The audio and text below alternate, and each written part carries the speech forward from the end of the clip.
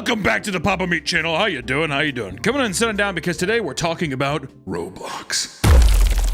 Roblox is one of the most popular games on planet Earth. I had no idea. I thought Roblox is old. Old dead meme. I don't know, guess not. Because my Instagram feed, I love me some Instagram Reels, the heinous nature of Instagram Reels. And it's been nothing lately but Roblox cringe. And even though I've been consuming like VR rooms, weird sex chat rooms, kids talking about like making money off Roblox, all kinds of stuff, I have no idea what you're supposed to do with the game. And I guess that's kind of the point, but it's got me completely perplexed by this to dig deeper into the Roblox lore, the fandom, the interaction, the craze. I need to figure out what's the big deal with Roblox.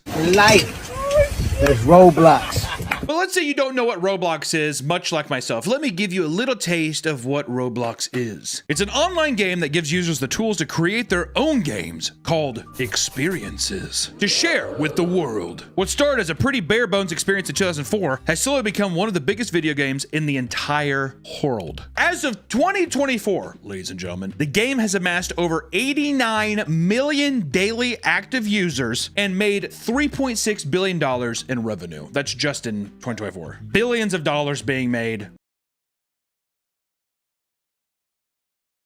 I thought it was a Minecraft clone. I thought it was too. It's like, what is it? Legos, and then what's the other? Mega Bloks. It's like, who the f wants to play Mega Bloks? Well, when you see some of the freaky shit that you can do in Roblox, I think Minecraft's gonna lose a whole lot of appeal. Let me just say that. And let me say, as a side note, at its peak in 2020 during the pandemic, the game had 160 million daily active users, including half of American children under the age of 16 years old. Half of all of American children are playing Roblox. It's gotten so big that major companies have started collaborating with Roblox to make high-budget gaming experiences. Kind of like Fortnite with like Travis Scott, or like all these other companies are kind of coming in and they're doing like cross-promotional stuff where people can get skins or experiences. But these are some of the ones that Roblox has been able to pick up. The Gucci Garden.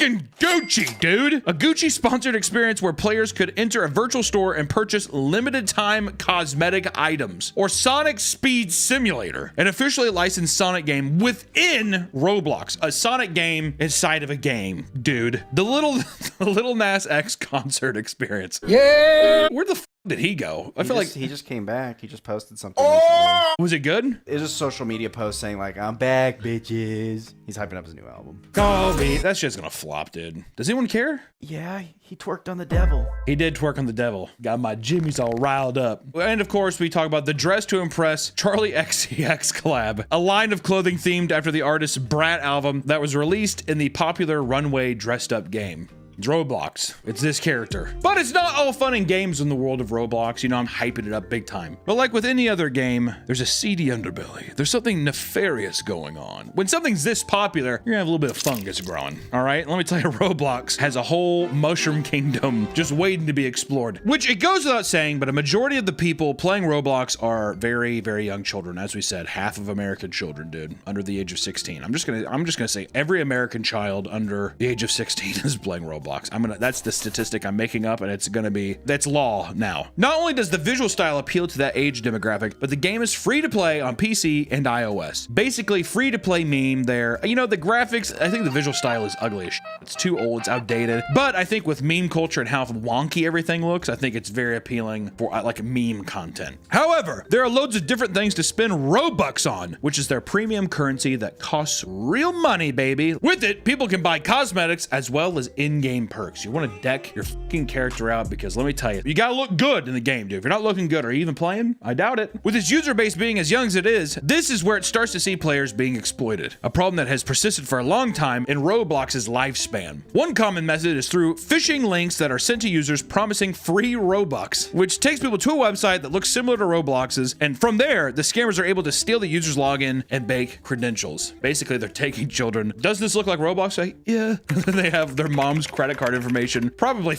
swiped, didn't even know that it was on there. And now you have all these people coming in and just stealing probably millions of dollars worth of stuff. Other scams include tricking kids with valuable items only to trade them for far more inferior ones. Essentially, just taking advantage of children's lack of game knowledge, dude. You know, everyone's done that. That's if you know what, I'm not even counting that as a fucking negative. That's in every game. You have a dope sword. Does this one look cool? Yeah. You can trade them?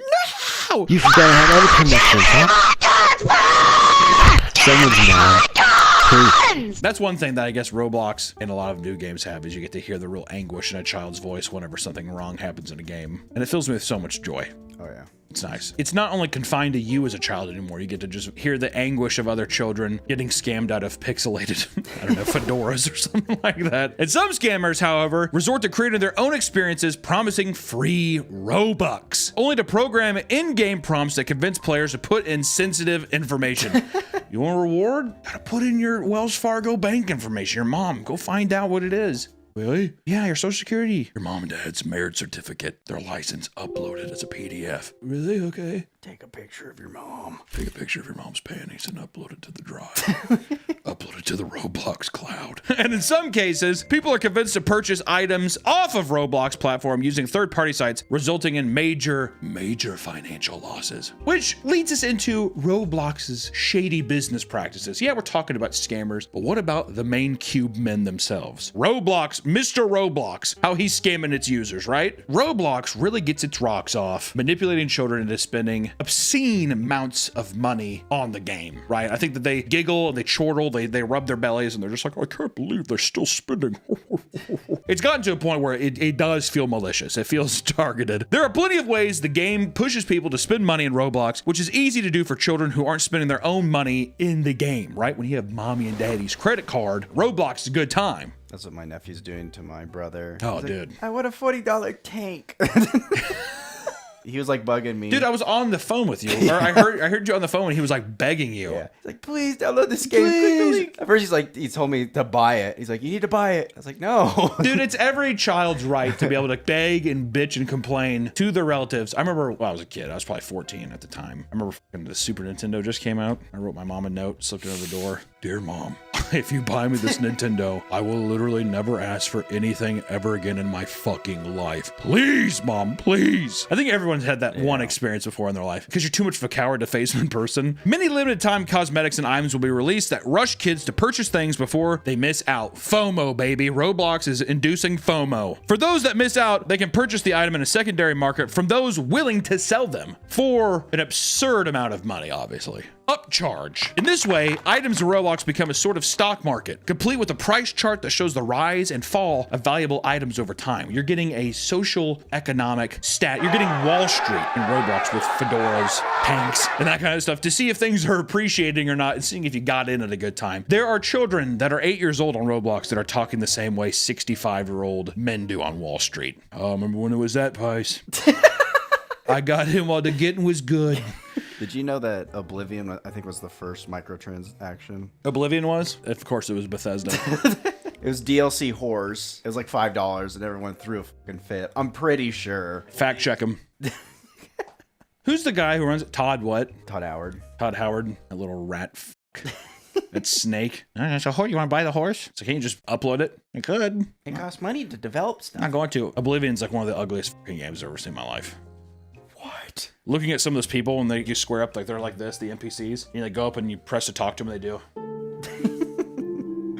In my opinion, I like there's a charm to that, but when I look at it, I'm like, this is a sick fuck. Yeah, the textures are very muddy. Only a sick fuck would play this game, dude. I played it. Of course you played it, dude. I think I tried playing Morrowind on the original Xbox, and I was like, this is one of the lamest things I've ever seen in my life. I was too busy playing Oddworld. And getting pussy.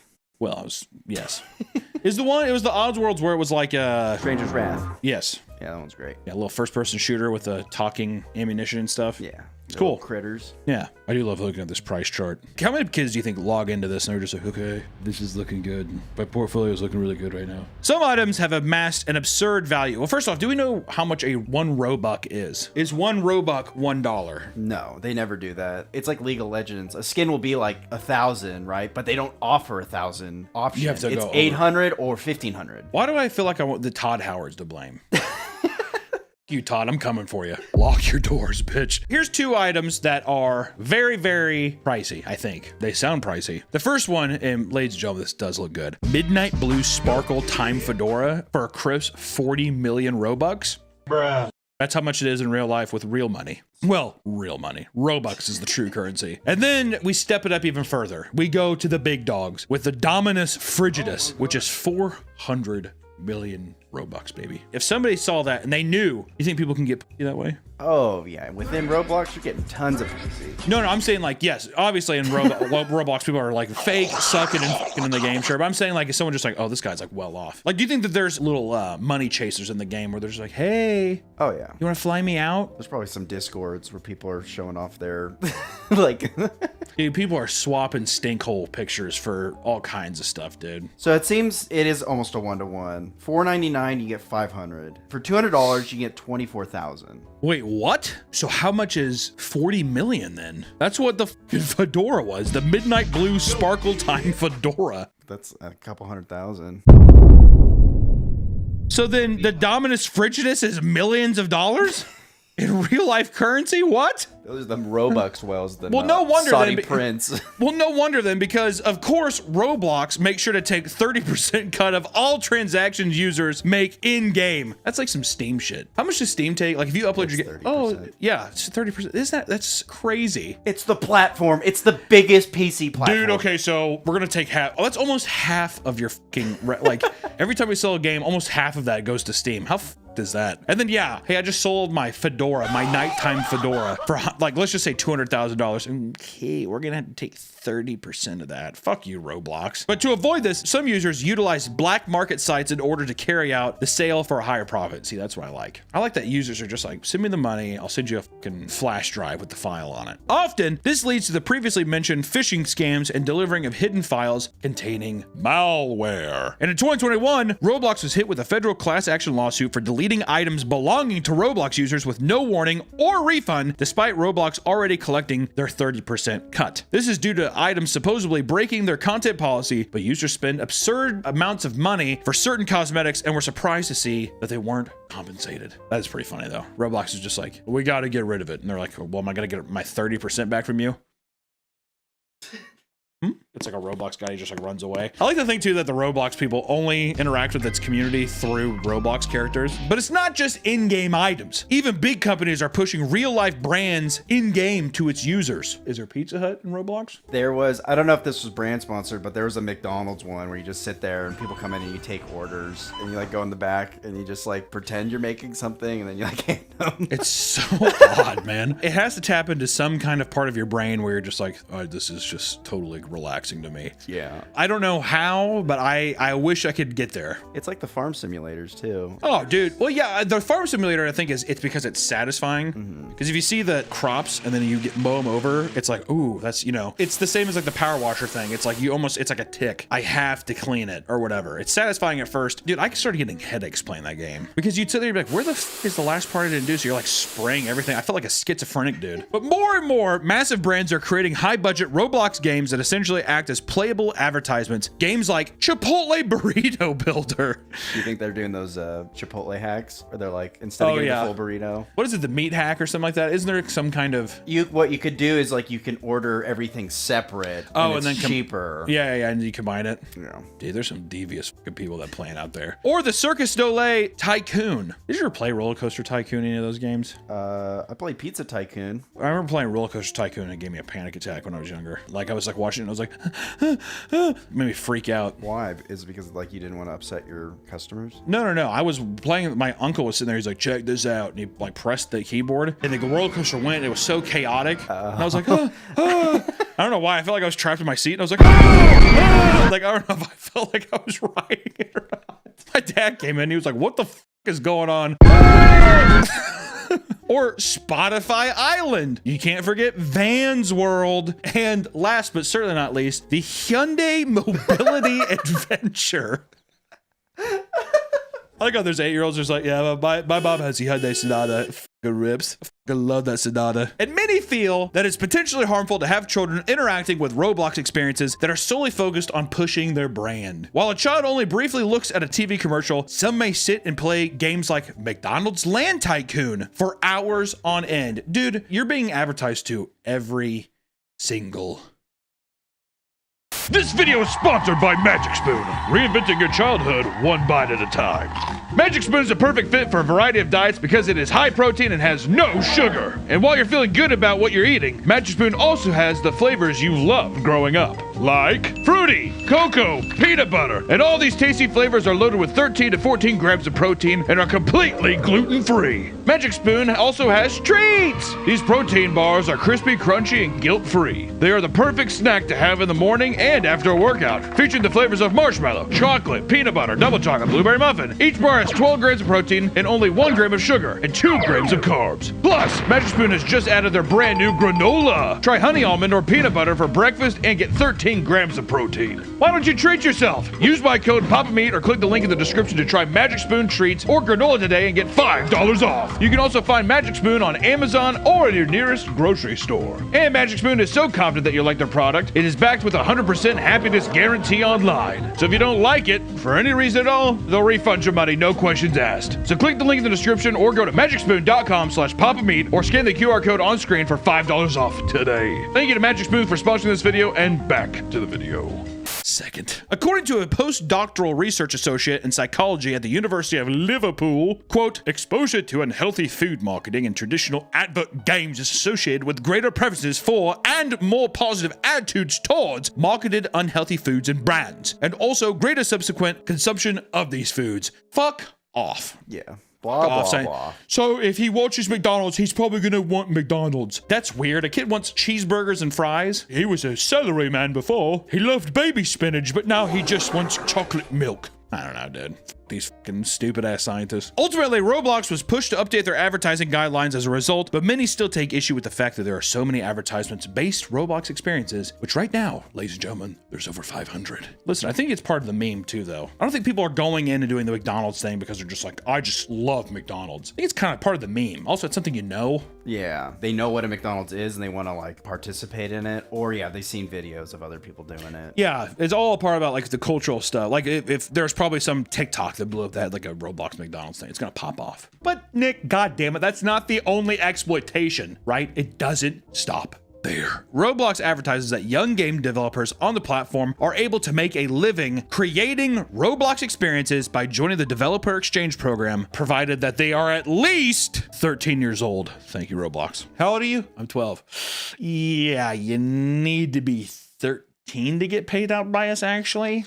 Essentially, people create experiences and enable in-games perks that cost Robux. When players purchase them, they can receive a smaller portion of the sale in Robux that can be converted to real dollars. Is essentially the fucking pyramid scheme that's at play here. And there are many high-quality Roblox experiences that feel refined enough to be their own video game outside of the platform. Games like Roblox Frontlines, a shooter game that looks straight out of the modern Call of Duty style game. I will say this, it's pretty fucking impressive. Yeah, that actually looks good. It looks sick. I've seen clips of it. And I was always like, oh, what the fuck is this? But never played it yet, but it looks good. Roblox Doors, a multiplayer horror game inspired by Spooky's Jump Scare Mansion. Oh yeah, hey, that's Albino Moose Games. Don't they do Spookies? Sheena? Am I high? No, she does Spooky's Jump Scare Mansion. Yeah, shout out Sheena. Albino Moose Games at Spookies. Rainbow Friends, a massively popular multiplayer horror game where players are trapped in an amusement park and have to complete tasks while avoiding monsters, aka Poppy Playtime Friday Nights at Freddy's meme. It's insane the amount of experience variety you'll find on Roblox, from shooters to horror games to VR chat rooms. It's like a never-ending ocean of content, which is also why I think it makes it so appealing to friend groups or like young kids. It's just like you hop in for a second, hop out. It's like an endless variety. You'll go from a game that looks like a modern next-gen console release next to an obstacle course where you have to scream in order to jump. And this is actually, I love this one. So many good games where I'm like, if you were with your friends when you were younger, of course, this would be sick. For every successful Roblox experience, however, there are far more stories of experiences that failed to take off. A YouTuber named People Make Games made a viral video that heavily criticized the way that Roblox's ecosystem directly exploits young game developers trying to make a name for themselves. It turns out that Roblox takes 30% of all profits made from your Roblox experience. Hardworking game devs are not taking home that remaining 70%. With a conversion rate of 0.0035, a developer exchanging 100,000 Robux makes a measly $350. You know, it's kind of like, it reminds me of Machinima. Yeah. Back in the day. Getting all those people to make like fucking Call of Duty clips, doing 360 no-scopes or throwing the tomahawk at the beginning of the map and clipping that. And then it's like, this video got crazy numbers. And then they send you a check for like $300. But if you're a kid, you're like, no way! Keep in mind, you also need a premium Roblox monthly subscription to even access this feature. So you gotta pay to get paid, all right? You also need to hit a minimum of 30,000 Robux before you can cash out, which seems to encourage less successful creators to eventually give up on making a profit, opting to just spend the Robux in-game instead. So basically you have to make an absurd amount, and if you don't, then you're like, ah, I'll just I'm gonna play the game anyways, I might as well spend it. So then Roblox gets to very nice. I wonder what's in here. Does it talk about who's made the most money off Roblox? If there's any information on that, put them up here. What's their net worth? How much did they make? The fuck? There's got to be some people who know how to game the system or something like that, but it's Roblox, baby. It's cutthroat. For people that want to pay extra to promote their game, they must purchase another unique currency known as ad credits that cost 285 Robux each. I love how it just never goes outside the Robux currency. All right, well, you'll have to buy another credit with our own credit. I bet you after a while, they're going to be like, no USD, only Bitcoin. I bet you anything that's what happens here pretty soon, dude. You need to purchase a minimum of 10 at a time, and when you do, then you enter a sort of bidding war with other creators to have your game advertised in the best/most viable spots. So not only do you have to buy a minimum of 10 of them, but now you're just like, God, I hope it gets a good spot. Please get a good spot. Essentially, Roblox maximizes profits by creating a very difficult and often unsustainable dev ecosystem that has resulted in many creators becoming burned out at a very young age. Newsflash, get a normal fucking job, dude. How about you don't build games in Roblox? I'm burnt out. Go outside. You're a child. If you were like a 40-year-old and you're like, this is all I have, I'd be like, well, buddy, I don't know, this is the fucking ship you swam in on. But I don't know if you're a kid and you're like, I burnt out, Bob. I did a break. It's like, off, dude. Some of these experiences end up having giant teams as they need more and more designers to maintain their popularity and elevate things. This often leads devs outside the Roblox community and to game dev Discord groups, sometimes even signing contracts to work for people who may very well be children as well. There's no way the money can be worth it. You're having a child sign an employment agreement? Word? Come on, they're at least 13. Are you at least 13? Like, no camera. All right, I believe you. Show me your ID. All right, we do need the help maintaining Poppy's Playtime Roblox edition. For many young, up-and-coming game devs, this can result in unfair business practices. The claims of child exploitation began escalating to the point where Turkey had banned Roblox outright. This resulted in groups of children protesting the streets of Turkey, chanting, "Roblox, come back." Roblox, come back. Roblox! You think like the 16-year-old or like the 17-year-old that's there, you think he's just like, what am I doing? Or is he just the guardian? I don't know, he's chanting with him. I mean, listen, it's an unruly group of children, but it's nothing like... I thought it was much bigger. Yeah, I mean, if it was like, Mardi Gras, like the French Quarters, like that packed, I would be like, holy shit. This is crazy. But let's get outside of the money-making stuff. Let's talk about more of the player-created experiences where some of the juicy, explicit, weird shit starts to happen. Because I know that's why you all decided to click this video. We can start with Roblox Condos, aka their virtual sex games. In Roblox, these characters. You're gonna see a lot of that. As exciting as it is that children have an outlet to create whatever they want, user-generated content in Roblox sometimes delves into something much darker, like Roblox condo servers. Condos are sexually inappropriate games that find ways around Roblox's moderation filters. This results in the creation of games focused around dating, talking about, and engaging in sexual activities through the use of uniquely coded animations. Granted, they're pretty funny. There's a lot of them that are very, very funny, but you have to remember that, once again, don't forget that half the world's children are playing this game, which makes it, I would say, pretty creepy. I would say all in all pretty creepy. Some maps in this genre include digital strip clubs and red light districts. Oh, baby. Often, these games are created and banned incredibly fast, sometimes in under an hour. While Roblox had moderation tools set to catch things like this, they are constantly re-emerging in new locations under different accounts. Like how people are just like, we need our fix. Think about like people deleting and they're like, we need to make a new one. We gotta get back in there. Just go to a real strip club, dude. Well, I don't. Do they take Robux? Do you think that even in these things, they probably can't moderate how old a person is to let him in, right? No, that's why they just ban them. It's against TOS. I see. As you would expect, not all users in these servers are children, and it seems that many try to move their conversations onto different apps outside of Roblox. People use Roblox as a connecting tool. They get a little puppy, get some boy butt, do whatever they can, man. Little horn dogs. People are horny. It's a primal human evolutionary trait, man. People just trying to get that dog out of them. I think it is mostly children. It's got to definitely be. Because I remember I played StarCraft 2, and there's a very infamous map where 10 people can join to see a nude of Britney Spears. And all it was is you join in the lobby, the game would start, it'd play like a little animation, and then when the map end, it would like show like a nude of her, and then it would end, and then you just keep clicking that, getting in the lobby. Get back in. Get back in. An exciting time for the early days of the internet. But you know, not all of these extreme servers are just sexual by nature, right? Inappropriate Roblox servers like this have existed in the past, sometimes taking a turn towards the extreme roleplay side. Some people were able to get away with creating Third Reich roleplay servers in inappropriate settings. People were literally creating World War II Germany and Roblox. It's very odd. We can't show. You blur it, but I'm just saying. Some servers gave the ability to roleplay as members of the KKK and enact vicious hate crimes as a Roblox character. And in other experiences, players get to dress up and reenact terrorist attacks. And I mean, God. According to a Hindenburg research report, Roblox was found to be an X-rated pedophile hellscape exposing children to grooming, pornography, violent content, and extremely abusive speech. God damn. When you start off as an X-rated pedophile hellscape, imagine being the parent of a child who plays Roblox, whatever, and you're just like,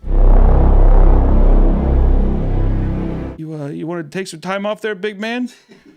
I can't. Me and my friends are going into an experience right now. It details a list of alarming examples of people abusing the game to do harm to children. Like a case in 2018 when a 29-year-old man groomed and engaged in inappropriate behavior with 150 minors. Jeez. God damn. When he was arrested, the police found 175 hours of footage showing proof of these demented acts. 175 hours. You know, whenever you see somebody that looks kind of weird online, that people look in the comment section, they're just like terabytes. This is one of the guys that is actually like that. During their research, they found a now removed community group called Adult Studios, where thousands of members would solicit sexual acts from minors as well as trade CP, and many other similar groups are found as well. Hundreds of Roblox experiences relating to Jeffrey Epstein and P. Diddy easily got past their moderation filters, allowing games like Escape to Epstein Island and Diddy Party to run uninterrupted for a long time. That's just trolls, though. It's just a funny meme. I mean, it is, but it's still, whenever there's so much other actual pedophilia going on the side, it's just one of those things where it's like, really? That's just not a filter? So you can have a game called Escape to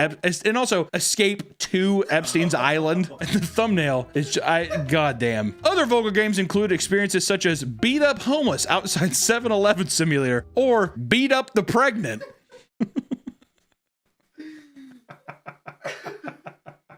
Children are the most cruel, just unbelievably evil people on the planet. They just have no filter, so they're just like, yeah, I'm beating up the homeless outside of 7-Eleven. But me and my friends are gonna log on to Beat Up the Pregnant Women server. And your mom's just like, okay, and just shuts the door. But unfortunately, many play Roblox with much more sinister intentions. Didn't we just get done talking about files? Many play Roblox not just to talk with people online in sinister ways, right? For all the kind of weird stuff that we just talked about. But some people want to take it a step further and take the people from the Roblox experience into real life. Like a 38-year-old man who was given a child's address over Roblox, so he comes over with his fly down only to get confronted by their mother. And according to him, he just wanted to do some Minecraft stuff together.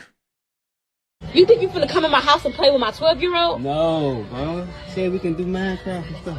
It looks like a fucking To Catch a Predator episode. It's haunting. It's like a 5-year-old is like, you know this man? He's like, yeah.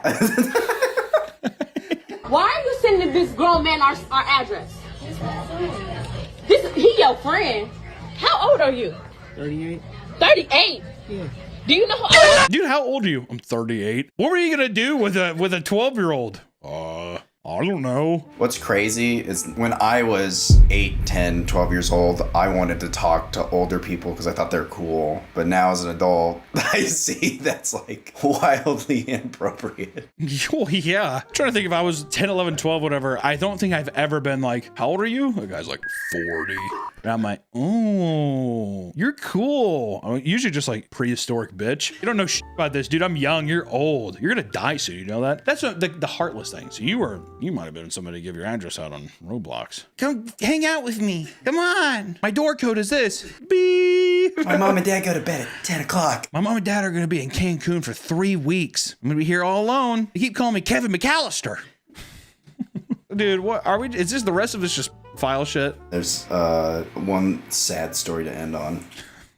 Of course. You know, in some instances, not everything's sexual, dude. Sometimes it's something as cool as a woman convincing a child to kill another infant. You know, Roblox is awesome. Such as 36-year-old Tara Alexis Sykes, who was arrested in 2024 for aggravated child abuse. This began on Roblox, where the woman had been conversating with her 10-year-old daughter. It seems that the daughter was no longer living with Sykes, instead staying with 2 temporary guardians. Sykes began giving her instructions on how to kill both of her guardians, quote, by cutting their throats with a knife while they slept and burning their house by dosing bed sheets in aerosol spray and setting them on fire. Now imagine that, but it's 2 Roblox characters standing in front of each other, okay? This extended to her 2-month-old infant as well, where she requested that she kill him by either drowning, burning, or dropping him. How fucking sadistic do you have to be to tell, like, a fucking child this? The young girl was terrified of her mother and felt that disobeying her would somehow lead to her being killed. Because of this, she exited the room to pick up her 2-month-old infant before dropping her to the floor. The baby was rushed to the hospital and found to have a skull fracture, and Sykes was arrested. I'm hoping the child is fine, besides the brain damage. You know, we were going to do this video. I thought that we were just going to be looking at funny clips of voice chats and stuff, but Roblox is a very scary place and you should stay away from Roblox. If you're a child, get off Roblox, please. I'm sure that there's good spots on Roblox. It's not that the whole thing is fucking terrible, of course, but... Me and my buddies, we play Roblox. We have our own little server. We all met on Roblox in the McDonald's experience. I don't know what you do in your free time. All I know is I feel like Roblox has become too big for its own good. Too many kids on. I'd say just wipe it. I think if What? I think get rid of it. Destroy it. No. I think get rid of it, dude. You have Minecraft. I feel like Minecraft exists. You don't need all other stuff. It's different because you can change your character and you can do funny animations, funny sounds. There's a lot to it. It's complex. Yeah, there's evil people everywhere. There's evil people everywhere. That's true. But I think whenever half of the world's population of children, Half of America's population. the world. I don't know, dude. This shit left a sour taste in my mouth. God damn, man. You want to get on my server and I can show you around my penthouse suite? Okay, let's go. All right, yeah, let's do it. I have wonderful news! What is it? We're selling a toy of your likeness! Shut up! Shut up! We're selling this toy because I need to make money because you don't cook, clean, or do anything. I'm basically an at-home dad that hates his life.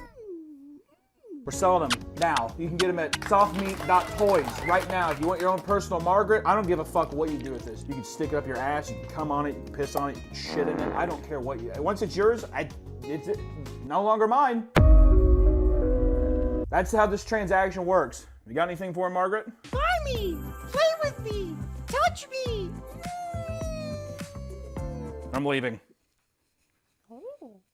Welcome back to the Papa Meat channel. How you doing? How you doing? Coming in sundown because today we're going to be talking about online moderators. Moderators, whether that be on Twitch, Discord, or Reddit, are often the butt of the jokes across all of the internet. Fat neck bearded fedora wearing computer janitors are usually the image that comes to mind, and it's been hard for them to shake it off. Everybody's picturing some kind of troglodyte, gatekeeping, safeguarding a precious community on the internet, whether that be on Twitch, Discord, Reddit, wherever. It's become almost like an urban legend. They're as infamous as like Sasquatch. That's the kind of image you get in your mind. Amelia, just a little tip of the fedora. But is it necessarily true, Nick? Are all moderators like that? A lot of them. I beg to differ. Online community moderation is a very important job, one that many of us would hate to be without. So why is it that people taking on this role, which is very often completely unpaid, end up subjected to endless ridicule? As it turns out, the conversation surrounding Discord mods is less mindless bullying and more so a window into what happens when introverted shut-ins are given absolute power over a group of people. They're given an iron fist to rule. There are countless stories of power-tripping mods turning on their communities and being exposed as complete degenerates. So, with that said, let's look into the egotistical world of online moderators.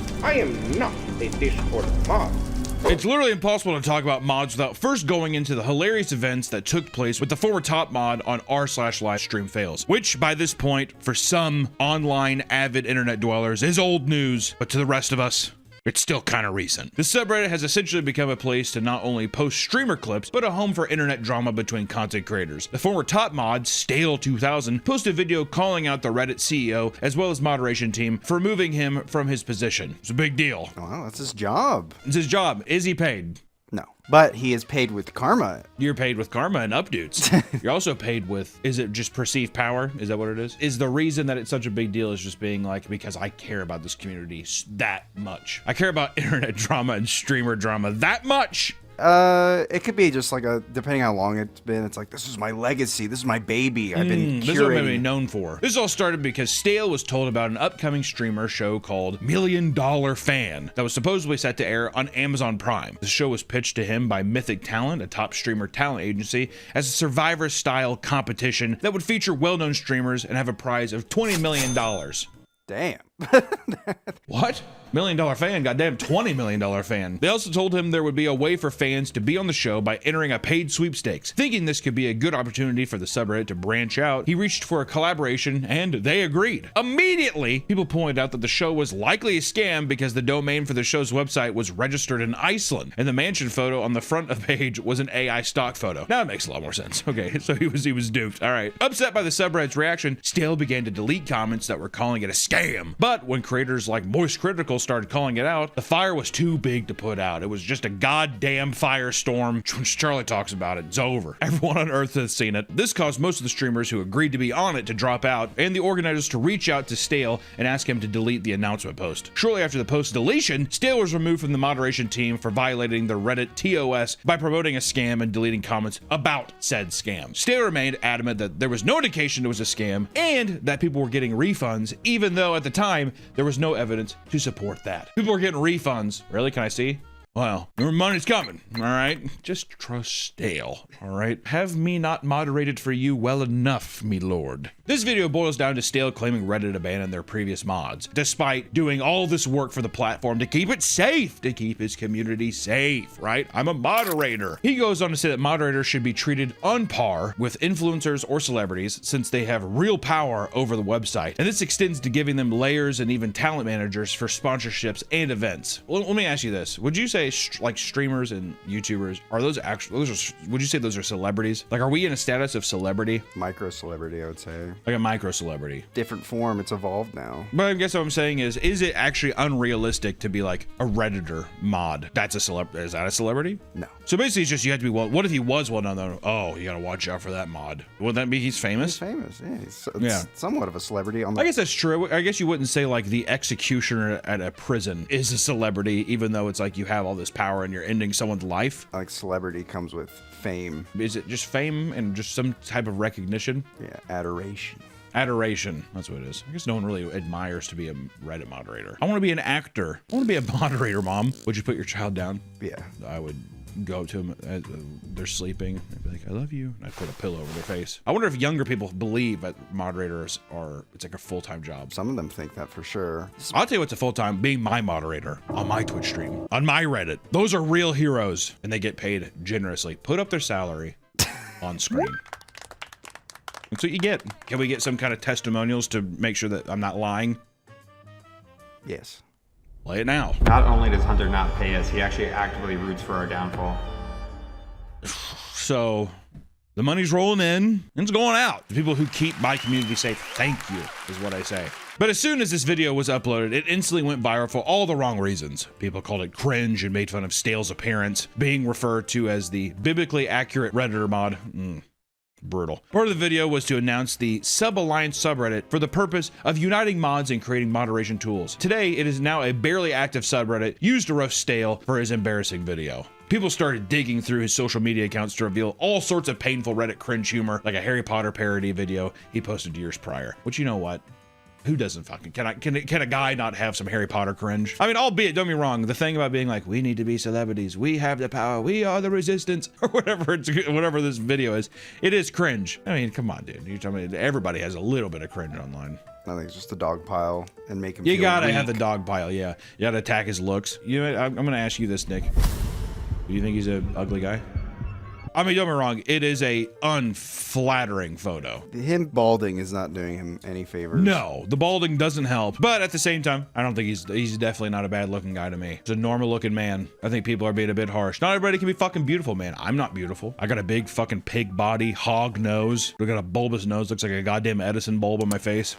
4 days after his first upload, he uploaded a shorter video directly addressing Moist Critical's critique on his views and essentially doubled down on his previous statements. A bad one. You don't do that. In this video, he claims people should thank him for speaking out. Tried to prove the show wasn't really a scam by showing heavily redacted emails and said a string of other cringe and uncomfortable things that only made the situations worse, which I'm not gonna say that. What if Extra Emily purposely runs a red light and crashes a car? This could be very funny. The internet continued to clown on him, but Stale wasn't going to take this shit sitting down. Instead, he uploaded a third video titled, "Am I serious? The 4 layers of irony." I feel like that's when you lose the argument. Ooh. You lose the argument after the first video. Honestly, once there's a court of public opinion, you're fucked. You gotta just keep doing your thing, and after a while, just be like, I mean, it is what it is. What the fuck am I supposed to tell you? In which he explains that the whole thing was ironic and that he was exaggerating in order to bring more attention to a serious problem. Regardless of his initial goal, Stale has cemented himself as a poster boy of Reddit moderators. And ladies and gentlemen, that is just a tip of the moderation iceberg. Reddit moderators have power. And you know what's weird though?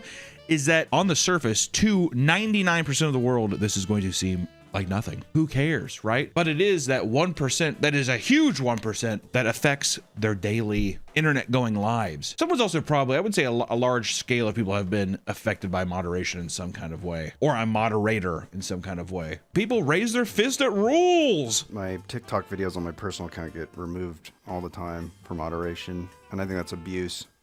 I feel the same. Wait, so you are uploading videos to TikTok? Mm-hmm. Little secret. Really? Oh, okay.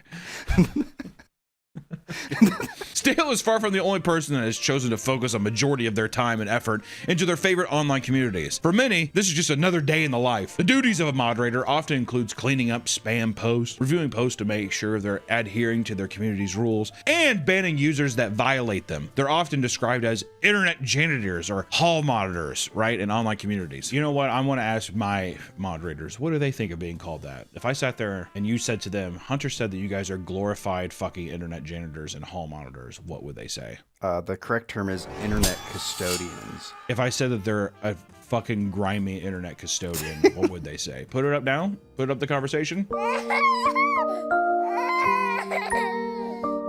While moderation is obviously important to make communities less chaotic and bot-heavy, many seem to have an unhealthy obsession with the job. A study led by computer scientists at Northwestern University in 2023 revealed that around $3.4 million of unpaid labor is done each year by Reddit mods alone. That's a small country's GDP. Yeah. Well, we could be giving a small country's GDP to online moderators, which in some cases, if it's that insane and it's something where like if a creator is being like, can you do this full time? I need XYZ. I think you should be a paid thing. If it's a thing though, where it's like a person that's always in your server, like my moderators, they could attest to this. Put the testimonial afterwards. Hunter actually beats me. My moderators, it's people that are in there already hanging out, whatever. So then I'm like, hey, if you want to, if you see anything, just clean it up, or just be like, you know, just keep an eye on shit. And then I talk with them and they tell me if anything's going on, blah, blah, blah. I think that they should be paid if they do a lot of work, if it's a real job, because that's only fair. I mean, I'm fucking getting all these ad deals, dude. I'm rolling in it. Hunter? Hunter, what's wrong? This video is sponsored by Helix Sleep. Are you saying if there's Helix Sleep here? No, unfortunately not.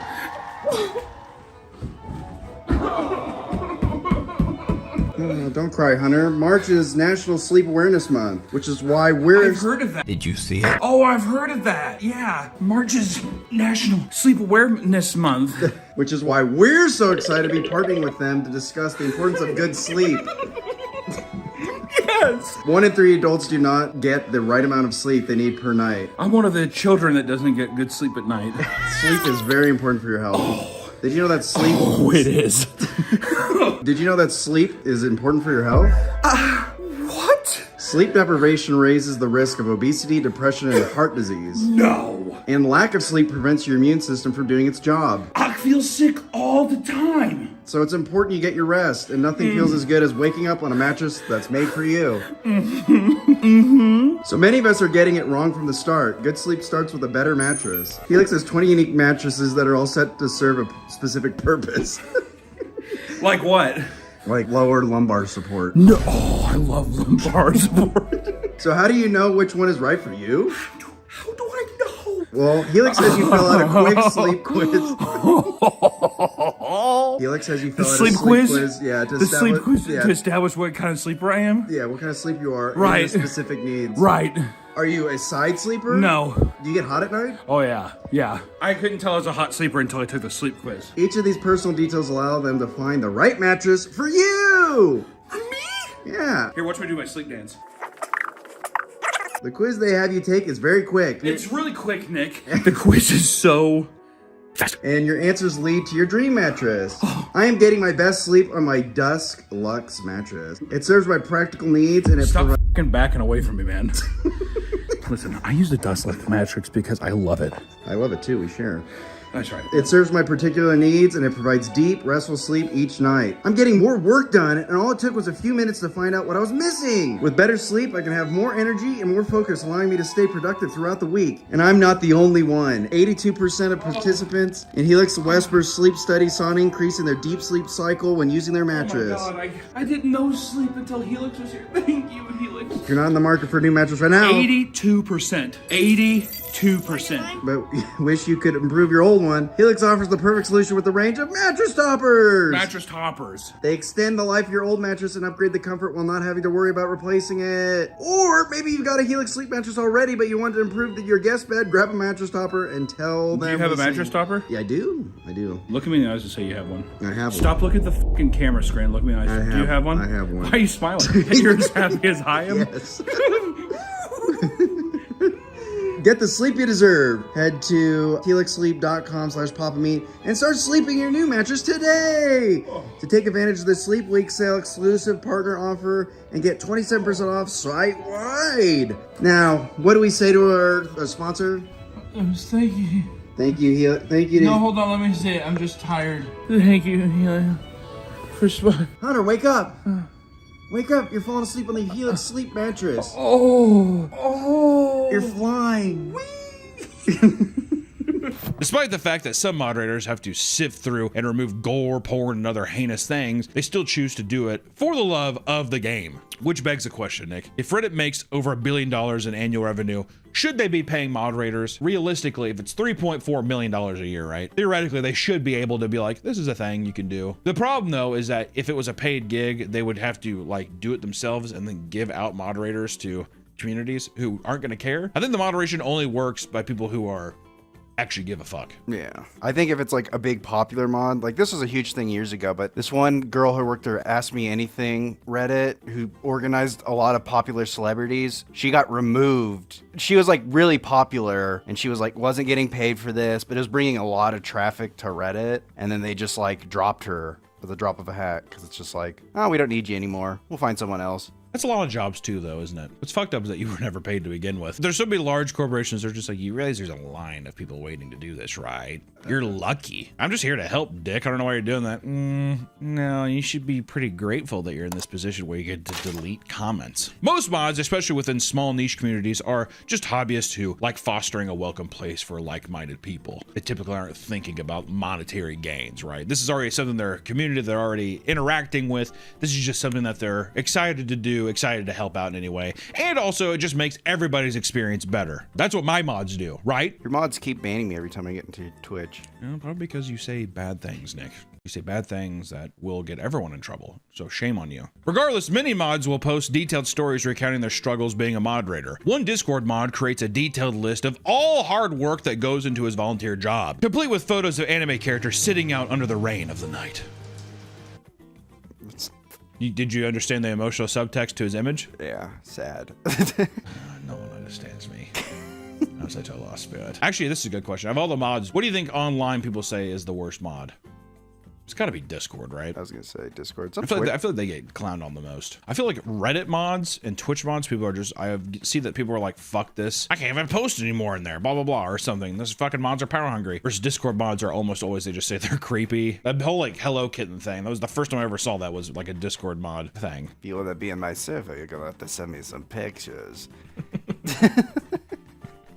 What server is this? And he's, this is like a Genshin Impact server. if you want to be in a Genshin Impact server, you're going to have to take some pictures of your toes. Put some jam between your toes, Put baby. some jam between your toes and have your dog looking out. It goes without saying that there are seemingly endless amounts of cringe moments surrounding any sort of moderation team. It just comes with the territory. There's something incredible that often happens when a Discord mod starts to feel cool and popular among their community of fellow dorks. And the result of this can be perfectly illustrated by looking at what occurred when a woman entered the Pummel Part Discord server in 2021. The now infamous message that goes as follow, quote, Hello, Eva. I noticed you have a profile picture of a very beautiful but also intelligent looking female.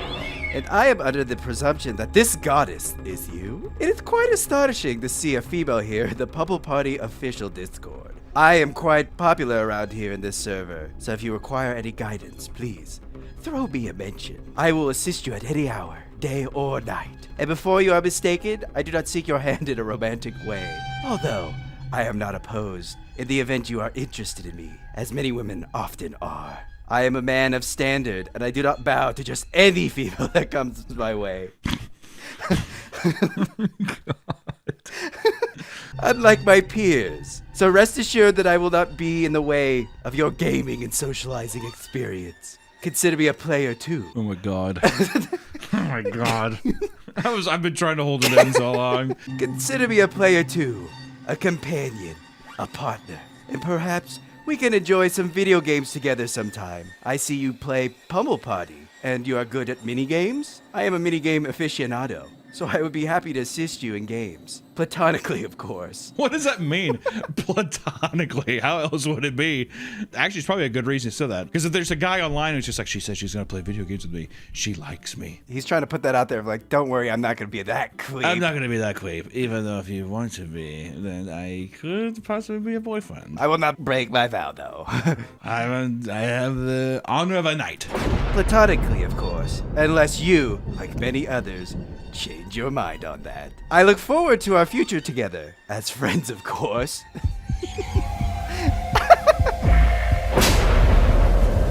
I have to say this, at least. I have to commend his confidence. I will say, if I was on the receiving end of that message, I really don't know what I would do. I would probably, I would shrivel up and probably cease to be. I would turn to dust.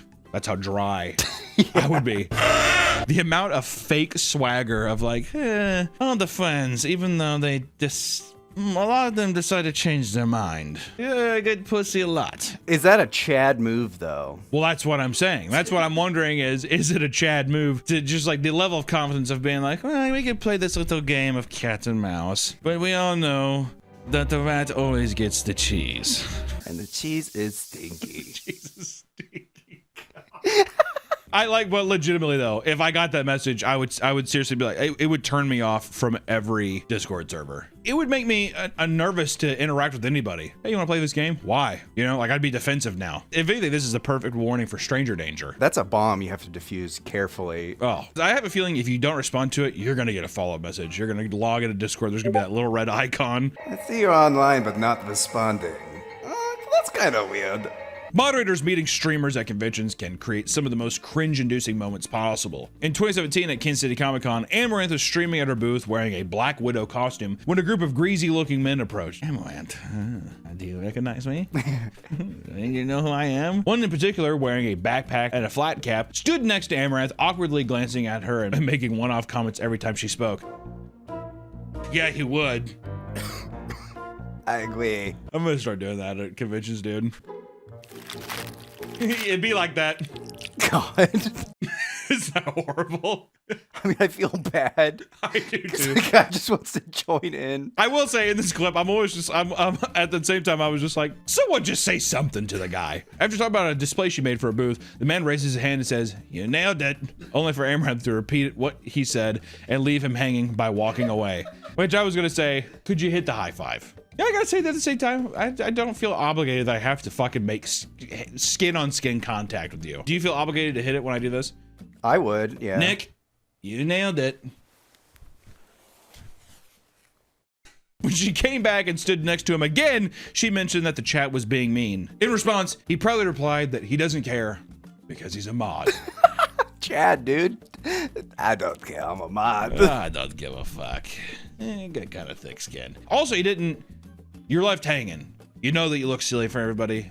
A lot of men would walk away, Nick. A lot of men would say, ooh, that's uncomfortable. He doesn't care. For me, I would just lower down, but is it more awkward to be like, hit him on the shoulder and like do one of these? I think he did the correct play of, she missed it, it's gone, the opportunity's gone. Because yeah, a lot of people would be like, wait, hold on a second, dude, fucking stop this shit. Don't leave me hanging. Or like grabbing one thing, Hunter's tip. Hunter's tip. If you meet someone at a convention, never touch them. Never, ever touch them. It sounds silly to say, but I will say, the amount of people that come up and like grab my arm, turn me around, pat me on the back, or like hug me. You know how many people have hugged me without me being like, oh, yep. And then it feels weird because what am I gonna do? Be like, oh, nope. You feel bad. Only the guy that kissed me. That's the only time when that was bad. That got bad. That was physical. I'm just saying, the guy did a good job. He could have sat there and be like, hey, Yeah. excuse me. This is slightly off topic, but at Papa Murphy's, we had a guy who he would go up to the girls every time he was leaving or he'd come in. He'd always stand there with his arms open. He'd be like, Oh my "Where's God. my hug?" An employee did this? Yeah. Oh God, did they give him a hug? Did you have to give him a hug? Sometimes. He definitely had like a Redditor nice guy vibe to it, where he's just like this persona, like I'm a nice guy, but secretly he's like totally wants to fuck every chick that works at his place. Are you saying that he's targeted you at one point? No. A streamer known as Sup Caitlin brought her mod, Dilly the Mod, to her home for a stream that essentially boiled down to humiliating him for about an hour. She had set various stream goals like letting him sniff her laundry, do a shot out of his belly button, and even kiss her, which she painted as her most putrid and disgusting goal of all, that's pretty harsh. You have to think with these things though, where it's this blatant, the motherfucker's gotta be in on it or whatever. All right, I'm gonna be rude. Because if not, this is just cruel. It's kind of like Pokimane and her new neighbor. Really, it's like everyone's like, that's your boyfriend. Just say it's your boyfriend. That has nothing to do with what we're talking about. Oh. I think I'm just upset that Pokemon. I think you are upset that maybe there is some psychological stuff going on with you. Yeah, it's like Pokemon talking about a new neighbor. It's like, just say that you're getting railed by some other guy. It's like some of us are just tired of being lied to, I guess. God damn it. All right, here's a tier 3 sub. You bitch. Before the kiss, she was taking shots to prepare her for what would ultimately be just a tiny peck on the lips before sprinting to the bathroom to wash her mouth. It's a bit excessive. You can't lay a little fucking chicken peck on somebody. He must have had some stanky kimchi breath. She's hyping it up because she's like, oh, look how pretty I am and look how gross he is. Ugh, how would I ever do this? Ugh, yeah. Someone else do the same fucking thing. Can I get a peck for you? Oh my God, actually, that was the worst thing imaginable. Shame on you, dog. Women are the worst. They truly are. This video went viral, and people started to interview Dilly to discuss why he let her act like this. Dilly mentions multiple times that it was all content and downplays what happened. But most people can't help but feel like it was a genuine humiliation stream and pity him. Which, you know what? Who fucking cares what anybody else says? If Dilly's like, you know, it was content, it is what it is. Motherfucker's in the stream all the time. You think he doesn't know what's content, what's not content? Come on. I guess I have to ask you this question, Nick, because you're obviously an avid Pokemon watcher. Are you a mod for her? No. If you were, would you, if she did this in front of all these people, even if you knew it was content, would you feel comfortable with that? What, kissing? Oh, kissing me? Doing the kissing thing, but then being like, ooh, even if you knew it was. Yeah, if I knew it was content. Yeah, you'd be like, okay, Yeah, come on. Then I'd, because off stream I'd get a real kiss. Yeah, We'd kiss for real. We kiss for real. And probably make out and hold hands. So, it's like what people don't know won't hurt them. I'd do anything for Pokimane. Pokemon, if you're watching this, run, hide, and never come out. If you're single and that is just your neighbor, here's my number. Run. To some people, their position as a Reddit mod is everything to them. In fact, there are many cases of people becoming full-blown moderation addicts. Many relationships have suffered due to the toll that aggressive Reddit usage has on them. Wow. One man ran to Reddit to rant about how his wife, who he'd been married to since 2015, started to become a full-blown Reddit addict. She was big into posting about politics and modding her own political subreddit. Her online activity ramped up drastically. 5 years of non-stop Reddit addiction took its toll on their relationship, greatly reducing the time they spent together. This all accumulated in her losing her job in 2020, which had her delving into daily Reddit sessions that lasted as long as 17 hours. God damn. 17 hours is moderating, then she's got 4 hours of casual Reddit scrolling. She's enjoying Reddit. Oh. Yeah. The man started working overtime to make up for her lack of job opportunities. Meanwhile, she became sedentary and started gaining an unhealthy amount of weight. Preach, sister. Me too. By 2023, he was drowning in work and struggling to afford feeding for two. Not only that, but their conversations were now reduced to either politics or Reddit. That's it. I'd kill myself. You see what happened in politics today? Yeah, it was the cutest little dog. He was forced to break the news to her that if she didn't reduce her Reddit usage, they would have to get a divorce. And in response, she chucked her dinner across the room and threw a tantrum. In the end, he left and had to live at a coworker's house for a period of time, only getting calls from his wife to complain about how he shut off her Uber Eats account. I just want to say, dodged a bullet. Stayed too long. I was going to say, yeah, 5+ years of that. Yeah. Do you think that a person that's on Reddit 17 hours a day moderating, you think they're reaching out to people being like, oh no, I'm going to phone my rent? Oh, I bet they do that. Yeah, here's my Venmo, Cash App, anything helps, guys. Yes, I'm making this a safe space for everybody. Well, you could throw a dash me food. You can also discount me some vanilla shakes and some Chick-fil-A sauce. Thank you so much. The Power Hungry Reddit mod is a tale as old as time, and many public Reddit spats have shown time and time again that some of these people get a sick kick out of being in control. Just recently, for example, a Reddit mob for the r/aviation deleted an incredible photo taken by veteran NASA astronaut Don Petit. Don posted a photo of a plane taken from the point of view of the International Space Station. Pretty sick. Despite one of the oldest active astronauts posting a breathtaking photo sharing something most people have never ever seen before, it was probably taken down by mods for being low quality and too blurry. Oh god, we can't even see the plane. Just enough. Which the internet quickly freaked out, leading to different mods to come out with an apology and put the post back up. I am so sorry. To be fair, that's nepotism. So an astronaut gets to take a shitty fucking picture? This is a subreddit. Read the fucking rules. Hey, listen, Don, how about a higher quality fucking photo next time? Yeah, we get it. You're on the space station. Discord is no different when it comes to moderation drama. In the large and active Discord server for Helldiver 2, one mod created tons of friction after posting their personal art depicting their persona dressed in Helldiver armor. They're gonna love this. Many people, whether it was an attempt to troll or voice genuine disgust, reacted to the image with puking emojis. This led to the mod posting rants about how disrespectful this was to her art, threatening to ban further use of the emoji with a 24-hour server timeout. The vomit continued to fly, and so did the angry mod posts. People who didn't want the ban were now opting for clown emojis, something that was not also a bannable offense. Somehow, the story blew up and escaped its own orbit, being talked about all over the internet. Cringe gamers started blasting the mods for becoming too woke, while others claimed the entire server was anti-furry. However, furry art had been posted on the server in the past, often without pushback, but in this case, hundreds of users were being nuked from the server every day, alongside mods posting edgelord response to the criticism, like this one. Man, watching you all cry amuses me so much. Editor turned me into a furry.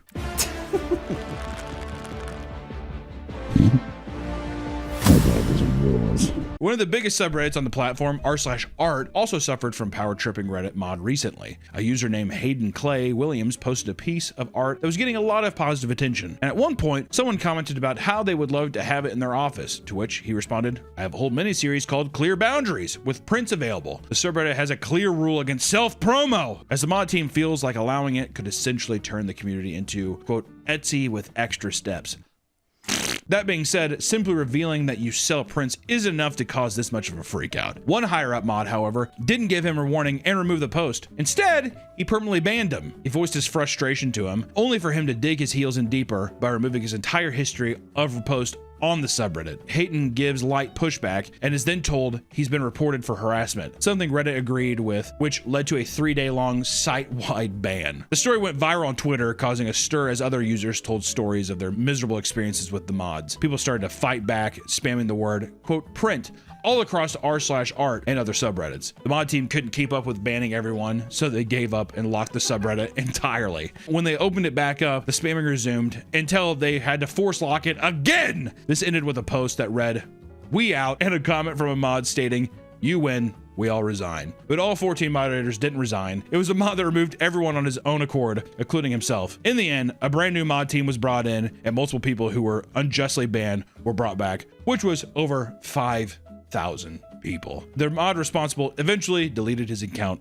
entirely. There are many selfless people who volunteer their time and energy, and it's true that being a mod is a thankless job. It is, right? It's an important thing for communities online and people who, you know, I know that we're goofing on a lot of mods today, but moderators do a lot for communities, and it's just out of the kindness of their heart, which is a very selfless and nice thing. I mean, moderation is a volunteer position that unfortunately attracts a lot of weird, power-hungry people, which it happens with any position of power. It's gonna happen. Power corrupts. Absolute power corrupts, right? Inevitably, it'll fuel their egos to a degree that harms that very community they're trying to help. But not all moderators are bad, and it is a necessary evil to just make everybody's online experience just a little better. So, next time you see a mod do something cringy, I don't know, flame them in the comments. I don't know. Just know, not all moderators are trying to be dicks, they're just trying to uphold some rules that are there to help you, right? Or if you're a power-hungry mod, maybe reevaluate your time and your presence on the internet, right? Nothing's that serious. So, in the meantime, guys, stay safe and stay posting. We'll see you next time. Bye-bye. There's a recent story about this mod. This guy mod found out this other girl mod that he was talking to for 3 months killed herself, and he was freaking out. But people started poking the story, and then you found out that the girl was actually an Indian who like got too in over his head, so he faked her own death to get out of this fake relationship. What are you talking about? What the fuck are you? Hey everyone! The new Margaret figure's available now! Click the link below or go to softme.toys to get yours today. Shipping starts March 16th. Yay! The new Margaret figure's available now. Buy me! Jesus.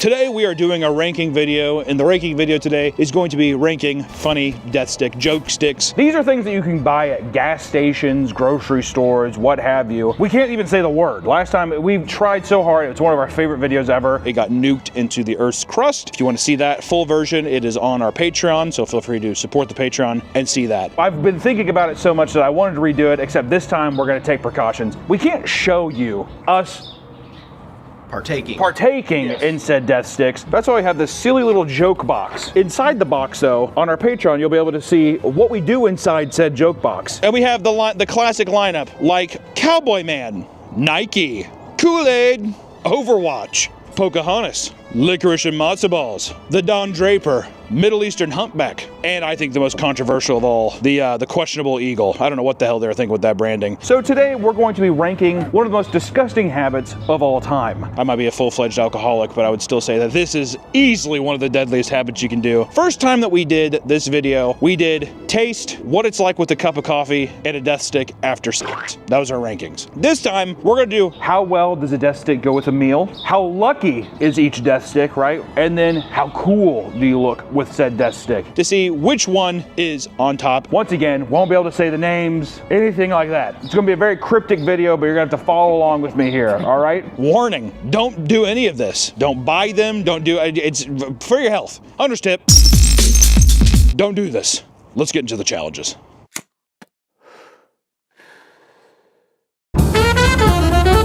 All right, we're gonna start off.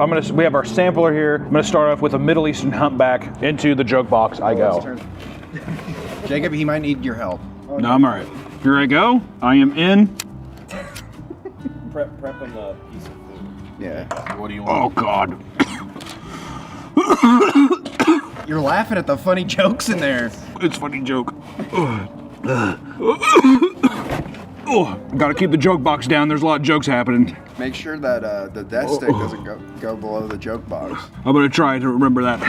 I'm gonna hold some I'm gonna hold some joke smoke in my mouth, and then I'm gonna. That's how you get the maximum jokes. Yeah. You hold the joke in. Yeah. Max laughter. Oh, all right, here I go.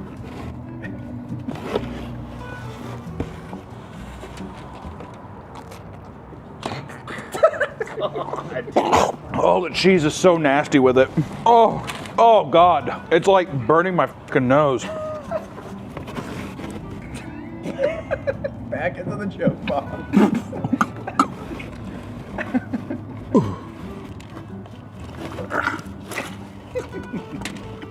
You know what? You know what? You know what, actually? The cheese is a no-go. The onion ring, though. Ooh. This accents the onion in such a way that it really is quite funny. Are we doing this out of 5? Yeah. Yeah. Oh, yeah. He's going back for third. Can't get enough. Gotta just double check. The jokes. I want to get in the joke box. The jokes are on fire in there. Oh, wrong.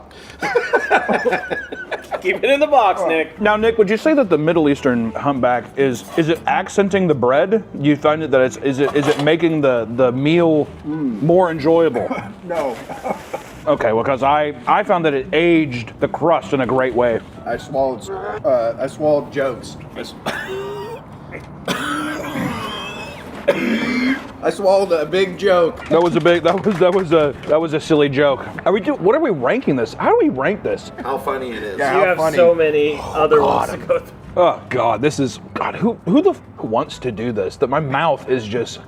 It probably didn't help that I had a big fucking glob of like beer battered cheese too. Was it as harsh as you thought it was going to be? I thought my joke was pretty easy. I will say with cheese, it was heinous. Like it was. The cheese, yeah. The onion ring, the bread wasn't bad. If I have to give it an honest, constructed ranking though to it, it's hard. It's the first one. My chest hurts. Already? It's working. So many. My chest. You're laughing so hard. It hurts from the laughter, and I think that I would probably give this. I'm gonna give it a 3.5. I'm gonna give it a 3.5. It was pretty. The joke was pretty smooth. It wasn't bad. The lingering taste is really what is horrible. I feel like it's all over me. I can't escape it. Give me Kool-Aid next. Okay. Don't want to show my joke quite yet. Yeah. You gotta save your joke. Oh my God. How's that joke? Oh, it's like minty. This is a minty mess. Kool-Aid mint. Oh, it's a true menthol. What is menthol? A true joke. What does that mean? What does that mean though? What the hell is menthol? I don't know. It's minting just like a different type of joke. Yeah, different types of jokes. Yeah. It is it's a natural compound derived from mint oils, like peppermint. It gives you a cooling sensation. It's supposed to refresh you. Also found in cough drops. You know what's up? It does wonders for the cheese. Wow! Oh, this is a good cheese one. Let's see how it does with the onion ring. Peppermint cheese. Careful there. It's hard to get. It's razor wire getting down. It burns. It's like fiberglass. You laughed so much you're shaking over there. And unironically, so, not even joking, this makes the mozzarella stick taste better. Wow! That's not even. I'm not even joking. Better be safe though. Just try some. Yeah. A pretzel bread. Cheese.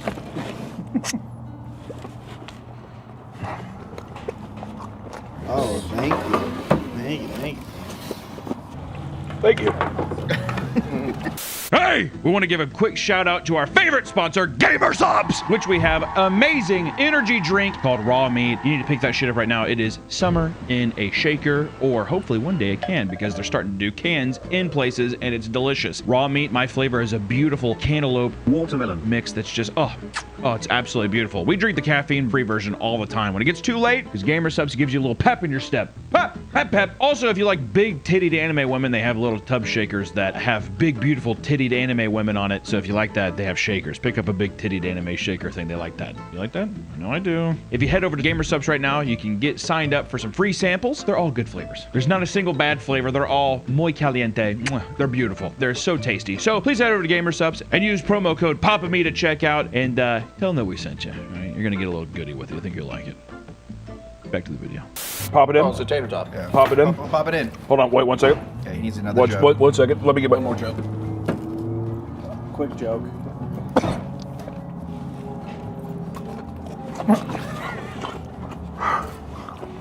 It's so cold out. That's Shivering. Oh, it's frigid. It's frigid. I need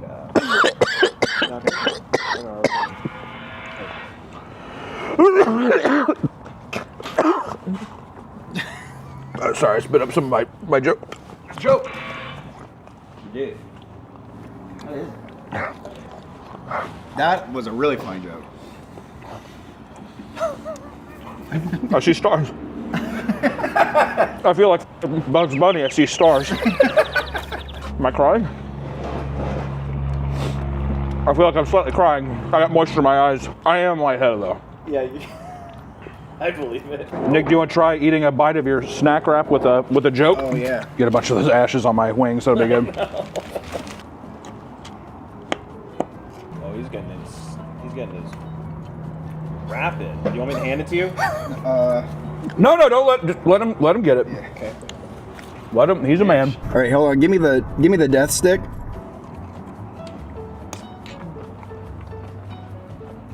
It's in my eye.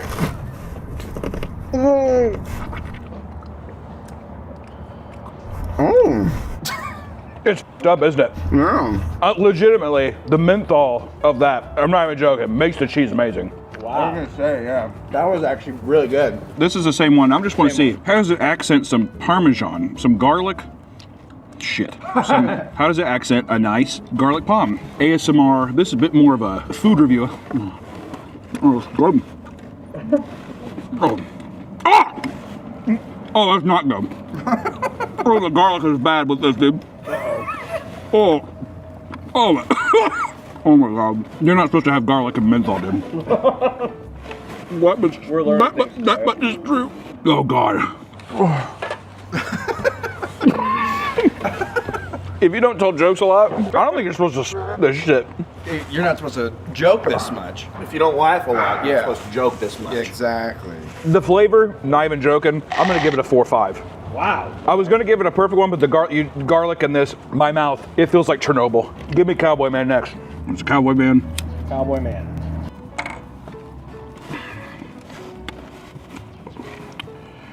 Oh, that is rough. That is just like hard. Someone hand me a mozzarella stick, please. I'd like to see what this tastes like with some cheese.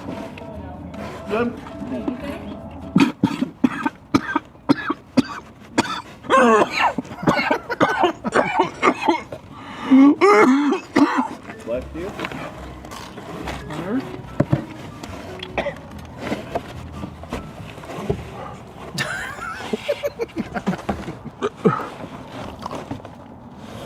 It's one of those pregnancy things where I'm like starting to cough. Yeah. Starting to cough.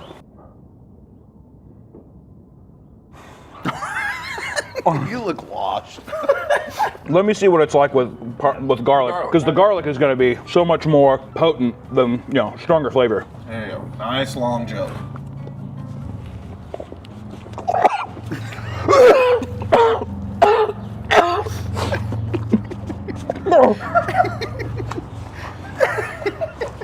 He's going back for more.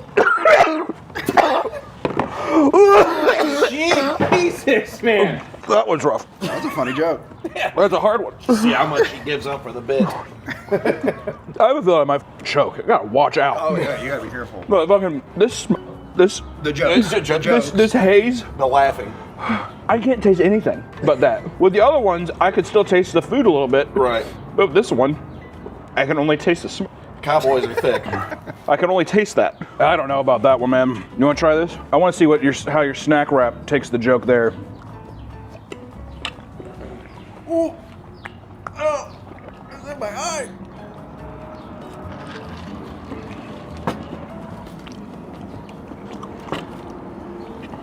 Jesus. Oh, that's wild. Not good, is it? We're at like 1.5 on this one. That's one. That's a 1. I think I can agree. That's a one. That one, I mean, I taste almost nothing. Wow. There's just a wall of jokes. It really is. Like, it's smoother than the Kool-Aid, but it's like so much harder. It's odd. The Kool-Aid, it feels like razor wire going down, but it accents the flavor. It's not bad flavor. This one is just a nightmare. There's not enough goddamn Shirley Temple in the world to mask this right now. Give me Overwatch. Yeah, I have that. I'm gonna stir up a little bit. Can I,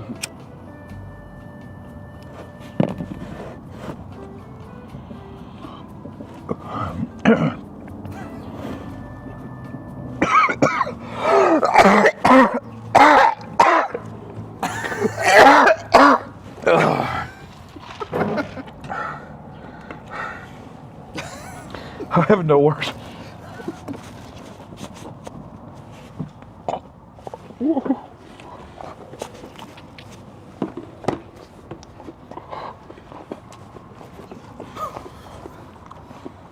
Right now it's -4 degrees outside. And it is just It's the his breath. steam. Yeah, it's his breath. Editor, give a temperature check on the screen. That one I was unable to speak. Better try.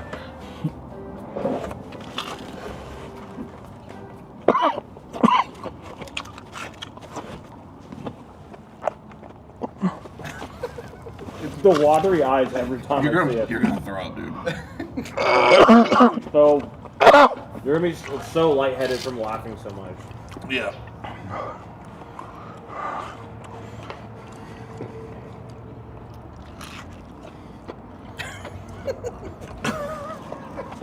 Stop! Someone get this man to stop laughing. He's telling too many jokes.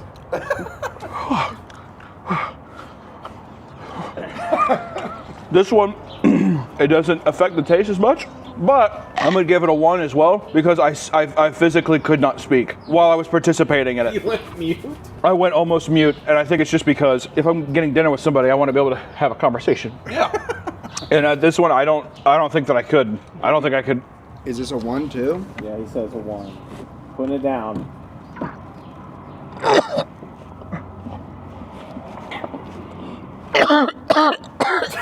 There's like 6 more. Peace. You don't have to. It's just got to be a fair assessment. You don't have to laugh at every Every joke joke down you to the hear. butt. He's doing it for science, and I respect him for that. This one I found too. I'm more clenched up. When I eat, I have to go high. When I eat, I have to go high. I can't go low. I got gribble on me. I got dribble and gribble. I got gruel and spit.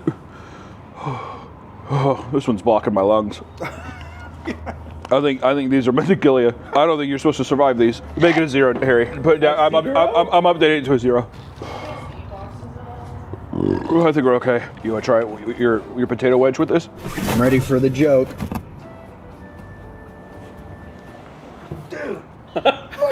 It's my eyes. Give me Nike. Nike time.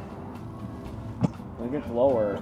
This one's also menthol, but it's smoother than the Kool-Aid. Oh, really? Yeah, that's what I'm saying. Which I one think was so. This was the Nike? This is Nike. Also menthol. And the Nikes are known for being decent, minty jokes.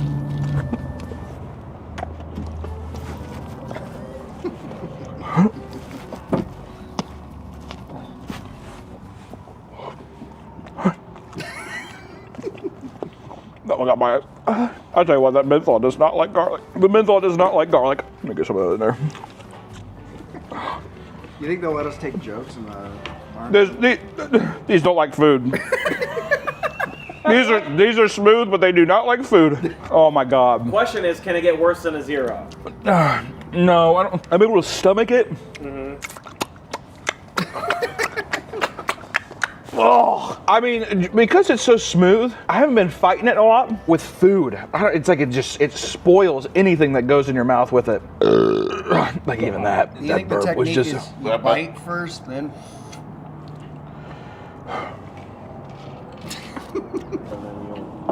That's why I See what happens. Oh no! That made it worse. That made it worse. If it's already in your mouth and then you put something in, it doesn't. It coagulates differently. Yeah. I'm putting it at a 3. Okay, that's not bad actually. It does not. No, I gotta make it a 2. It makes the food terrible, but it's at least doable. You want to try it, Nick? Yeah, I'll do it. Oh, what? You think this is smoother? That's a bit. I found it much smoother. I've gone to hell and back though. That's true. He just peered over the. I've gone to hell and back, and I found that smoother.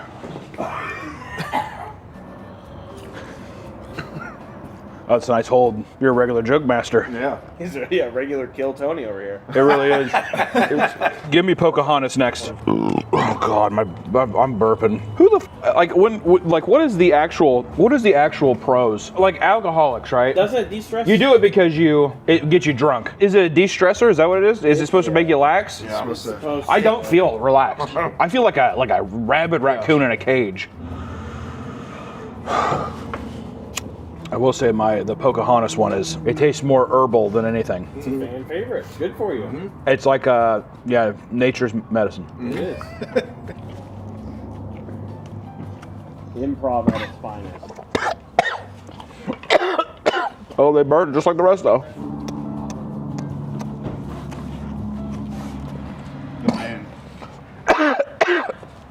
He's cuckoo for jokes. Got a little bit of heat to it. Just a little bit. I can't tell if it's just the garlic though, fighting back a little bit. If the Breaking Bad elements of this are. Eyes are watering.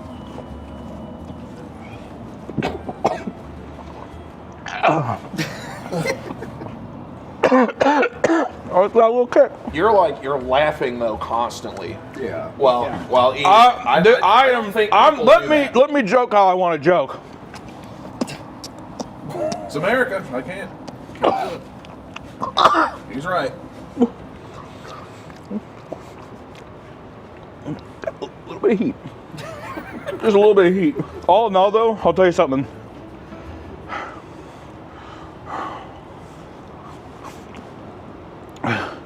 That garlic, it didn't pair too terribly with the heat. Ooh, first one. With the Pocahontas. With the Pocahontas, I think that she's a little bit of a spicy girl. A little bit spicy. Now, see, the thing is, I can't catch my breath. I feel like I'm I feel like there's some movement happening. I think the smoke goes down. I'm gonna eat some yogis. The only thing that's gonna clear my system out is a bunch of yogis. You know what? God help me. I'm gonna give it a 4. Wow. I'm giving it a 4, and I'll tell you why. Just that little bit of heat, that little bit of pepper added to it. Yeah. Paired well with the garlic, but I found it that I liked a little bit of that pepper, a little bit of that spice with my chili cheese tots. Back in the box. We got a lot of joke residue in the bottom of the box now. I will say him doing this in the Canada Goose jacket is very on theme. This is, he's like a Japanese man. Oh. Oh my God. Stung you. He like reeled back. Got stung by the peace pipe. I really said apocalypto.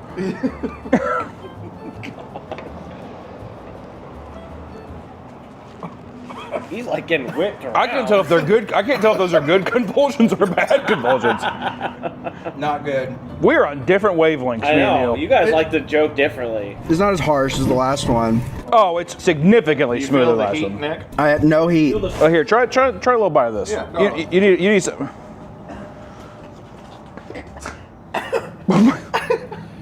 God. Are there wasps in there or jokes? Yeah, like a box of hornets. I know he's like, Here, hold on, let me get that. Here, try a little bite of that. I think you're gonna like it. Oh, dude. It's a little. Just throws up. I think you're gonna marry yourself a colonizer is what you're gonna do. I'm shaking. we see that part. There you go. Bite. Real quick, the whole thing. There you go. Get it down. Yeah. See, it's not bad. Look at it. See, it's like watching a guy with Tourette's smoke weed for the first time or whatever. I don't like that. You don't like it? I don't like it. You're not convulsing around. You got a little bit of dribble on your lip there. I'm lightheaded now. One of you is going to throw up, and I now think it's this side of the table. I think it's both. You know what I think it is? I think that your journey has turned a bit darker than mine. Also, you have to look at this too, Nick, that we aren't connoisseurs. We don't watch. I mean, all of it is bad, right? We don't tell jokes. Well, exactly. But you have to look at it like as if it's like somebody trying to do like fine wine. What are the notes, right? That's what I'm looking for. I think you picked up on with the pepper though. I think I got to be honest. I think I was head on with the pepper. I think you were too in your head about it. You got to watch out. I'm still keeping. You got a little bit of something's getting ready to come out of your grundle there. You better watch out. Give me a Don Draper. All right. Oh yeah. Should I ask them? Should I be like, hey, can you make me some wings? Don't fry them, toast them. Right. Dude, I'm gonna shit my pants. Oh my god.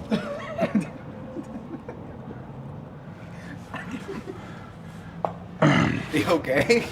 I feel a little something here. Before I even give some thoughts, let me just.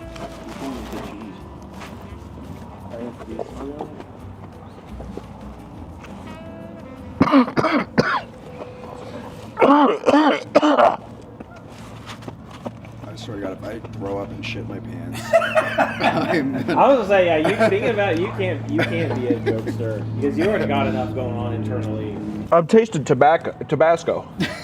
Really? Whoa. And the heat elements make me think that maybe I'm going a little crazy. But I don't like Tabasco though. I don't care for it. Go ahead and hook me up with one of those pretzel bites over there. I could just smell jokes coming out of my nose. There's jokes everywhere. Jokes are in the air. I'm gonna throw up. I think I'm gonna throw up. That one got me. You are ripping on the jokes I know, in there constantly. You're not supposed to rip that hard. This is how you tell jokes, dude. No, the jokes are about timing. You gotta have a pause. The punchline. Yeah, he's just punching. You're just being fucking all Dane Cook about it. The Don Draper. You know what it is? You probably need an old fashioned with this, which I'm not gonna do. And a nap. That's true, Mad Men. Don Draper did work. He maybe works 1 hour a day. My initial gut reaction, I feel real in my chest. Chest tightening up. Oh, real bad. Yeah. Heart valves. Yeah, 100%. Which is they're just covered in fat. Yeah. So they're already being strained. If you're obese and you're telling jokes like that, what are you doing? This is horrible. You just, oh my god. Just put yourself in the dirt now. Almost caught myself. I thought it was there. I legitimately thought it was coming out. I'm gonna give the taste a 2.5. Look at this. Look at the inside of that box. I know, it's heinous. We're almost through. He's quiet. It's like the Silent Generation. Break it on flavor. Yeah. Does it accent the food Taste well? with the food, yeah. Is it a good to pair with a meal? That's where this is at right now. It's like a neutral. That's kind of where I was. See, I was. It didn't accent it enough. That's why I was at like a 2.5. You know, like it's like a kind of just right in the middle. It wasn't offensive, but it didn't really do anything. But I will say it had a little tight in the chest. Like I said, I mean, I feel like I could be on the verge of cardiac arrest. I'm on the verge of throwing up. Or at least, do you feel mellowed out? I don't think jokes are for me. Yes, I do feel like I'm on the verge of having a heart attack, but I also feel like I could, at the same time, I could take a nap. I feel very relaxed. I've never been more tensed and more relaxed in my life. It's truly a Twilight Zone kind of experience. I might throw up on the next joke. We need to have that on camera. There's 2 more left. You got to finish it through. You don't have to do any more after that, but you're my ride and die here. We keep going back and forth. Okay. We're riding and dying. Give me a licorice and matzo balls. Licorice and matzo balls, man. L'chaim. Oh, God, dude, burpee. Holy shit.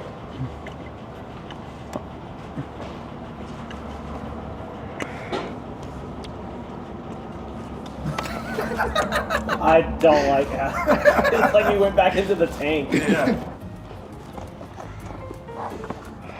Not bad. Not bad at all. Licorice and You taste the licorice in there? You know what it is? It doesn't really affect the food at all. Which means that if I was a jokester, if I wanted to have a good steak dinner, I'd have this one because I would just take the steak. It almost puts me at like a, God, dare I say it? I'm also thinking a 4.5. To rival the Kool-Aid Man? I think so, because I appreciate it in a different way. That's horrible, but this is a joke I could stomach. I will say though, as someone who doesn't do this, you're not supposed to do this much on your first go. Oh, God, no. I'm feeling it in my stomach though. I'm telling you, yeah, my stomach too. No, you got to finish it out. All right. Might pair well with an onion ring. Okay, actually that was smooth. See? That was smooth. Now watch. Now eat an onion ring with it, and tell me, do you taste the onion ring or do you taste the? And really, be personable with that thing. Really. There you go. Oh, Jesus. Yeah. Whoa. Notice no convulsions. He did kick his. Yeah, he didn't have his. It's just straight onion ring, isn't it? That was live. 5? Wow. Should we boost it to a 5? I was kind of thinking the same thing, but no, I think it should be a 5, shouldn't it? That's our taste winner? one.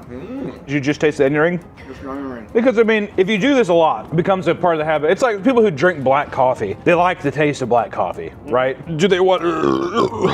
It's coming. And it's coming with a force. Do you think some people want the taste of their death stick with their meal? Do they like the taste of it? You know what I mean? That's where I'm trying to come in. Me, personally, I like that I couldn't taste it. I tasted straight food. The essence inside my mouth, it like warped around the food, and it just let me enjoy it. Oh. That's Whatever. good aftertaste too. Also, if you think about it, we've had how many of these? And it was still that clear. I do feel like I'm growing sores in my mouth. like little polyps. Thank God. Give me the last one. The Third Reich one. Questionable Eagle. Questionable Eagle. I'm getting shakes, dude. You have to do this 2 more times? That is bad. That was bad. God. It's like, you know when you drink like Captain Morgan? This is like the Admiral Nelson. Oh, God. This is the Calypso.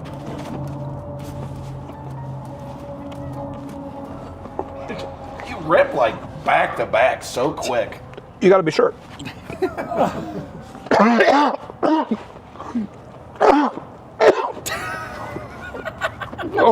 That is... Very cold piece of onion ring with that. Oh, God. It's like being pepper sprayed. God. Rough one to end on. It really is. It just feels like a cheaper, rougher version of Cowboy, man. Cowboy. Oh, I'm gonna give it a 0.5. I don't think it's as worse as Overwatch in terms of the food, but I would say like the enjoyment of it. Like I would choose Overwatch over this one. But I will say that Overwatch was harder for the food. A little catchable in there too.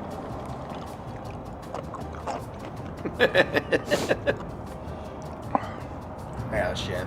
I mean, I'm in the camp of 0.5. That's where I'm at. That way there's a definitive loser, and I feel like that should be Overwatch. How do people get into doing this? Who has a good time with that the first time? They're like, you know what? Yeah. I think you just try it, and now you get addicted, and now you have to do it. Well, can we get addicted just from this? Oh yeah. Yeah, oh yeah. What? Yeah. I mean, you were ripping them. I mean, you'd probably be able to be like, if you didn't enjoy it, then you probably will be fine. You probably. That's not a definitive thing. I mean, the one-time scratchers kind of got you, so the one-time cigarettes I might mean, how get many is here? And you're doing 2 more bits with it? You will have at least a full pack if you do. God, put it that way.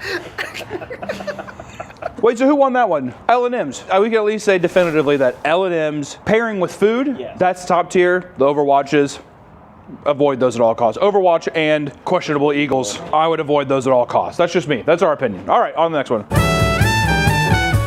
Okay, our next segment is luck. What is one thing that people who are jokesters like to do? They like to buy lottery tickets as well. They're in the same spot. You go pick up a pack of jokes and you pick up a scratcher. We have the same scratcher. Fat Wallet? Fat Wallet, $5 scratcher. Which one gives us the best luck? Which one do we win the most on? And that'll help you choose. If you're getting your next scratcher next time, you'll know which one to get. We're gonna start off with Middle Eastern Humpback. All right, here we go. God, my burp is. Yeah, the burps are the worst. The burp is so gross. Like I said, it's like polyps or something like popping in your fucking mouth. Middle Eastern Humpback, maybe. You could probably have like half of these jokes per dead stick. You just need a little pop and then you get the... Corner. Oh my God. Oh my God. What do I even do? Oh, winning numbers. Okay. Did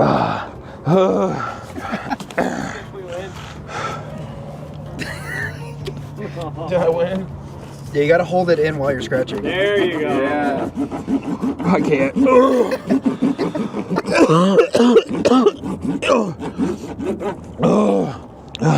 I don't think I got anything. I don't think so. 0. No. Middle Eastern Humpback is no-go. Unlucky. Don't go with them. Next, we're gonna do Cowboys. Cowboy Man. This is a pairing for the ages, though. $5 scratcher, Cowboy Man. That's just America. Yeah.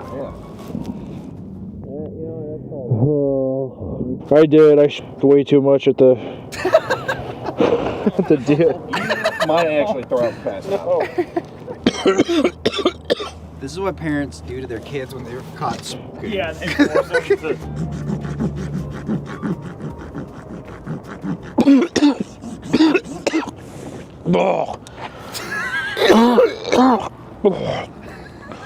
Oh.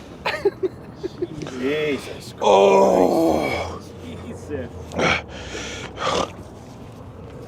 So you are doing this. You are doing this to yourself. No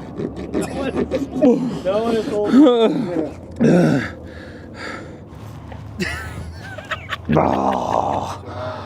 I think it's another 0. Cowboy man is unlucky. Oh. Oh. No good. Pocahontas. God help me.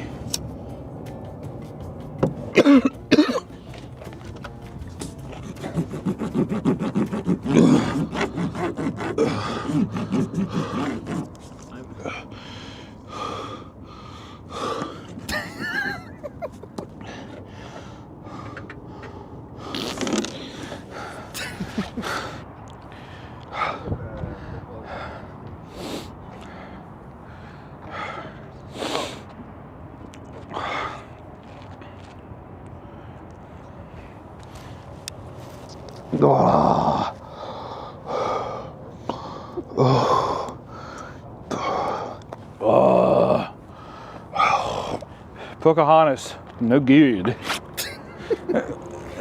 Licorice and matzo balls is next.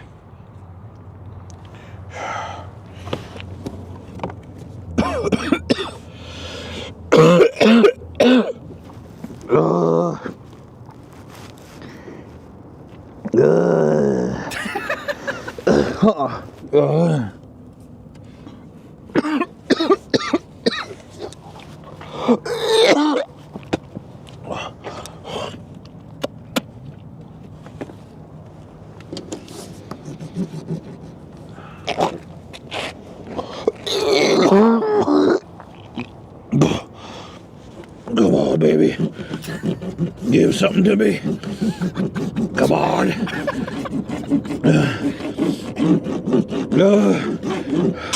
Verified, Harry. Okay. Verified. I got it. Nope. Got it.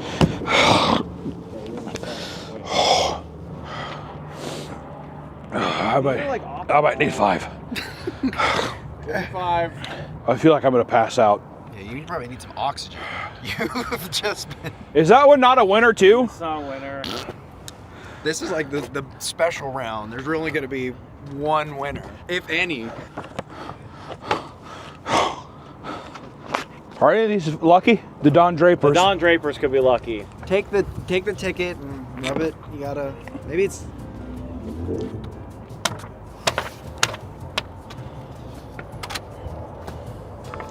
I'm gonna take this. I'm gonna sub in next for next scratch. Oh, nice.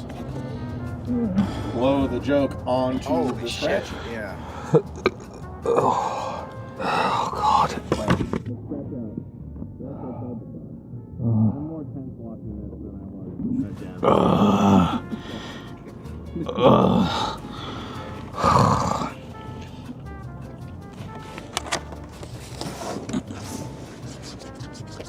Oh God, I'm like salivating so much. Why am I salivating so much? It's just like You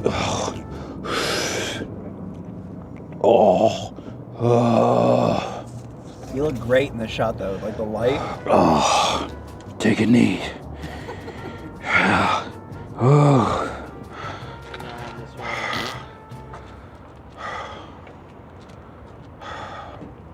Sub me in, coach. You want to do one? Yeah. Let Nick do one. Let the luck guy do the luck round. Let one of the reserves get one. We're doing Nike.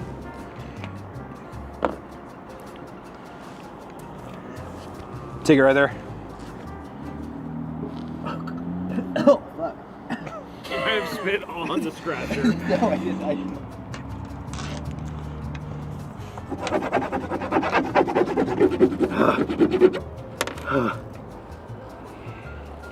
No. Oh! Yeah! Yes! Yes! What did we hit? 25, baby. 25! Oh, and then what's the price? Wait. Yeah, see what the prize is.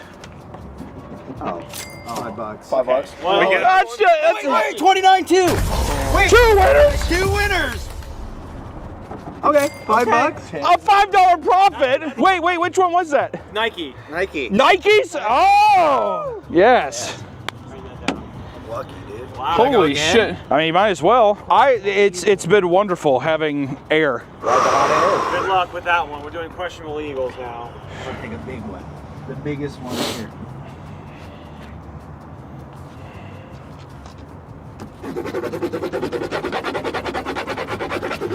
The speed is good. All right, 36. Oh, I did win. I got a winner. Oh! What is the prize? $5. Okay. Oh my god! Oh, and I got 11. Wait. Another 5. Holy shit. A 2-point winner again?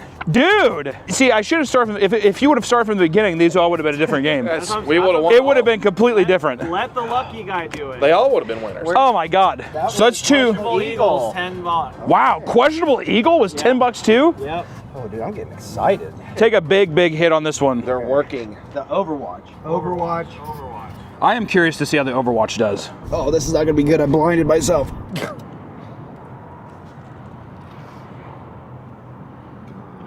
He went mute. He got hit with the mute. He got the mute one this time. Oh, okay. Here we go. Has his thing been blowing on the cards? That's what's been giving it luck, right? And then I do this. Yeah, he has been. Oh, and he has to go fast. Fast crash, yeah. I think he holds it in the whole time. Yeah. Let's see what he got here. 15. Oh, I won. Wow! Christ. Another 5. No 7. No 29. Okay. Still a $5 win there. Let me try doing that on the last one here. Last one. Your tactic here is you go, You take one. take one big one, hold it, blow it over the card, one big one on the card, and then hold it and go as fast as you And can. then Okay. I do the prizes first, and then the numbers. Well, if we have one extra, which one should it be? Top?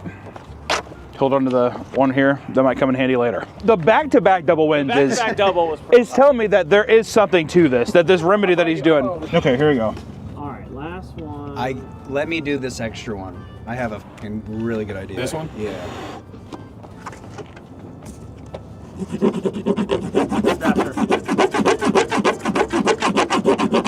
There you go. Blow it out. Blow it out. 3, no, 29, 30. Nope. Are there any free ones? Nope, no free ones. Maybe it's just Nick. I don't know. or maybe it's just those are the lucky. Those are lucky Well, I was 6. gonna say, do this with this extra one. Get those 3 lucky ones. Oh. At the same time. Wow. Well, you should do it then. Okay. Yeah. Okay. All right, Nick is preparing his 3 joke sticks right now. This is either going to catastrophically win or catastrophically fail, and that's what I'm really stoked on. Degenerates Olympics. It is. Here he is. God, I'm excited. Do a big, go big blow on him though. Yeah, that wasn't big enough. I was just saying, go big. There you go, I believe. Easy. Okay, hold on.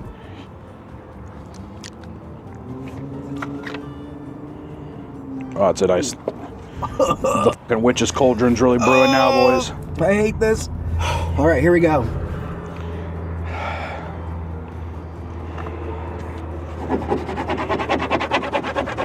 That's the speed that you need. That's the speed. I didn't go near that fast.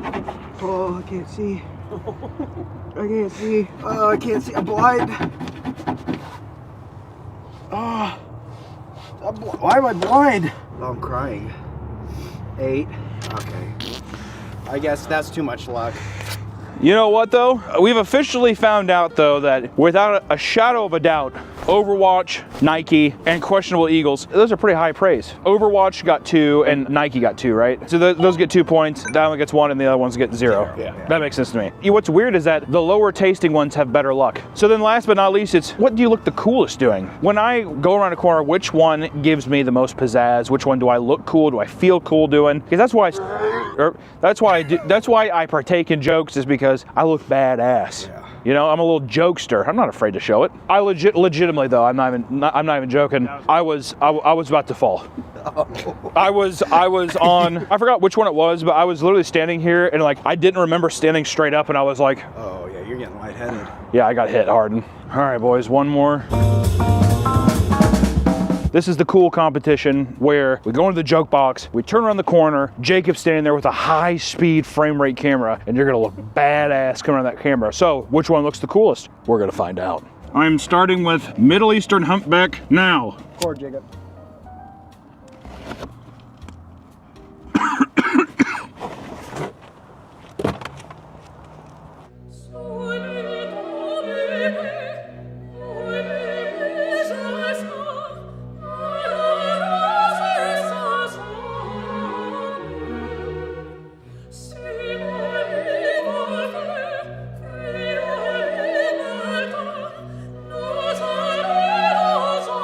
Okay.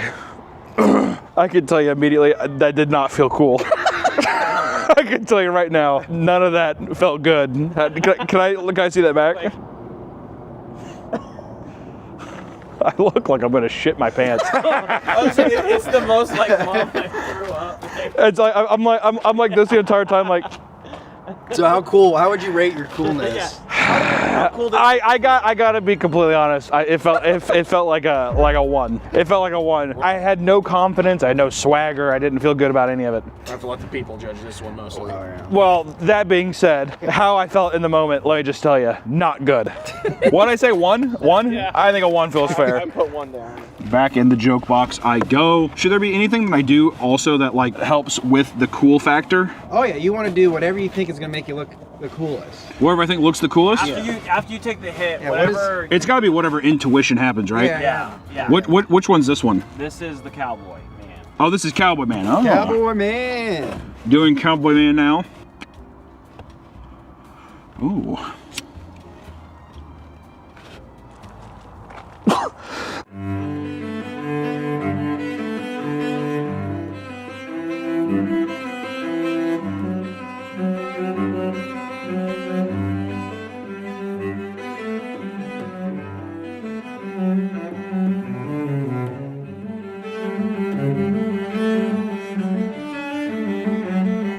I wanted to smile. I don't know why I thought smiling would be any better. You know what's up though? In the moment, it felt okay. Oh, okay. All right? I'm not saying that it looked cool, but I'm saying that in the moment, the smile came very natural to me. I don't know why I smiled, but that's what it felt like. I mean, I don't know. I kind of want to give it a 3. I would say above average. You felt, okay, The cough definitely lowered down. I was gonna say, that kind of makes you The cough lowered my confidence, but let me get a look at it. The cough. Okay, the cough does not help. Okay, all right, hold on. The cough definitely does. Is that a fair shake for that one, or should I go again with that one? I think they gotta be 1 and done. They're 1 and done. The immediate cough was really redo. The immediate cough was really funny. That one. Did the smile look good at the end of it though? Yeah. Oh, you get Did the it? smile? Yeah, actually, I didn't stay for the smile. I need to stay for the smile. I like how this is just outside of a Dick's. Okay, hold on. It's like okay. After seeing it back, I'm boosting it to a 3.5. That's a 3.5? I think the smile kind of gave me a little bit of brownie points there. I'm not gonna lie. All right, joke box again. I'm just going with what's natural. What I'm finding out is that when doing this, I really am taking on a different persona. I'm taking on a character almost whenever I'm doing this. It's like method acting, kind of. It's a form of method acting, but I would say that it's like it's got to be all instinct. You know what I mean? All instinct. What's up next? Kool-Aid. Oh, we're doing the Kool-Aid. Give me just a second with it. Okay. Yeah, you take your time. Once that box is down, we're running. Oh God. That was a big one.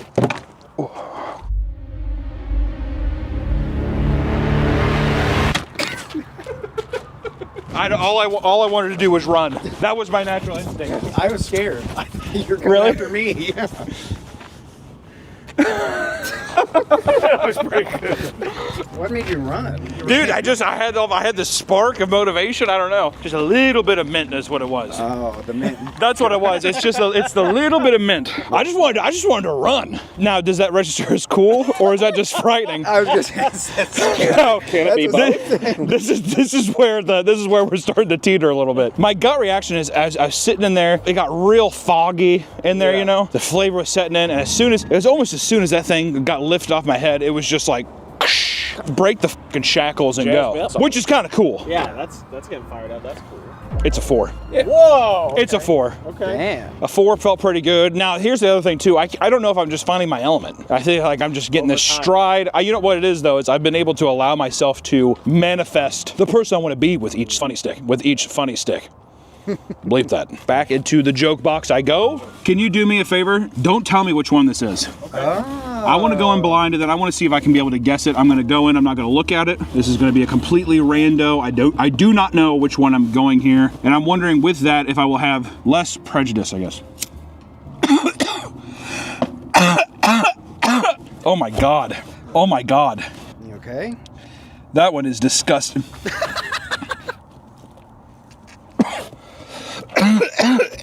Oh my God, dude. Oh. You definitely do not look cool with What? You definitely don't look cool with spitting. Crying. Was it a lot? It was a lot. Oh, it's a lot. It's a lot. Which one? Was that fucking imposter eagle, whatever? No.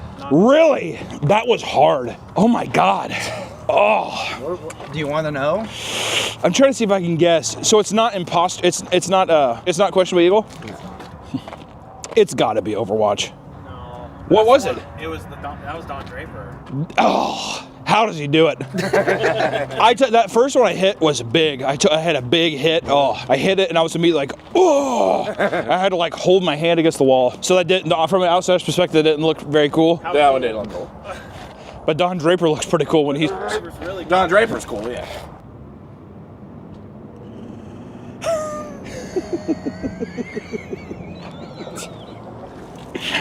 Okay, I can be a big man and admit that does not look cool. All right, well, what are we feeling on that? 2, 1. I'd probably give it a 1. The running one was cool. Well, I didn't feel like running after that. I gotta be honest. No, that one hurt me. Like even now, I have my hand on the wall. It's just a means of support. Like I feel like I just need someone to hold me. Is what it feels like. All right, a 1. God, I have so much fucking like slobber all over my. I think for the rest of these, I'm gonna go in blind. Yeah, I'm grabbing you a blind one.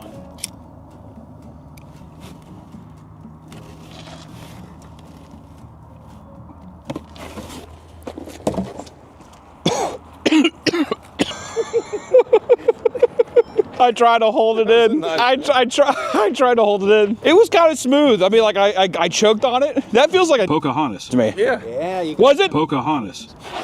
It's that smooth deal. Oh my God. I was choking it down, but God damn. Holy fuck. Ugh. Well, from an outsider's perspective, what do you think? That was a lot better. Even with the cough. Yeah, with the cough. Because I tried so hard to hold it in and not release a cough around the corner. With the smile at the end. Was it? Okay. I mean, to me, that experience, I tried holding it. I feel more disappointed, so I didn't feel, I would give it a 3. I was going to say 3. Yeah. A 3? That's what I was thinking. Okay. If I could have held in that cough, I don't know. I mean, it might have been a 5. It would have been a 5. I let Pocahontas down. You were a colonizer that time. Yeah. No. I gave that one to you to see if you would get it. It was smooth. It was smooth. These aren't bad either.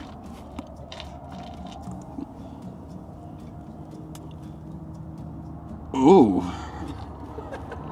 Dude, these are...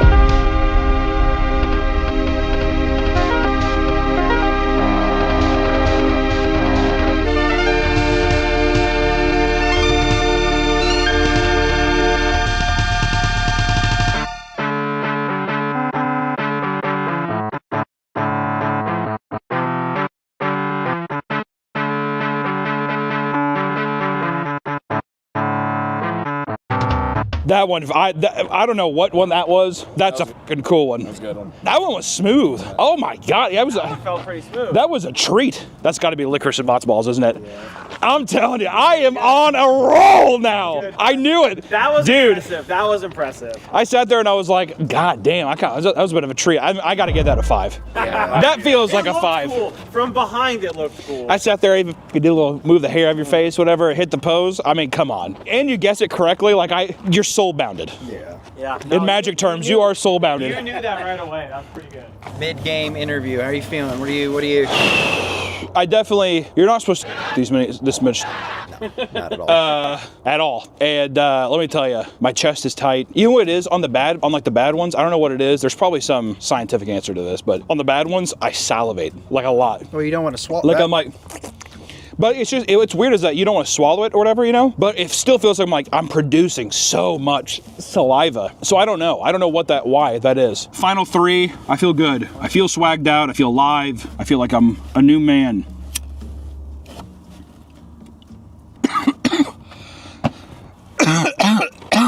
Oh, that one bites back. That's got a little. Oh, I don't know about that one. Oh, the tip of my tongue is burning. It's on fire. Oh.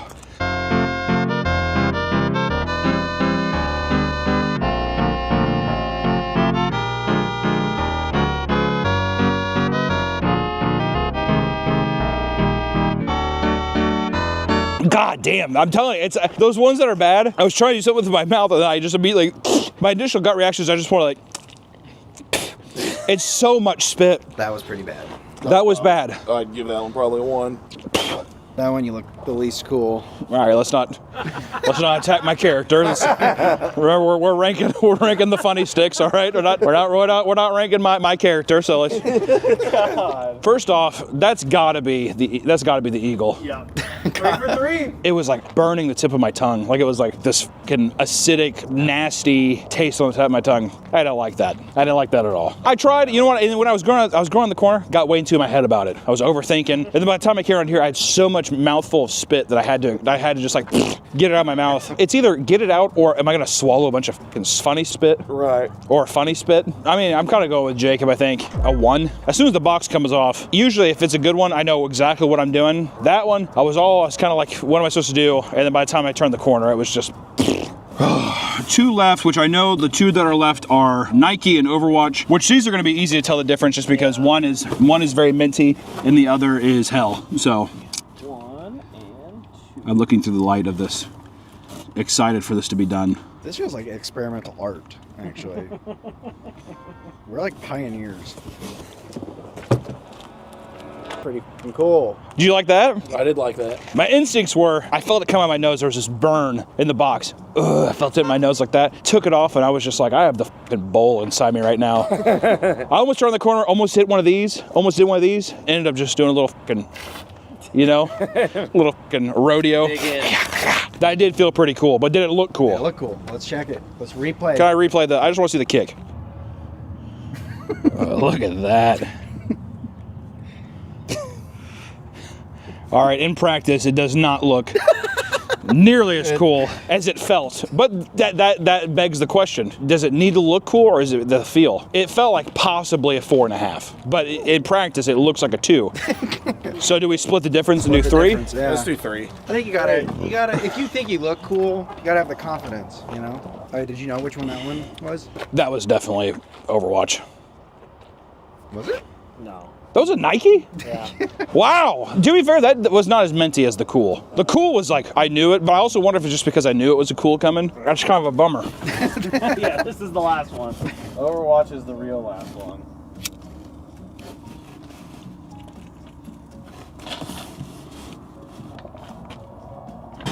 God, dude, are you okay? Yep. All right, let's go.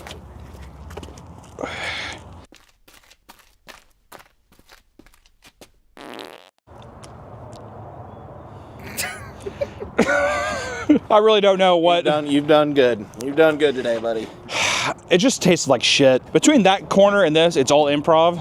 So it's just, what do you feel? And this, the only thing I could think of was like, this just tastes horrible. So I was like trying to do a little something. I got locked up, got in my own head over it. I'd probably give it a 2. I think that's fair. I feel fair on a 2. Can we go through the rankings then? Do we have them written down?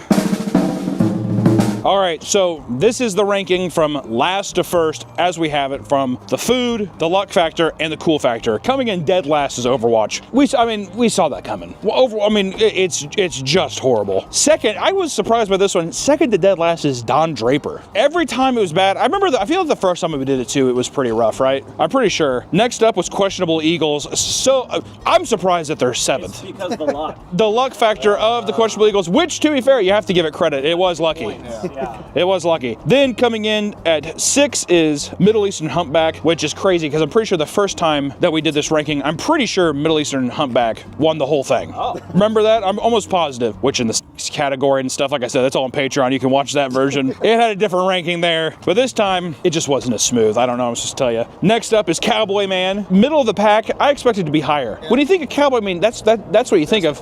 Those are the funny sticks. Those are the funny sticks. You know what I mean? They're plastered on the side of like the Ferrari F1 cars in the 90s and all that shit. Coming in at 4th was Nike. Not bad. I thought Nike, it went down smoother than I expected. It was nice. The cool factor wasn't too bad. The luck factor was good. And then the top 3. Coming in at number 3, Pocahontas. Now, if I was a betting man, if I took this up casually, I probably would be a Pocahontas man. If I'm being just completely transparent, probably a Pocahontas man. I would say out of all of them today, they were the smoothest. But luck, food, cool factor, bronze medal. Not even silver, not gold. Number 2, Kool-Aid. Only 1 point down from our winner, Licorice and Matzo Balls. Now, if I remember right, Licorice and Matzo did pretty well during our initial ranking too. This time we did the blue pack. I think the first time we did it, we did the golds. So there's a difference there. I will say, on this factor here, it couldn't have been smoother. I can called that so quick. Me and that funny stick, we're soul bounded. So I feel like I'd either be a licorice and Matzo Ball man, or I'd probably be a Pocahontas man, one of those. But those are your rankings. Moral of the story is, don't do any of this. It's horrible. I don't know why anyone would do this. There were several parts today that I thought I was a broken man. I thought I was dead. I thought I was long. I actually thought that I think I went through purgatory several times in the recording of this. So, you know, it is what it is. If you want to see inside the joke box version of this video, check out this Patreon, support our channel, and there's also a totally another ranking video that we did that just got obliterated and can never be uploaded on YouTube. We've tried so many times. It's one of my favorite videos we've ever done. So if you want some extra content and help us out, it would mean a lot. Otherwise, hey, stay away from these things. No mas. No mas. See you next time, guys. Bye-bye. Welcome back to the Papa Meat channel. How you doing? How you doing? Coming on sundown because today we're going to talk about MLMs, multi-level marketing schemes, aka pyramid schemes. And let me tell you, they're everywhere. They're seemingly normal companies that prey on innocent people looking for a job. They promise you all sorts of amazing things like money, flexible schedules, and community, but this is exactly how they drag you in. Not only do these companies ruin people's lives, but they also tend to sell horrible products that nobody even wants. There's not a single good thing about MLMs, yet they've been around for decades and still rope in tons of people every year. From their cult-like mentality to deadly products, the world of MLMs is very vast and deep. First, here's a little context about MLMs to show how crazy they can truly be. In the simplest terms, multi-level marketing schemes work on person-to-person sales, often with the employees selling directly to friends and family. Most MLMs don't have a building they're operating out of, so most people who work for them sell online or out of their own home. The contractors, or distributors, as they are called, are given bulk goods and receive a share of the profits from every sale. A lot of the people who are recruited are expecting to get rich, often convinced that they'll be missing out on a huge opportunity if they don't join. This manipulation is a central part of their recruiting methods. Those who are already in the MLM will often boast about how great it is and say that you'd not only be missing out on good money, but also a great network. Yeah. Something like fucking bullshit multi-grain bars or something. You're gonna miss the Lambo. And honestly, the thing is, like, a lot of us have been buying Lamborghinis since we started. But I guess you don't want that, right? You don't want yours? Oh, man. You don't want the Lamborghini? Okay. It's kind of a high-intense vehicle, and it doesn't matter. A common tactic is to call the person they are trying to recruit bro or hun, depending on the gender. Come on, dude, bro, it's awesome. Hun, I'm telling you, you're gonna love this. They try to come off as friendly as possible to try to reel you in and get their dagger claws on you. They're known to be incredibly persistent too. One disgruntled person online explained how they are constantly approached by MLM Huns while they are at work and have been trapped by them so they couldn't escape their lengthy conversation. Their devotion to recruiting people is truly cult-like, and their persistence can often lead to an incredibly tense reactions. One of the most incredibly well-known tactics is called the BITE model, which stands for behavior, information, thought, and emotional control. Jesus. That last second, to end it on that is kind of f***ed up. It's like play, nap, eat, sleep, surrender. What? Huh? The whole point of the method is to take full control of your emotions and thinking, forcing you to feel obligated to join. It's a cult. You want to join a cult? It also ensures that you remain in the system because you feel pressured not to let down those around you. Cult.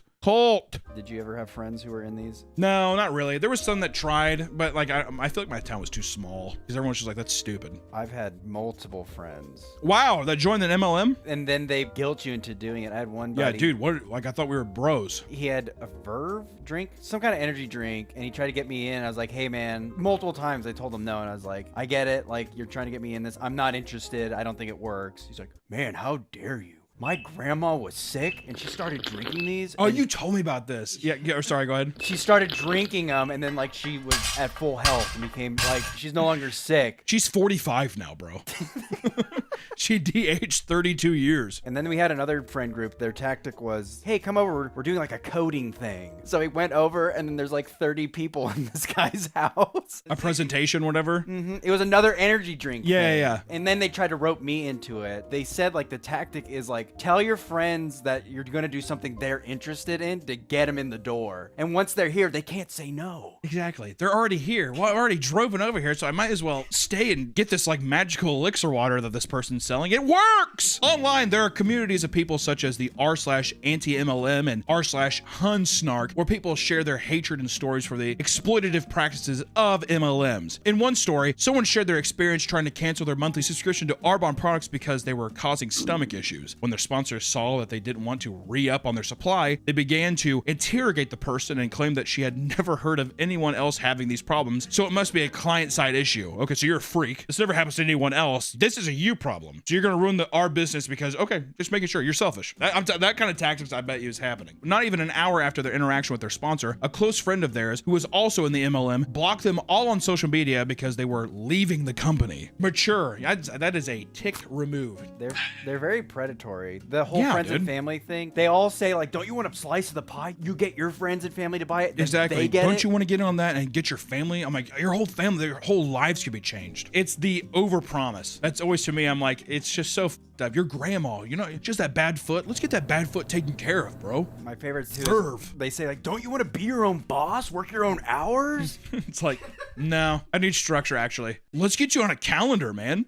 This video is sponsored by Fume, the leaders in flavored air. Don't spend the beginning of this year saying, this is the year I finally quit, just for you to go right back into their bad habits, man. Fume is the flavored air device that is designed to help people quit vaping and smoking by breaking the hand-to-mouth pattern. Breaking bad habits can be hard, so don't do it alone. Let Fume help you out. Fume is not a vape, it's not an e-cig, it's just flavored air, which means you can use Fume anywhere. Use Fume as your natural replacement while you're working on improving your habits. With Fume, there's no vapor, no nicotine, and there's no toxic chemicals. And on top of that, Fume is an award-winning device with great flavors like cool mint, peach blush, cinnamon hearts, and grapefruit. Fume is also there for when you're feeling anxious. The weighted, fidget-friendly tool gives you something to do when your cravings are acting up. With its satisfying clicks and snaps, you can fidget with the device to your heart's content. I keep it at my desk without it taking up any space at all, and I love it! To kick off the new year, Fume is doubling down on helping people break old habits. For January only, every core you order is doubled. Order a pack, you get 2. Get Wild, order 3, you get 6. And on top of that, when you grab a Journey pack, you also get a free gift just for using my code. Fume will always be at your side to help you with your bad habits, but the double cores offer disappears after January, so make sure to jump on this deal now. So if you're thinking about changing your habits, this is the perfect first step. Head to tryfume.com/papameat or scan the QR code on screen to claim your double cores and your free Fume topper today. Thanks for sponsoring the video. Back to the video. MLMs will do anything to get you on their team, even if it means catfishing you on a date. A super common way that sales reps for MLMs meet new customers is by taking people on dates to have private one-on-one conversations. One man matched with a girl on Tinder and both agreed to meet up at a coffee shop for their first date. When they arrived, they sat down and things seemed to be going well. When the dude gets up to get his coffee, he returns to find another girl sitting next to his date. As it turns out, this was her business associate, who went on for 15 minutes explaining the MLM, trying to get the guy to join. He told him that he had to take his dog to the vet, and they got up, leaving both girls angry that he rejected their once-in-a-lifetime offer. Which is actually, for women, that's a crazy good scheme. Yeah, that's a very evil, and it's just like, oh hey, and like you're flirtatious at the beginning too, like, oh my god, this is going well. That is a crazy pyramid scheme tactic, dude. just to push some energy drinks, man. Do you think the money can be that good? That's the thing. It can be good because the people who are actually getting the suckers to sign up under them, those are the guys making the most money. Like, Well, yeah, the person at the top. Yeah, like the top and then probably 2 rungs down. That's it. And like if you are even below that guy, you're kind of,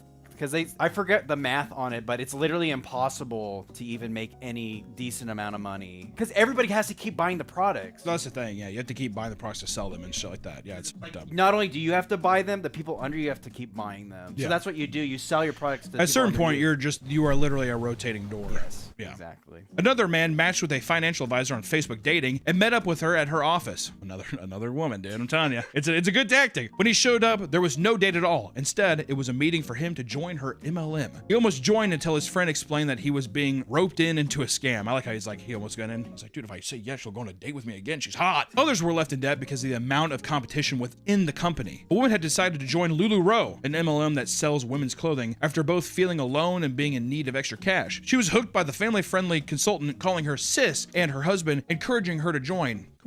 Come on, sis. She joined and saw quick success, but the sales quickly dried up. To try and bring in more sales, she decided to swap her old supply with new summer drop. But when she went to the LuLaRoe website to restock, she was stuck behind 26,000 other consultants with the same idea. When she finally got through the queue, all the new leggings were out of stock, and she was forced to tell her customers to go elsewhere and take on the debt for her inventory. She quickly quit and regretted her decision to join in the first place. Yeah, see, that's the problem. Because the thing too is they pressure you to buy as much quantity as you can. You want to get as much as you can to sell. The more you buy, the more money you'll make. Well, you have to buy a limited amount or a certain amount. You have to buy a mandatory minimum of this. They're just like, usually it's like $500. So like you have to buy $500. Like you get packages. Well, yeah, it's like you'll buy $500, but you'll get $3,000 in profit. It's that kind of meme. MLMs also host conferences to try to get as many people as possible. In most cases, the people that attend are incredibly sketchy. There are many YouTubers who have snuck into these conferences and been met with aggressive MLM members asking them to delete the footage of their conference. Others berate them and insult their intelligence for not seeing the value in their program. I love that. Some guy's recording you and the guy's just like, you even know how to delete the video off your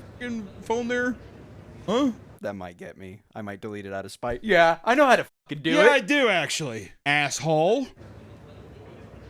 Yeah. He's like, you showed me. Sometimes these conferences don't even take place in large hall. They can be held in small boardrooms or even apartments. There are tons of secretly recorded videos showing awkward and low budget MLM conferences. With even the slightest bit of social awareness, it's easy to notice the awkward, forced friendliness in the room. It really does read like a weird, culty, like almost, it's like a religious experience in a weird way. Brother, how you doing, man? Dude, nice to meet you. Way too excitable. This is just a glimpse as what it's like to be in an MLM and the cult-like mentality that plagues each one. There are no MLMs that are truly alike because they set themselves apart from each other with their own breed of evil. LuLaRoe sprang onto the market in 2012 and quickly grew massive off selling leggings with various prints. And in 2017, the company peaked, racking in a yearly profit of $2.3 billion.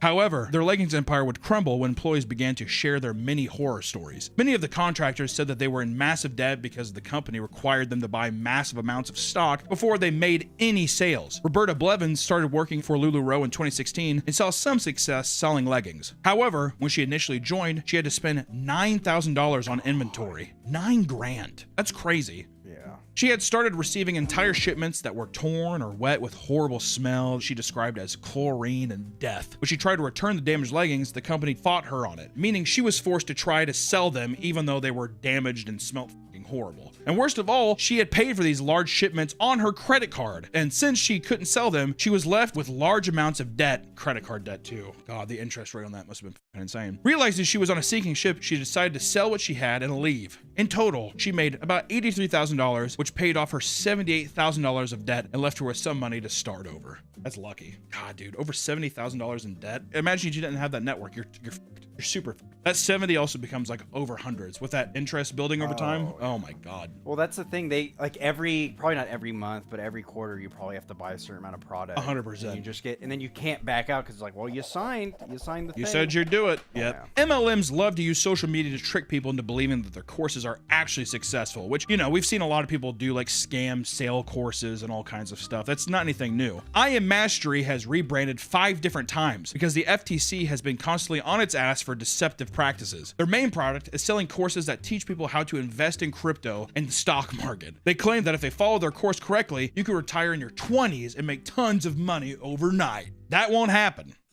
All right, that's a fairy tale. The whole thing was set up for failure because the teachers of the courses are unqualified and have 0 investment credentials. This resulted in a dropout rate of 60% in the first month and 90% after 6 months. Nobody ever made money with the course, and those who did were actually just recruiters getting bonuses from new hires. And in 2025, the FTC took I Am Mastery to court for stealing $1.2 billion from its consumers. And since then, multiple top salesmen have been ordered to pay millions of dollars as a settlement. In modern day, crypto is a hot commodity for MLMs, and they are taking advantage of it in full. OneCoin was a company that boasted about mining a crypto that would topple Bitcoin and become the market leader.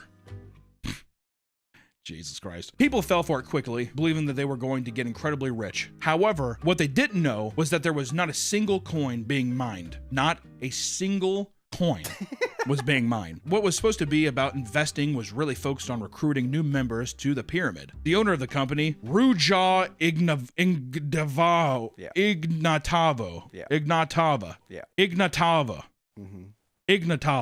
Ruja Ignatova was labeled the crypto queen for her alleged revolutionary coin, but she was nothing more than a thief. In 2017, she disappeared off the face of the planet around the same time the warrants for her arrest came out. She took $4 billion with her, leaving everyone who invested in massive amounts of debt. What a fucking monster. Hope they find that bitch and scalp her. To this day, she hasn't been found and is on the FBI's most wanted list. Please God. Put a picture up of her. If you see this woman,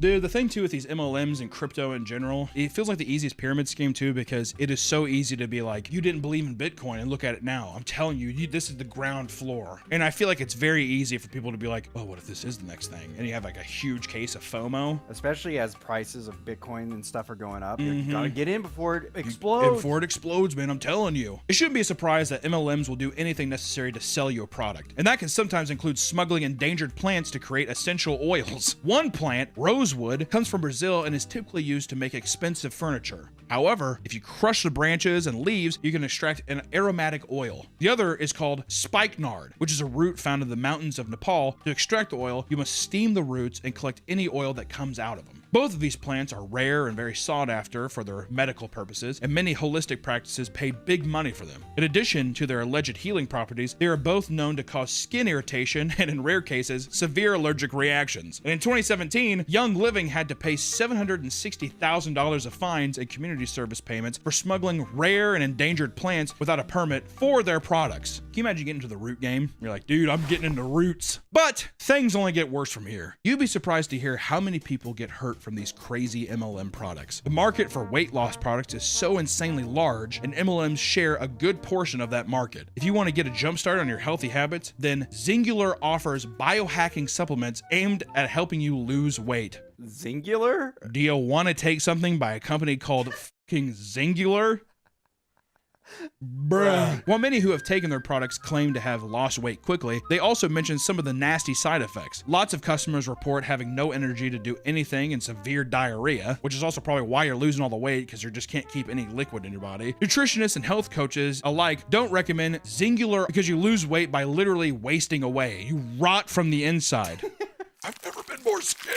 The company Norium International rebranded to Neora in 2019 because they got investigated by the FTC for selling products that lied about their effectiveness. One of those products was the anti-aging cream, which contained the ingredient NA8. To the unsuspecting user, it's just another random ingredient, right? Some people dug a little deeper and found that it was actually oleander, which is a poisonous plant known to cause a long list of symptoms like rashes, fainting, low blood pressure, and hallucinations. The company didn't recall any of the products containing the poison, so the FTC took them to court and they were forced to pay a settlement of $50 million to those affected. Another company has poisoned its consumers with a magic concoction of elements. Youngevity is known for its tangy tangerine vitamin C drink, which most people describe as no different from orange Kool-Aid. Though they sell a wide range of health products, one elixir shocked consumers for even being placed on the market at all. Dinosaur Dirt claims that it's a healthy additive for any drink that has all essential minerals that humans need. Dinosaur Dirt. The species that went extinct. It has everything you need to stay happy and healthy. The name comes from the plants that are used to make the drink, which they say are the same plants that dinosaurs used to step on and eat. Brilliant. These ancient plants were packed with life-sustaining minerals, and this MLM has been able to recapture them all just for you. This drink comes with great benefits. They claim it can fight off infections, increase DNA production, improve heart function, and even make your bones stronger. The magical liquid also has a big warning, not allowing pregnant women and children to consume it, but why would that be? Well, looking at the ingredients, you'll see that there are tons of minerals that are not made for human consumption. It contains arsenic, which is just such a funny. The first thing, it contains arsenic and lead. Yeah, lead, you know, come on. Which are known poisons. Anatomy is known to cause your heart and lungs to rot away. Dinosaur dirt.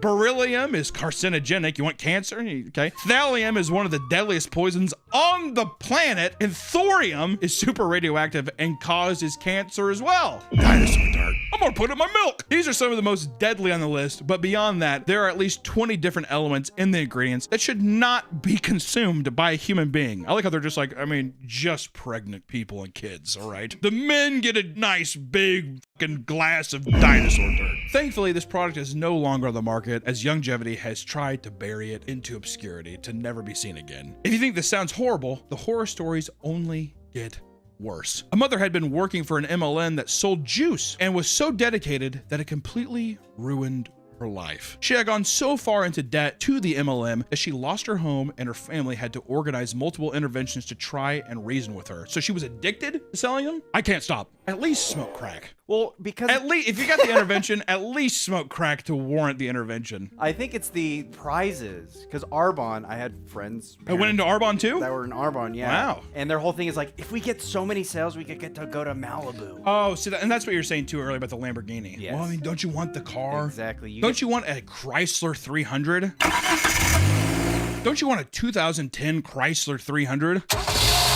Detroit manufactured Chrysler 300 with a V6 engine? Yeah. Because when you buy the product, you're getting points to that thing. Yeah, I mean, it's essentially the exact same thing as back in the day when you bought cigarettes and you could accrue points to get like a leather jacket. That's what it is, essentially, except you have the opportunity to maybe make money. In her final meeting, her family had brought a counselor to mediate. Counselor asked her, quote, "You're choosing between your children and a juice company." She got up and walked out saying, quote, "Yes, I am." So if I was the husband there too, I'd be like, so mommy's going to an insane asylum and daddy's going to look for a new wife. And my kids would hug me and they'd say like, yay, thank you, daddy. A similar situation occurred when a woman spent $70,000 on LuLaRoe leggings and used her spouse and parents' savings to pay for it. LuLaRoe needs to be held accountable. I was going to say, yeah. There's been a lot of LuLaRoe stories, dude. This is a hit piece for LuLaRoe. Just kidding, that's a joke. We have to protect ourselves legally. It's a comedy video. This is a comedy video. I'm just joking around. LuLaRoe is awesome. That's not me shaking my head. I have an itch on my back. That's your Tourette's. Yeah, exactly. That's my tick I have, and I have actually, there's like a bug on my back. I would invest in LuLaRoe immediately. This led to her house being foreclosed and her husband divorcing her. Good man. Yeah. After the divorce, she's still doing MLMs and not making any money. The husband now has to give her half of his paycheck and help pay for the mortgage on top of spending money on the kids while she contributes nothing. That went a little based. We definitely skewed a little doom-pilled there a little bit, but that's unfair. Can we agree that's unfair? It's really unfair. But see, that's the thing. If you don't have an income, yeah, you can't pay, then you get money. Win-win. More money to put into the MLM. Exactly. As we just learned, MLMs not only ruin the lives of the person involved, but also those around them. A woman took to Reddit complaining about how her sister was expecting her to pay for the majority of her wedding because she had drained all of her savings on MLMs. She was scammed by a Girl Boss wellness drink MLM and spent her entire life savings of $25,000 on it. She also wanted to have a dream wedding that would cost around $50,000. Okay, first off, if you spend 25 grand on an MLM pyramid scheme, don't think you're Cinderella, all right? I don't think you deserve the $50,000 wedding, if I'm being frank. I think that's kind of a, hey, we're going to Uncle's backyard and we're grilling dogs. It's gonna be brats and burgers, all right? That's gonna be the wedding. We're gonna have monkey bread for the cake, and that's gonna be, hey, Sprite. That's the what? There it is. Was your MLM worth it? Did you like it? When she told her that she wouldn't fork the bill, her sister called her selfish and said she was holding her past against her. I am holding your past against you. Her mother even sided with the sister, claiming the family helps family. Oh, off, dude. I hate that Italian bullshit. There's nothing that will stop these malicious companies from turning a profit, even global pandemics. In August of 2021, an MLM conference for paparazzi was held at the MGM Grand Hotel in Las Vegas, where employees looked at the new $5 bracelets for sale. Thousands of people crammed into conference halls during the height of the COVID, and as a result, 6 people would die following the event. God damn. What is insane is that no legal action was taken against the paparazzi for gross negligence, and they got off scot-free while 6 people just kind of fucking died. All right? And sometimes the allegiance to pyramid scheme products goes too far, and it leads people to tragic demises. In 2019, a Chinese woman died of organ failure after relying on MLM health products to cure her fever. Brand allegiance is too strong. I'm gonna keep drinking dinosaur dirt. These ancient minerals will cure me.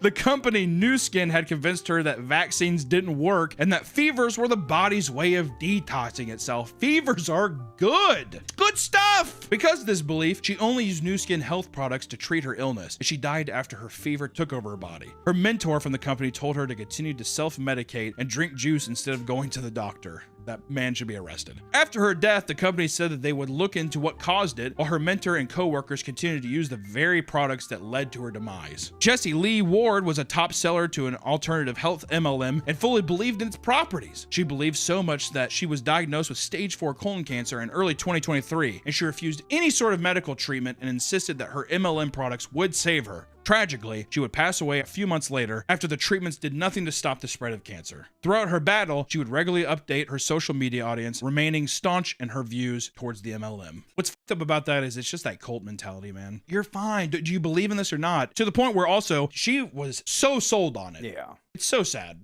Yeah. I mean, it's very...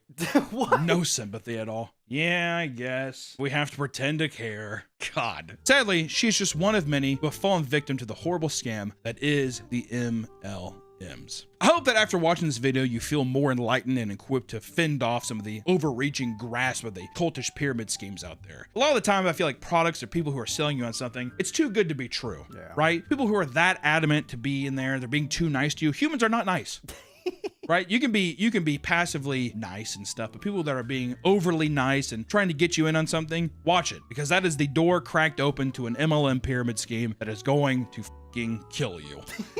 If you yourself are falling for MLMs, or you know someone who has fallen for their schemes, get help immediately. Once again, we will leave a link below. We're doing a lot of gambling addiction and other links here. Here's a link if you do need help, or it's in the description as well. The MLMs and pyramid schemes, I'm telling you, it only leads down a dark road of depression, debt, and in rare cases, death. Not so rare, it fucking happens all the time, so careful. Thank you guys so much for watching this video, and hey, pyramid scheme people out there, go fuck yourself. Bye-bye. Welcome back to the Papa Meat channel. How you doing? How you doing? Come on in and sit on down. Today, we're talking about hiking.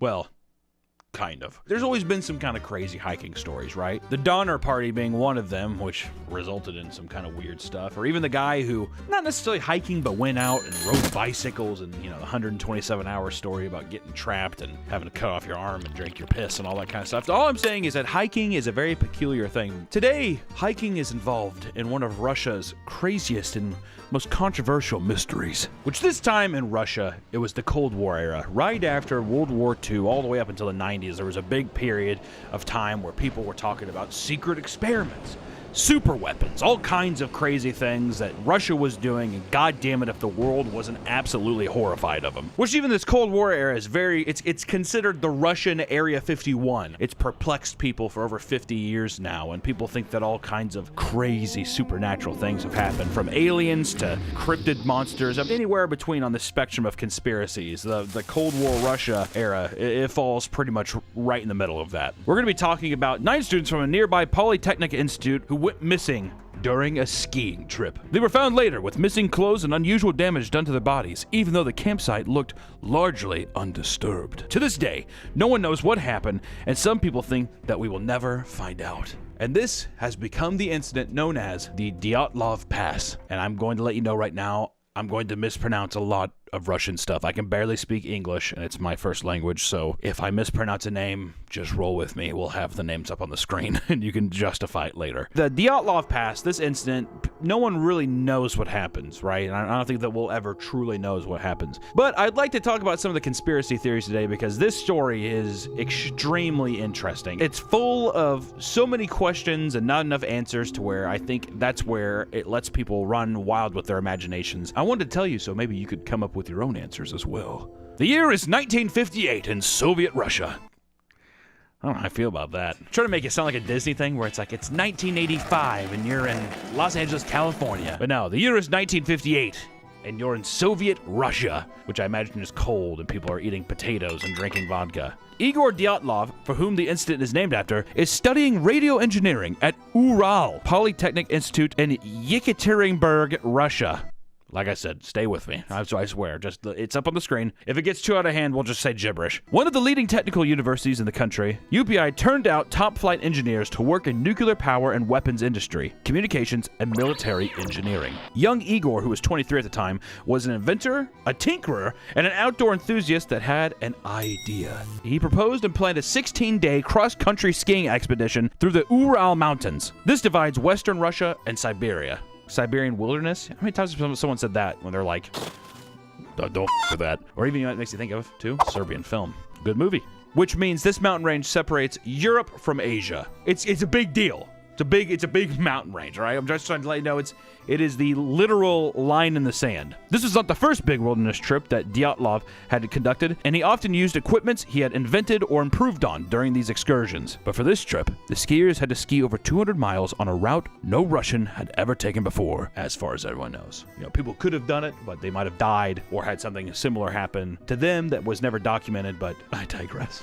Dyatlov designed the trip to be as hard as possible so the group could all get certified as Grade 3 Outdoorsmen, which is the highest level of some kind of Boy Scout ranking for Russian people that I don't know. And if you want to put a little blurb here, you can, but basically, it's tough. And you get a big badge. You can feel like a man. Today's video is sponsored by Aura. Now listen up. There's bad people out there that want to sell your information to scammers, spammers, and all the yucky in between alike. And I don't want to scare you, but it's all out there. Your name, your address, your health records, which is why I've been using Aura. Aura shows me which data brokers are selling my information and automatically gets me off those lists. They send opt-out requests for me to clean up my information online. This means less spam for me and less personal info online for those pesky little hackers. Aura also has antivirus, VPN, and password management features all in one app, all at one affordable price. Aura is on the background at all times, protecting my work and my personal info from the rest of the world. I know I value my privacy, and you should too. You can go to aura.com/papameat to start your 2-week trial, or click the link in the description. Stop data brokers from exposing your personal information. Go to my sponsor, aura.com/papameat to get 14-day trial and see how much of yours is being sold today. It's a lot.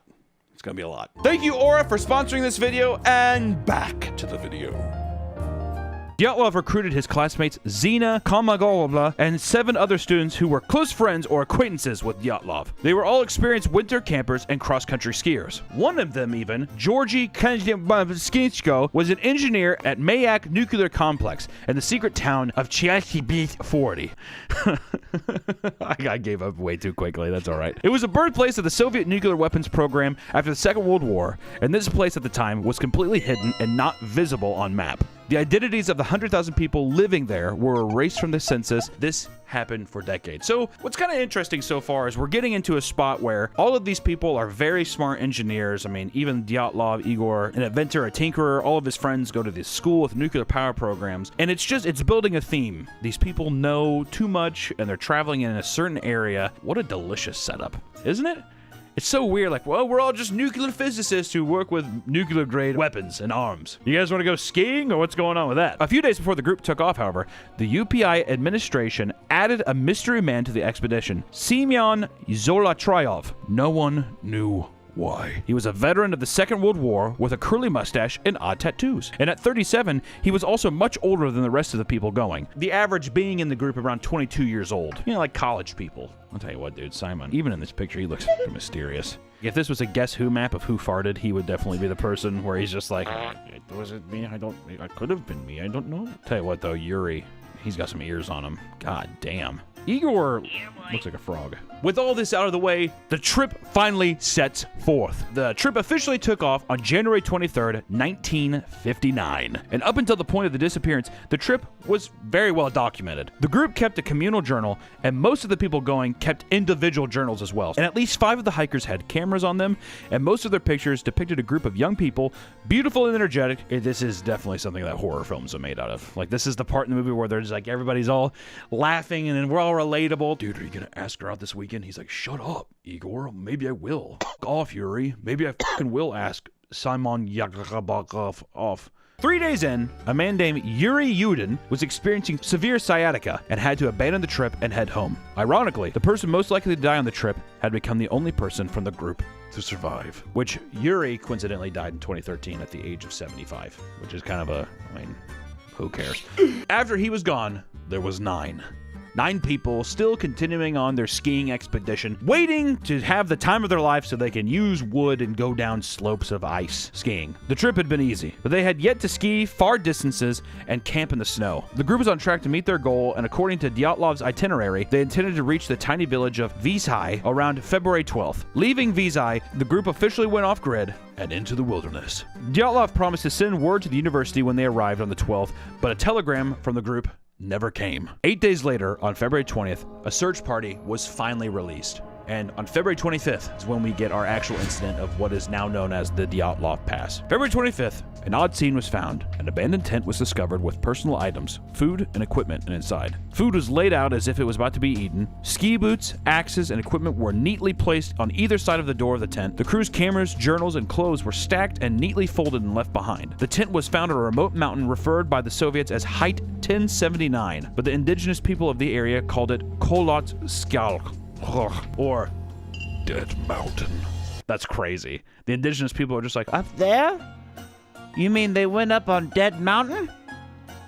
I wouldn't do that. But the biggest question began as everything's left behind. Clothes are neatly folded, so are the journals. I mean, everything looks like this is like an active campsite. But the biggest question arose, where did everybody go? After they dug the tent out of the snow, there was numerous slashes found all over the tent. About 100 feet downhill, footprints were found of 8 to 9 people walking toward the tree line. Weirdly, almost all the footprints showed that the students walked either barefoot or in stockings through the snow. This is already building to be something crazy. Now, an active campsite, they're all smart people, but now they're finding footprints that are barefoot or in stockings. They're not even wearing their shoes. What the hell could have been? Why? Like, why? One person to be wearing a single ski boot. The search party followed the prints for 600 to 700 yards, and then the footprints just vanished. The next morning, searchers found the bodies of Krikovanshinsko and Dronskinsko under a tall cedar tree at the edge of the forest. They were found next to a dead fire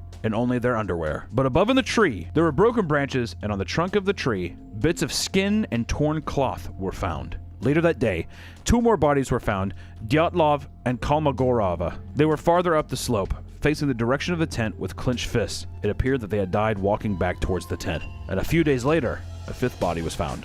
It was Slobodin. These fucking pictures are gruesome, which we have to blur them now, but we will have them uncensored and up on Patreon. Feel free to sign up there. You'll be able to look at the Dyatlov Pass pictures free. Don't look on the website. Go through me. After looking at all of the bodies, we finally got into the autopsies of the bodies. People were able to take them off the mountain and see, and the pictures are pretty gruesome. So I will say, viewer discretion advised if you do go look at them because, you know, they're fucking dead bodies. I don't know what else to tell you. Which, the autopsy of the first 5 bodies revealed bizarre results. All 5 students appeared to have died from hypothermia, but something didn't feel right. Krivojaneshko had blackened fingers and third-degree burns on his shin and foot, and inside his mouth, a chunk of flesh from his hand was found. What? Doroshenko's body had burned hair on one side of their head and a charred sock, and all of the bodies were covered in bruises, abrasions, scratches, and cuts. When they found Slobodin's body, he was revealed to be the one walking around in sock and a boot. His autopsy showed he had also a fractured skull. Following these findings, a homicide investigation was underway. This was led by prosecutor Lev Ivanov. During this time, a seamstress looking around noted that the slashes came from inside the tent. This meant that the people inside were escaping from something.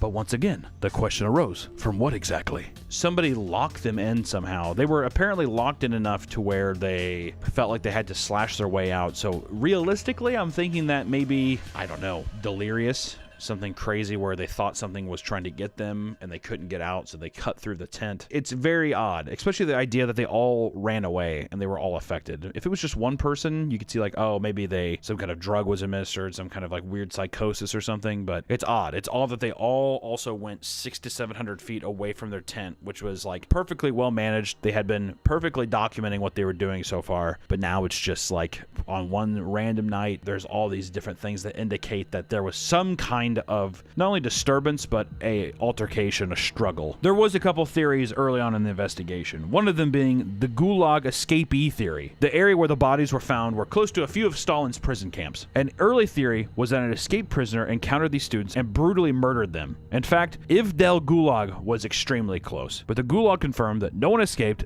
and also the fact that everything was left as it was at the campsite ruled this theory out. Which, yeah, it is kind of crazy that they were by one of Stalin's prison camps, but still, it doesn't explain like why everything was still folded. And also, a group of 9 20-year-olds couldn't overpower one man. Even if someone did get hurt or like, yeah, you got cut up, you would assume that they could handle a person, one escapee. The next theory was that Yuri Yudin did it. Yuri was the only person who knew exactly where the group was heading, and he was also the only person from the group still alive. Many believed his back pain was a ruse. So now the guy who bailed out early, now people are like, what the fuck do you know? And he's like, I left because of my back pain. What the fuck am I supposed to do? But when they brought him out to the campsite, he was deeply disturbed by what he saw, and he noticed something that no one else had. Some of the hikers were wearing clothes that weren't their own. That is a fucking bombshell. Not only is Yuri seeing all of his friends dead and mutilated pretty much, but now also the realization of being able to look past the burns, frostbite, all the horrible shit. He's also just like, that's not his shirt. That's like his shirt. Like they swapped clothing somehow. So many super compelling mysteries unfolding. My God. Yuri also had an alibi that he was visiting his parents in his home village after abandoning the trip. This proved to check out, and he was cleared of all the investigations. Another theory was Mansi sacred land theory. The Mansi were native people that lived near the area where the bodies were found. It was thought that the hikers might have stumbled upon a sacred land which angered the Mansi and led to their death. In addition, the group had 2 women with them, which could be viewed as even more of an affront, because the Mansi don't like women. I know that's not very PC, but the Mansi don't seem to care, all right? But the Mansi were very helpful through the investigation. I mean, they were very communicative with the detectives. You know, there was really no reason that they were trying to hide anything. They seemed like they were just doing nothing but helping. Also, they said that the land was not sacred at all, and it was actually viewed as barren, useless stretch of land. The night of the group was supposedly killed. Many Mansi reported seeing a huge fireball shoot across the sky. A huge fireball. What does that mean? It almost makes it seem like a rocket, like a missile or something, like some kind of thing like that. Or an alien. Are we getting aliens involved now? Could be. This was the last photo captured by Yuri Kokoschenko film roll. It was a different Yuri. There was 2 Yuris. This is the guy that was actually part of the group, and this is one of the last photos, which is like a blurry kind of image showing something, but it does look like a bright light. Don't know what it is exactly. Not the best photo quality, but if I was a betting man, if I had to be legitimate about it, I'd say it's a UFO. Which also leads to the question, did they see something that they weren't supposed to? Once again, the question still arises. What happened? I threw a lot at you, so to recap, 9 experienced skiers supposedly fled the tent in the middle of the night. During a blizzard, mind you. Don't know if I said that. It was during a blizzard. It was also negative 20-degree weather, and most of them were not wearing clothes, just underwear. By the way, the clothes that they were found with were not theirs. They were other people's. They were either bare feet or in socks. Some people had burns, others had fractures. And also, these people were all acutely aware of the consequences of the snow and weather and what would happen if they left their tent during these conditions. These were well-rounded people. They weren't, they had planned for this. This was all planned. There were only 9 noticeable footprints in the snow, suggesting they were the only ones around with whatever took place. So far, only 5 bodies have been found, and 4 are still missing. In May, the snow finally begins to melt, and a few months later, a Mansi hunter found the remaining missing 4 bodies in a makeshift snow den, 250 feet away from the cedar tree where 2 other bodies were originally found. Pieces of tattered clothing were strewn around the area. Another search team uncovered a piece of flesh. The excavation uncovered the 4 remaining victims, all lying together in a rocky stream bed under 10 feet of snow. The damage found suggested they were beaten by a large, blunt object. Which now, because they found the other 4 people, there was a second round of autopsies. 3 of the 4 bodies had catastrophic injuries. The medical examiner said the damage to the bodies were similar to, quote, an impact of an automobile at high speed. And that's fucking crazy coming from somebody from 1959. You know what I mean? Somebody's just like, I could only equate it to one of those large metal beasts driving as fast as it could. Brignoli's skull was fractured and smashed so bad that pieces of the bone were driven into his brain. Both Zolotaryov and Dubinina chests were crushed and had multiple broken ribs. And both of those people with, the broken ribs and the crushed skull and all that kind of stuff, they were both missing their eyes. Both of them, no eyes. Dubinina's autopsy also revealed they had a massive hemorrhage in their heart, and Dubinina's tongue also was missing from her body. The odd thing was, though, even though all that is pretty odd, was that none of the bodies had any external penetrating wounds. What the fuck is happening? What is going on? Looking closer, some of the victims were wearing clothes from other bodies. Some items were cut off and others appeared to be just taken. Lab tests also found that several of these clothing items were emitted high levels of radiation. And it is noted that the radiation must have been extremely higher since the bodies were exposed to running water for months before being found. At the funerals of the deceased, which they were open caskets, if you saw the photos, you would probably be like, let's close the caskets so we can just remember them from our memories and not have to have this horrible fucking nightmare. Many people noticed the bodies were withered and orange. This is a mark of radiation poisoning, and they also had 3rd-degree burns all on their bodies. 3 months into his investigation on May 28th, the prosecutor, Ivanov, abruptly just shut down the investigation. He was just like, I'm done. We're done. No. We're done. Don't ask me questions. I don't know. It was probably an accident. Avalanche. Soviet authorities ruled 6 deaths came from hypothermia and 3 came from physical trauma. Ivanov also claimed it was not his job to determine exactly what happened, but whether a crime had been committed. He concluded a crime had not been committed and homicide was not a factor in this case. And Ivanov ended his report on this, and I quote, "It should be concluded that the cause of the hikers' demise was an overwhelming force, which they were not able to overcome." Was that a pretty good Russian accent? Perfect. Thank you. This vague summonation maddened the families and Soviets alike, and it continues to mystify the Dyatlov researchers to this day. And after the investigation closed, all the files, photographs, and journals from the investigation were classified, and the area around the dead mountain became off limits to skiers for years. The exact area of the mountains where the young skiers were headed for, but never reached, was named Dyatlov Pass. Kind of crazy. So now we have a thing about these bodies with so many mysterious things happening. Granted, this was 1959. It's been a long time ago. Who knows what exactly happened? It's been shrouded in mystery for years. And these are just some of the theories that we have found online. A weapons test theory. The skiers died because they had stumbled into an area where secret weapons were being tested and were killed to leave no witnesses. This is what many of the families and skiers believe, and the radiation on the clothes and the time period really makes this theory strong in people's minds because they think that maybe because of the time, people came across something that they shouldn't have, and the government itself killed the skiers, and that's also why Ivanov or the investigator also just had to abruptly shut down the case so quick because who knows, maybe some kind of guys came in, they're like, "You better shut off case. You hear? Okay, sorry, I will. I doubt it was that casual, but you know. Then there was the American spy theory. Others thought that skiing group was killed by mercenaries, probably American spies. That seems a bit James Bondish, and I think that was probably just inspired by the James Bond era films. I don't know how much about that one. And then we go back to Yuri Yudin's theory, which continuously said that the deaths of the classmates was not natural. Yuri was like, this is not a natural thing. And in 2013, before he died, he declared that everyone had been taken from the tent, held at gunpoint, and murdered. He believed that Dubanya had her tongue cut out by the killers for being outspoken, and probably because she was a woman. That's just history. That's not me saying that. Women have gotten a bad rap in history. I'm a male feminist. The problem with these theories is that the snow does not lie. It would have been impossible to erase the signs of people and their equipment in the snow. Also, as much information has been declassified over the years, there has not been any evidence to suggest that there was a secret weapons base or an errant missile exploding in the area. Then we have the Mystery Man KGB theory. Zolotaryov. The theory is that he was KGB and that connection inevitably got the group killed. There's a book published in Russia that claims that Zolotaryov had 2 other skiers who were KGB agents on a special assignment to meet the group of a CIA operatives to furnish them with fake information. Samples of clothing contaminated with radioactive isotopes were to be offered as bait. The thought is that the CIA agents discovered the deception and killed the group and then staged the scene. So now we have people being like CIA agents trying to find nuclear testing stuff. They figured out they're being cheated, so then they kill people and redress them. And then there's an avalanche theory. An avalanche struck the tent, causing injuries and forcing the group to cut their way out and head into the forest for shelter. The slope was determined too low to generate an avalanche, though with high enough winds that could have changed things. But there was no avalanche debris found. Also, the damage done to the 3 bodies were so debilitating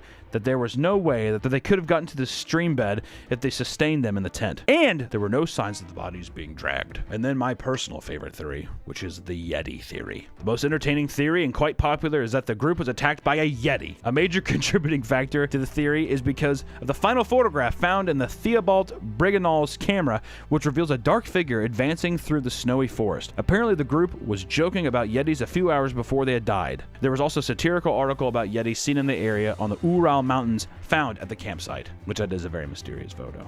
But it could have also been, it was a joke if they saw the parodies of it. It could have been people that they were staging it and he took a photo of it. Who knows? Tigers, brown bears, a more realistic version of the Yeti theory. The state some of the bodies were left in, especially the ones with crushed chest and those missing their eyes and tongue, led some to believe animals got into the campers. If a bear wandered into the campsite, it could be a reason why everyone fled in the snow without their clothes on. Seems a little more realistic, but then again, I feel like you wouldn't see the bear tracks. There's just no other tracks. That's why I'm like, are you sure? The bad vibrations theory. Writer and filmmaker Donnie Ekar suggests that high winds passing over the mountains created infrasound, and that this induced such terror that the skiers fled the tent, and then paranoia took hold and the cold escalated events leading to their odd deaths. If they ran out from fear, why weren't they wearing any clothes though? Paradoxal undressing occurs during fatal hypothermia, where the person suffering from it feels the body become way too hot, on fire even, and they start to take off their clothes because, in their mind, they're burning alive, but really their body is freezing to death. But all of them, though?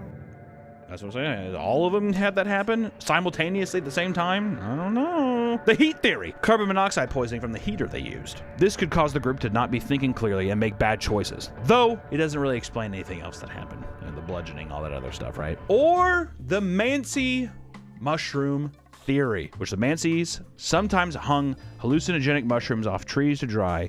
There's a theory that the skiers ate the mushrooms without realizing and succumbed to sudden madness, which, let me tell you, if you've ever seen the movie Climax, that's a movie about a theater group. Someone spikes the punch at a theater group with LSD or something, and it causes absolute chaos, and it turns into this very violent thing. You never know. Could be some weird hallucinogenic. I mean, especially if they did it all as a group. Maybe they made some kind of tea out of it. Who knows? Could be very deal. And then they sit there and they gouge their own eyes out or something like that. But I feel like you would see that in their hands or something. 30 years later, prosecutor Ivanov, now retired, published an article claiming that when he was compiling his investigative reports in 1959, he had been pressured to not include his views on what he thought had happened. And you already know where we're going with this. The title of his article?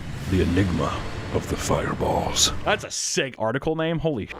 His article goes on to claim that skiers have been killed by heat rays or fireballs caused by UFOs, baby. Aliens! He recalls finding it suspicious that he and his colleagues were even asked to test the victims' items for radiation. And later, when he wrote a letter asking his superiors why radiation was relevant, and he was told that the deaths were accidental. By this time, the official files had been released and it had become one of the most celebrated mysteries of the Soviet era. And it has spawned tons of theories to to what actually happened. And the Russian Prosecutor General's office official count for theories is 75. 75 official theories. That's a lot. The constant continuous theme of this video is what really happened. There are multiple theories with motives and some with evidence, but many of them seem to run into partial issues. What about multiple theories converging and occurring together?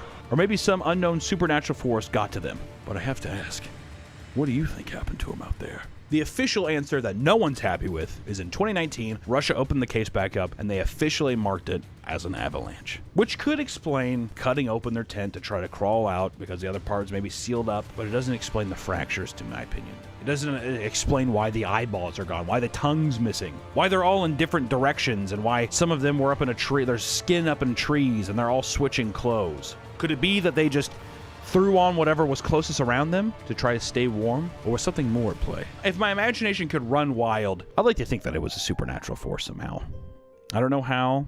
It's the funnest option, and it also makes me feel like, I don't know, at peace with them a little bit. Like if something did supernatural happen to them, it's something that they totally could not have controlled, and it wasn't man-made. It was just like this inexplicable force, which is the same with an avalanche or whatever else, but these deaths just look so harrowing. And honestly, the Dyatlov Pass is one of the craziest mysteries I've ever heard, so I hope something more goes into it. I'm sure that this avalanche answer from 2019 is not satisfactory to a lot of people, so I'm curious to see what happens. Without further ado, that was the Dyatlov Pass. I hope you all have your mystery hats on and you go try to find answers yourself, and please report back to them in this comment section because it helps. Also, smashing that like button and ringing the bell lets us know too. I don't even know if that's still a thing, if people still even do that, but it doesn't matter. Thank you all so much for watching today. I appreciate you. Have a good rest of your day, and for the love of God, if you go skiing, don't go to Russia.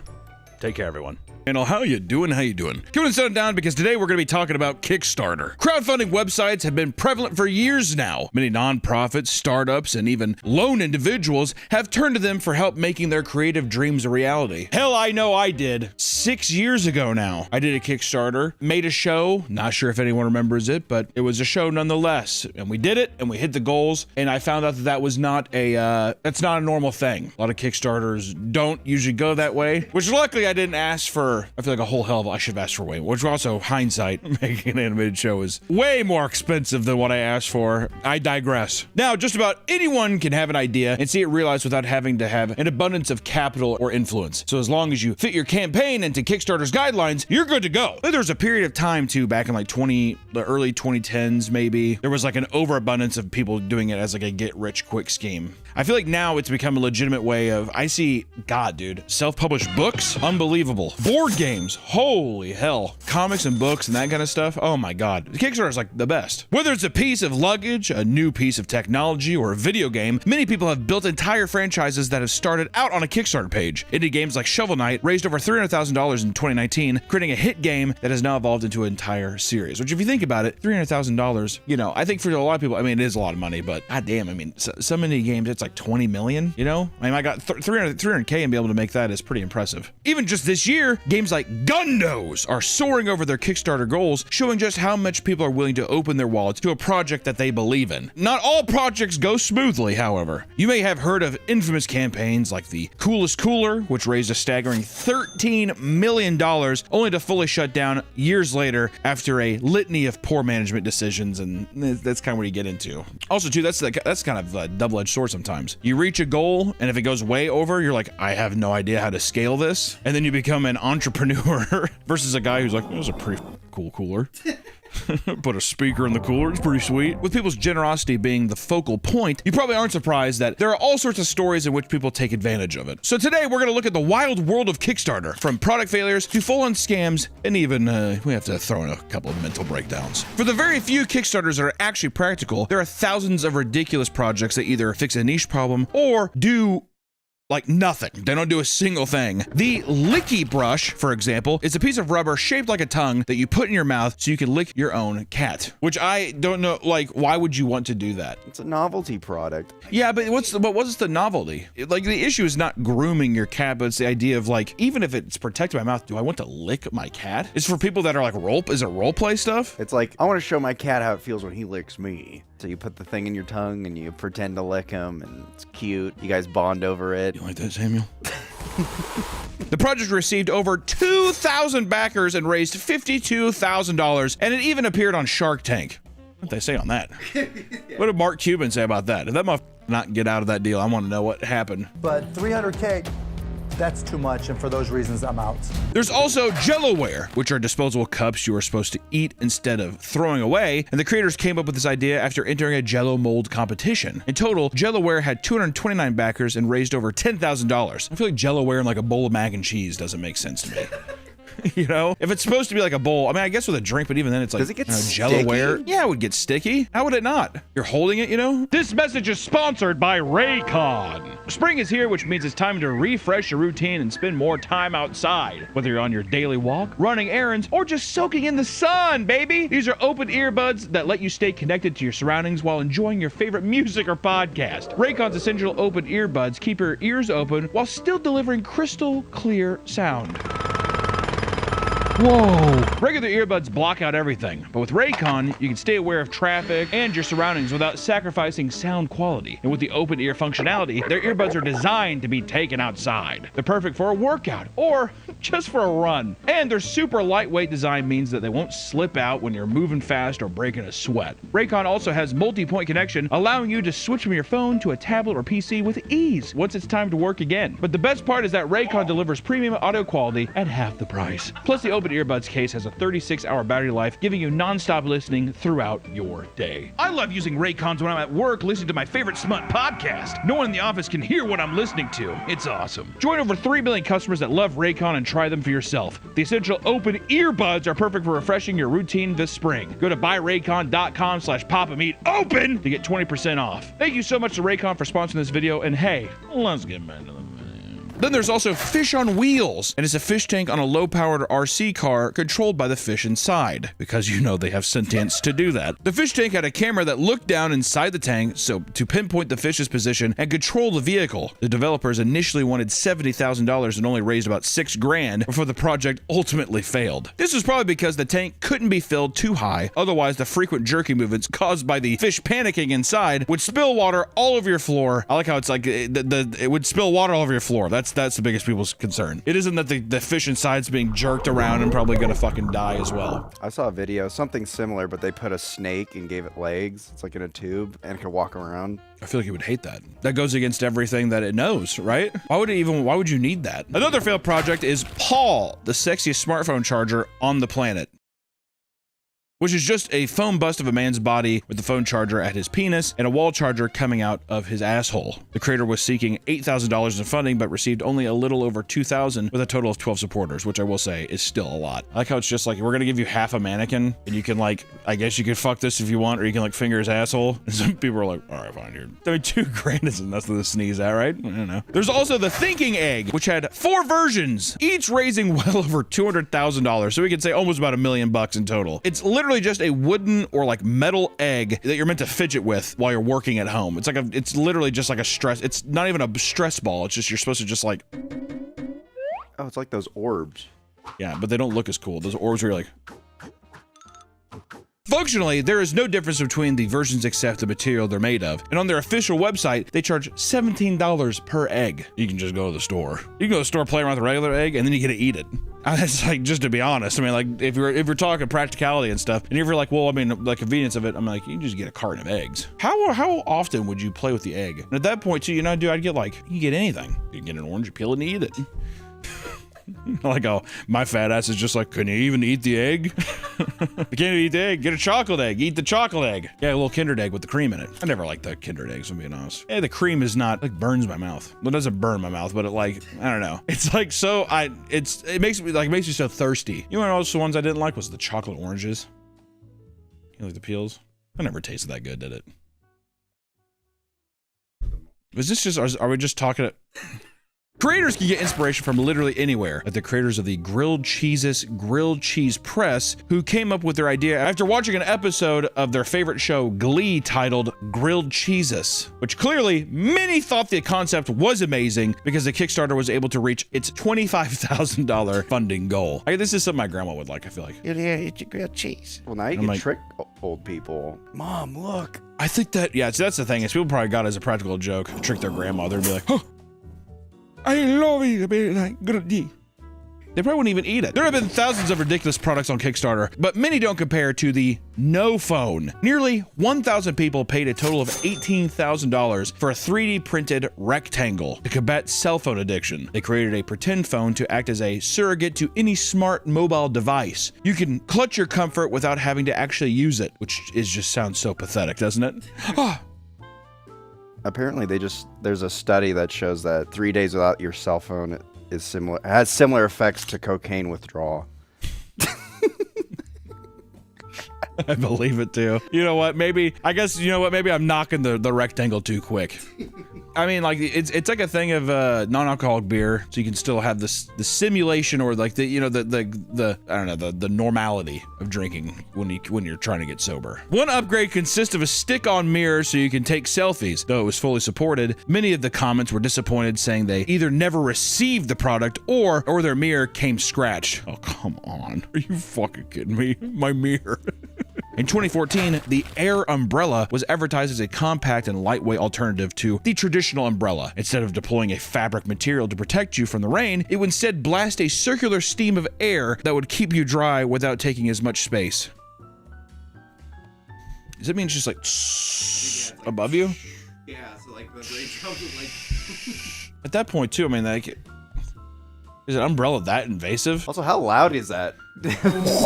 I mean, to make it an actual dome, it would have to be insane. It would be insanely loud, right? The design wasn't without flaws, however. No. Not only would the battery life only be between 15 to 30 minutes, but one could assume that the water being pushed away from you would just be fired onto everything in the person's vicinity, aka the people all around you, or I mean, everything's getting wet beside you. And as it turns out, these initial problems were far too difficult to rectify, and fears of it doing harm to customers led to them being unable to release the product. They would issue an apology and attempt to refund their supporters, but delays in doing so would cause a tidal wave of furious backers, labeling them as scammers. And we'll try to get there.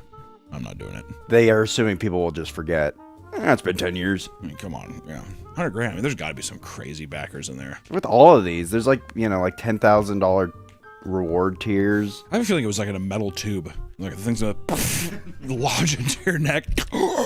Some Kickstarters can feel downright pointless. For example, a Kickstarter campaign titled We Demand Peace in the World Now details the development of a smartphone app that will bring everyone together. Basically, people would download the free app to show that they demand peace in the world. And according to them, the app would feature their song We Demand Peace in the World Now and a video of Peace Flash Mob, which honestly I think could do nothing but spread more hate, more vitriol. If I saw that video, I'd be like, I think the world's in a pretty fucking good place. If this is what peace in the world, I don't want that. If that's what peace in the world is, no thank you. Their goal is to have people around the world memorize this dance as well as the lyrics to the song so they can start organizing their own flash mobs to spread the idea of peace. Their ultimate goal was to convince people to all do this song and dance one Saturday a month for at least a year in cities all across the world. This way, they could tell their government that they will not tolerate any of the wars, and the fighting and killing must stop now! Despite their best efforts, only 18 people backed the project. Out of the $30,000 they wanted for this app, only about $2,300 was raised. Which also begs the question as well, Nick. Instead of it being an app, couldn't this just be a YouTube video that you hope goes viral? We can't make money on it that way. Exactly. How am I going to make the ad money from the app? Make the ad money on the app, and then also, yeah, is it really a movement if people don't have it downloaded on their phone? That kind of stuff. I mean, think about how bad flash mobs already were. I mean, who wanted that? Whoever saw a video and they're like, okay. People don't realize this, but we're about ready to transform this busy square into a dance party. Well, it's because of High School Musical, I bet. Like, what? They saw High School Musical was so popular, so it's just like, let's just bust out in song and dance in the middle of... When you're in high school, did you guys film a flash mob for your senior? We didn't do a flash mob, but it was one of those fucking videos that was like, it's like a person starting in a room and it's like a camera following them and they're like, you're singing a song to it. And they go to every room and people are like singing the song and like dancing and stuff. It's so fucking cringe. But everyone did it. I don't know what the fuck it was. I guess that's kind of a flash mob. Oh yeah, I thought that's what a flash mob was, but. Flash mob is like, you're having a cup of coffee in like at a town square. And all of a sudden, all the business people walk around, stop, and they just start dancing. Like, that's a flash mob. It's a mob of people doing that. To me, a flash mob is like, you kind of spring it on random people that don't know what the fuck's going on. All I know is in my school, they did that Bon Jovi song that... I think we did Dog Days Are Over. by Florence and the Machine. How does that one go? The dog days. Something like that. Of course. That's the dog days, dog. In 2013, Doug Evans created an exciting product called Juicero that drew in a total of $120 million investments for Juicero. All right. Their main product, the Juicero Press, was essentially a fancy juicing machine. The catch is that the machine was only designed to work with Juicero's own branded product packs, which were fairly expensive for what they contained. Customers would pay for a subscription fee of $35 a week to regularly obtain these produce packs. $35 a week? The machine itself was overly complicated, requiring a Wi-Fi connection at all times to operate it, and each packet contained a QR code which needed to be scanned by the machine and confirm that it was both an official Juicero brand packet that wasn't expired. Which also, what kind of fucking Apple bullshit is that? You have to have Juicero packs. You can't throw a goddamn orange in the thing and it'll work. Also, is this like a juicer for spacemen? A pack of goods? Their whole thing was like, it's freshly squeezed, but it's in a bag. And all the machine does is just squeeze the bag. So it's already a bag of juice. Yeah, so you can literally just take the bag. Can you just, yeah, I was like, can you just go, Juicero, go! Just good shit. My orange juice! At launch, the product cost a whopping $700. While the product was doing all right during its initial launch, they were still losing money due to the high cost of producing it. What is this machine made out of, dude? It's made of gold. All the wiring is gold. Things took a turn for the worst, however. No. When Bloomberg exposed them by revealing that the juicer itself was not necessary to consume the drink. Who thought that you needed I mean, it's a bag of juice. Cut a hole in it and put a straw in the bag. You got juice on the go. The company shut down entirely by September of 2017 and was mocked every step of the way. That has to be the worst product I've heard so far. There's got to be worse, but I'm just saying. In terms of like non-harmful, stupid waste of technology, that's got to be it. Some Kickstarter creators simply aren't equipped to handle the pushback that a poorly run campaign brings from their backers, like the creator of Pictures for Sad Children. John Campbell produced a webcomic of the same name in 2007, which focused on dark and absurdist humor that people really seem to connect with. The success prompted a Kickstarter campaign in 2012 that would raise money to produce physical copies of the comic. The $8,000 goal was exceeded, hitting over $50,000. Instead of this ending as yet another Kickstarter success story from a young artist, future updates to the campaign took a strange turn. John would post a lengthy post about their withering emotional state, treating the update tab on the campaign as more of a venting space. It turns out that the pressure was too much, and John would express their anger by posting a video update titled, "It's Over." In it, the text reads 127 emails about this book. The video then shows 127 books being burned in a bonfire over ominous music. John reveals that the last 25% of the books will not be shipped and refunds will not be processed before threatening to burn one book for every future message received about it. Along with the video came a novel-sized post that went from long personal stories to criticisms of capitalism. One quote reads, "If you would like a refund, please contact a fan of my work directly for your money. This is where the money would come from anyway. I am cutting out the middleman." For the most part, John erased all social media as well as the original webcomic archives. People still speculate about what had happened in the first place, with many assuming it was related to intense drug use or simply untreated mental health problems. Which, here's the thing. If this was like, which I don't know if this is the case, if this was a Tumblr artist, does it not make sense that your update page would read the same? Granted, I think if you have something where somebody's paid for it, you gotta fulfill the obligation. Even if you are super late, I think that as long as you're like, I'm getting to it, this was way more than I expected, I'm having a hard time with it. I think if you're transparent and honest, people will be mad, but I think it's like, I'm trying my best to do it, and you're trying to be honest with it. Going on a hate campaign and burning books because you're like, I don't know, upset with other people, no bueno. There's a lot of times I've seen, like I have a bunch of comic book buddies, like my buddy Jim Mahfood. He just did an amazing, like Batman parody that was just all like, it's like a savage Batman book. Put it up here, it was really good. He had a successful campaign and stuff, but he asked other Kickstarter people being like, what's the best way to go about this? You know, other comic book people. I mean, like I would just reach out to other people that have done that campaign. Also, you're human, dude. Mistakes happen. Once again, shout out Jim Mahfood and also Jake. Put up both of them. Two awesome comic book artists and also my buddy Baltimore. I have too many comic book friends. But I've known these people for a while and I love all of them. Baltimore, there's his art, it's very good. His comics are very good. Jake, he does a lot of my storyboard art, but also he's an amazing comic artist. And Jim, there you go. Watch out for their Kickstarters. Maybe they have one. I feel like a lot of the Kickstarters, it doesn't matter. Who gives a shit? Outdoors for Everyone project was a failed Kickstarter created by David Mills. His goal was to allow old, disabled, or underprivileged people to enjoy beautiful nature settings they could never visit. Not by taking them there, but by creating gigantic, high-quality prints they could look at, which it sounds pretty silly, but I can see that being like a noble cause. You'll never go there. Don't, I mean, you look at that, it's pretty, right? You'll never be there, but this is kind of like it.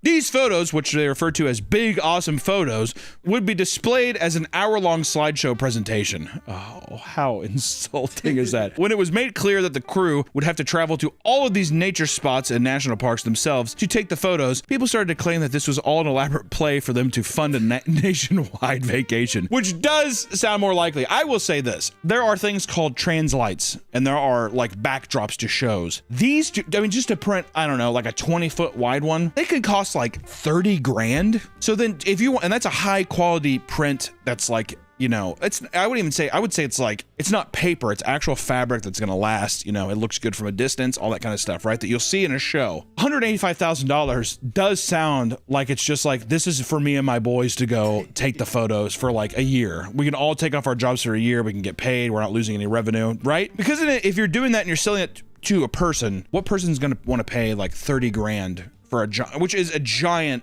photo? If you're trying to emulate it being like, oh, I'm looking out into a thing, yeah.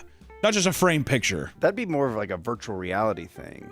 Yeah. It's just like, get a VR headset. Which even then, it's like, yeah, just put on a fucking Apple headset or whatever and just be like, holy shit. The project would only receive $1,453, and Kickstarter soon suspended the projects so backers would not be charged. People saw through that so clearly. I do like the angle though of people, you know 100% him and his boys were like, well, people are gonna know that we're just like going around. It's like a vacation. Not if we tell them it's for disabled people. Not if we tell them it's for old and sick people. Among the many project genres Kickstarter offers, games are probably among the most, if not the most popular on the entire platform. In 2017, a new MMO project called Ash of Creation was launched, and over the last decade, it has raised over $3 million while in development. However, at the beginning of the year, the creative director and co-founder Stephen Sheriff stepped down from his position due to the ethical conflicts with the board of directors. This led most of the staff to leave, and the entire project was scrapped, including the Steam page, which had already been selling an early access version. Since thousands of people had already purchased early access to the game, Steam had begun issuing refunds to anyone who bought it. For those who were still in the company, the board laid off the remaining staff and closed the studio. Many former employees later said they never received the final paycheck and sued for unpaid wages. This was like a big one.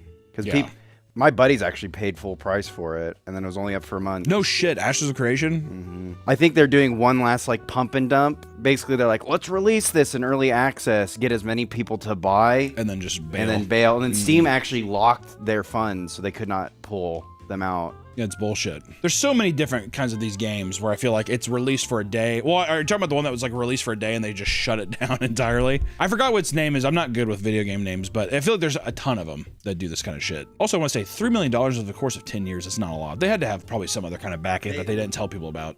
They had private investors come in. So that's probably why they also dumped it, because those private investors probably came in there like, we're gonna fucking kill you unless you give us money. Mythic, the Story of Gods, was announced in early April of 2012 as a mythology-based RPG. The company behind the game boasted that it had ex-Blizzard employees and even Disney and Pixar employees working on animations. It didn't take long for the game to gain traction and raise close to $5,000 toward its $80,000 goal. However, some people felt something was off. Yeah. A video game, first off, $5,000 is, I mean, is that gaining traction? I guess. But then also $80,000 to make an MMORPG? Definitely Word? Scam. That is, or a No. It's like a little kid, but he made the Kickstarter. After doing a little digging, people found that the entire campaign was a mix of other games, projects, and businesses. For starters, the art of the game was stolen from other games, and the pictures of the company's office were real photos taken from random design companies. Furthermore, all of the reward tiers on the Kickstarter page were just copied from other projects. It didn't take long for news outlets to pick up the story and spread the word about the scam. Not even a month after it was announced, the Kickstarter was canceled, and the scammers disappeared. Thankfully, no backers ever lost any money since the project didn't reach its goal, so that's good. Molly Frederick had begun to create a high sci-fi board game called Catalica. Catalica. I like that. Catalika, which focused on, quote, the experience of living as a member of the stellar consciousness of the galaxy. Like some Evangelion ending, like end of series shit. According to her, it's a cross between Risk and Magic the Gathering. Oh, now you're speaking my language. A decent sized audience of interested people easily hit the goal of $7,500, which allowed Molly to regularly post updates and stay ahead of schedule. When the product was ready to be shipped out, delays started to frustrate people who would go on to critique her in the comments of the campaign. Things all changed one day when Molly started posting weird updates to explain why things were being delayed. Apparently, it no longer had to do with just printing issues, because she was now being harassed by celestial mass claiming... What? She was now being harassed by a celestial mass claiming to be the sun. I mean, do you just see that Kickstarter post and you're like, awesome? Like when it comes to this, of like, I've actually been, I mean, it's heartbreaking. I'm paraphrasing this because what I want to say is I would see that and be like, no way, mental breakdown, sick. Even though I know it's wrong, but I'm just saying, if you saw that update, you're like, oh, cool, update. Not only was she being harassed by the sun all day, it was urging her not to release the board game for fear that it would reveal too many cosmic secrets. She also claimed that the US Navy was watching her because her board game referenced experimental plasma technology. A little bit of gang stalking in there too. I love that. I love that cosmic horror with just a dash of gang stalking. Many of the people in the comments were being supportive. What? I'm sorry the sun is watching you and the Navy is also on your back. Keep your secret, sister. One man in particular, however, pretended to be the sun and started urging her to buy 30 gallons of gasoline and light a nearby school on fire. Jesus Christ! God damn! Are you kidding me? See, now that's a problem. When you know you're openly talking to a mentally unwell person, yeah, get 30 gallons of gasoline and fucking set a school on fire. Yeah, I tapped 2 islands, I'm gonna play Counterspell. Updates would continue all the way up until 2023, and in the end, only a small number of people would actually ever receive the game, making it some sort of collector's item. Everyone else was left behind, despite putting in money and followed the project for years, which I gotta say, it has to be some kind of like religious tome now. I was gonna say, she actually released something.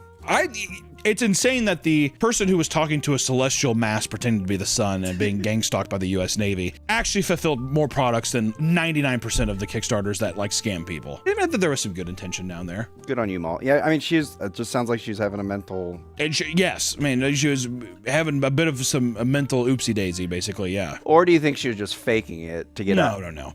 I think that if you... No. I think that she was probably going through some shit. With the intention still of being like, I want to release this thing, but like physically and mentally I cannot. Most Kickstarter projects rely on advertising and backer interest to succeed, but some people skip making a product entirely and just use a platform to beg for money. Many attribute the rise of beggars on Kickstarter to a 2014 project in which a man simply asked for $10 to make a potato salad. The Kickstarter would go viral and receive over $55,000 in donations and spawn countless other projects similar to it that were just asking for money. Seeing the success from all the potato salad clones, lots of young children and teens started getting on Kickstarter and asking for anywhere from $800 to $2,000 for a gaming setup. And most of the time, the reason they needed such expensive rigs is they wanted to start a gaming YouTube channel or to start streaming, which if I saw that, I'd do. Nope.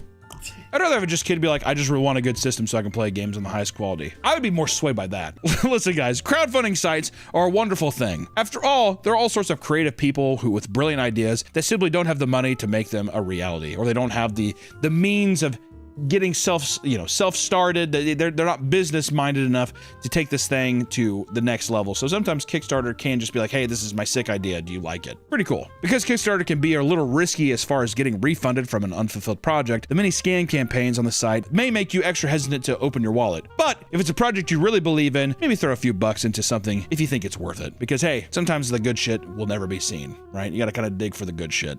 Thank you guys so much for watching today's video. We will see you in the next one. Bye-bye. Welcome back to the Papa Meat channel. How you doing? Come on and sit down because today we're talking about disasters. Gotta put it in the shoe. How long does a man have to wait to kind of joke about disasters? It's not even a rhetorical question. I'm literally asking. 6 months? A year? 10 years? What about 2,000 years? Surely that gives us enough time to give a little chuckle. I would assume. right? Things can be horrible, awful, bad thing can happen. But if 2,000 years has passed, I mean, we can have a little chuckle, or we can at least talk about it in a lighthearted way, which is what I wanted to do today about the death statues of Pompeii, which I want to say that the Pompeii death statues, not even death statues, they're just burnt up people. I'm gonna get that right out of the way, all right? These aren't art pieces. These were human beings. Let's say you've never heard of it. Let me give you a nice little fill-in on what the Pompeii disaster was. Pompeii was a middle-class Roman city in southern Italy, founded 600 BC, and its population consisted of around 20,000 people. It was a thriving city, filled with restaurants, bars, bakeries, and even brothels. The city sat next to a large volcano called Mount Vesuvius. Such a good name. If I was going to die by any volcano, give me that one. Which had been dormant for centuries. But that all changed on October 24th, 79 AD. Did you know that there's contention on when it exploded? There's a million dates. They say it's August, and like it's September. It was a long time ago. Ask Neil deGrasse Tyson. I can tell you what, black holes went out. Around 1 p.m., Mount Vesuvius erupted violently, and for 18 hours, the volcano covered the city in ash and rained volcanic stones to the point of initiating mass evacuations. And approximately 2,000 residents stayed behind to weather the storm, hiding wherever they could. Rocks, ash, and toxic gases rushed down towards the city at around 180 miles per hour, destroying buildings and suffocating people. Death was that's the Grim Reaper, okay? Over time, the entire city was completely flooded with volcanic debris. Some were able to escape at the last second, but the rest faced brutal deaths. One of the only survivors, Pliny the Younger, recounted how the city was buried under 17 feet of ash and volcanic rock. He recounted how people covered their heads with pillows as the only defense against the showering stones. Don't think that's gonna work. Over the years, the remains of victims have been found and excavated in a sort of plaster cast state, displaying their final moments before death. The total number of casualties is not known, but 1,044 casts have been discovered. And just a little food for thought, the last eruption of Mount Vesuvius was 1944 and is expected to erupt again in the near future. So, you know, maybe we'll get more plaster sculptures of people. All right, so albeit disrespectful, I think is going to be a lot of fun because today we are doing the Pompeii feels wrong to say. We are doing the Pompeii Death Pose Statue Tournament. We're gonna see which is the best. What does that mean exactly? I don't know. Without further ado, let's start going. Like I said, there's 1,000 of them, but I think we're just going with 16 because a lot of them, it's gonna sound disrespectful, a lot of them are kind of doing the same thing, all right? So we have to kind of, they're either like, oh, or they're laying down, justifiably so, okay? But we gotta have some separation to make this thing work. So, you know, there's a lot of them, but we're only talking about a couple of them. 16 of the best, cream of the crop, ways to pose when you die. Let's get into it. So first off, I'm gonna look at, it's crawling in my skin or the first selfie. First off, I want to say the first selfie, is that their actual teeth? I don't know. If that's their actual teeth, that is phenomenal. Yeah. I mean, who's going to sit there and be like, put in some fake ones with some dentures? I was reading some Reddit posts and people were like, those aren't real. And someone's like, they had really great teeth back then. Okay, I just want to say the first selfie, the teeth are really selling me. But at the same time, crawling in my skin, that's a Linkin Park reference. I want to say looks more like Creed's Human Clay album cover. Also, it's kind of fucked up. The first selfie one kind of looks like they're smiling, doesn't it? Like, what kind of sadistic is like drowning in gas and in volcanic stone and they're just like this? The crawling in my skin one, that motherfucker's going through it. You can tell he's trying to crawl. There ain't no crawling away from anything. But this is where you're going to see a lot of these forks in the road. Which one's better? First selfie was just like, I don't even give a f. You're kind of smiling at the end. Barely hurts! The other one seems like a guy who's just like, I will not die here. But he did. Which I guess if that's the case, I feel like I'd want to go out being like, I don't give a f. Like Monkey D. Luffy, smiling when you die. What are you talking about? Oh, in One Piece, if you have the will of D, you smile before you die. What does that mean, Nick? That's just what it is. Because of that, I'm going to choose the crawling in my skin one. No, I'll do first selfie. First selfie, I'll give it to first selfie. Next one up is, ooh, the nice wave and just a baby. It's just a baby. First off, we're saying wave, but how do we know that he didn't, like, in his final moments, he wasn't just like, oh. He was flooded with the future, and that's him actually driving a car, and he's waving to his neighbor. Technology, or the technology, because they're in Italy. It looks like he's driving like a little go-kart. It's a Mario Kart. We a popular Japanese people are going to make Italians very popular. He's like a Mario banana. And then just catches him there. I'm not gonna lie, the baby one, That is haunting. Why does it kind of look like he was like straight up like diving, or somebody held him like a spear and they're like, "Whoa, fly, baby, fly!" You know what it reminds me of? The dancing baby gif. If you like tilted him. He's jumping. It's making me sad versus the wave one. I'll tell you what, when I zoomed in on it, I don't mind the wave. I like that he looks like he's driving a Mario Kart, but at the same time, him not having fingers just really shows how painful it is. Also, like the blaster sealing his nose and lips where he's just like... is kind of horrifying as well. But I feel like I would like to have just a jolly wave forever. See, when I die, what I want to happen, I don't want to be buried because I'm claustrophobic. I want to be in a mausoleum. But I want to be in a glass case so my family can come see me. I'm naked. I want to be airtight sealed so I can try to be preserved as long as I can. But if something happens where I'm able to come back to life somehow, don't know how that works. It only opens from the inside. So people can't just come in, fondle me and do whatever they want with me or like steal my brain or like a leg. Yeah, it's like the only person I can only open it from the inside. But then I get scared that sometimes if I do come back, then I'm sitting there and I'm like, ah, this guy's case. But at least I'm not buried. We have the little pull tab that says pull here. If I can't open up a door handle, I'm already gone. All right. I'm going with wave. Also, I just don't like babies. You know what I hate about when people have babies for the first time? They're always just like, this is him doing that. Your baby. Every baby is ugly. Let me at least agree there. Child and mother. Oh my God. And pray. What's that? Is the kid on her stomach? Also, apparently it's a man. This is a man? How do we know where they weren't playing? He's like bobbing him up and down. Whee! One of those things. They didn't even know what was going on, the commotion. Daddy, why are people yelling? Don't worry about it. Woo! Bouncing him up and down. God, the prey one goes so hard. That's so sick. I don't know what the hell's going on with that father and son one. It looks like the son's like beating him. His dad's like, stop hitting him in the face. And his son's just fucking wailing on him.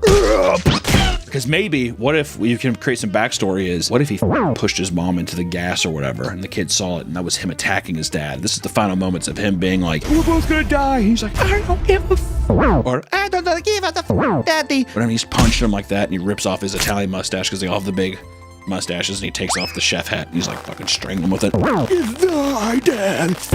Die. Jesus. I mean, it's kind of cool. I will say the guy sitting there praying, though, goes so hard.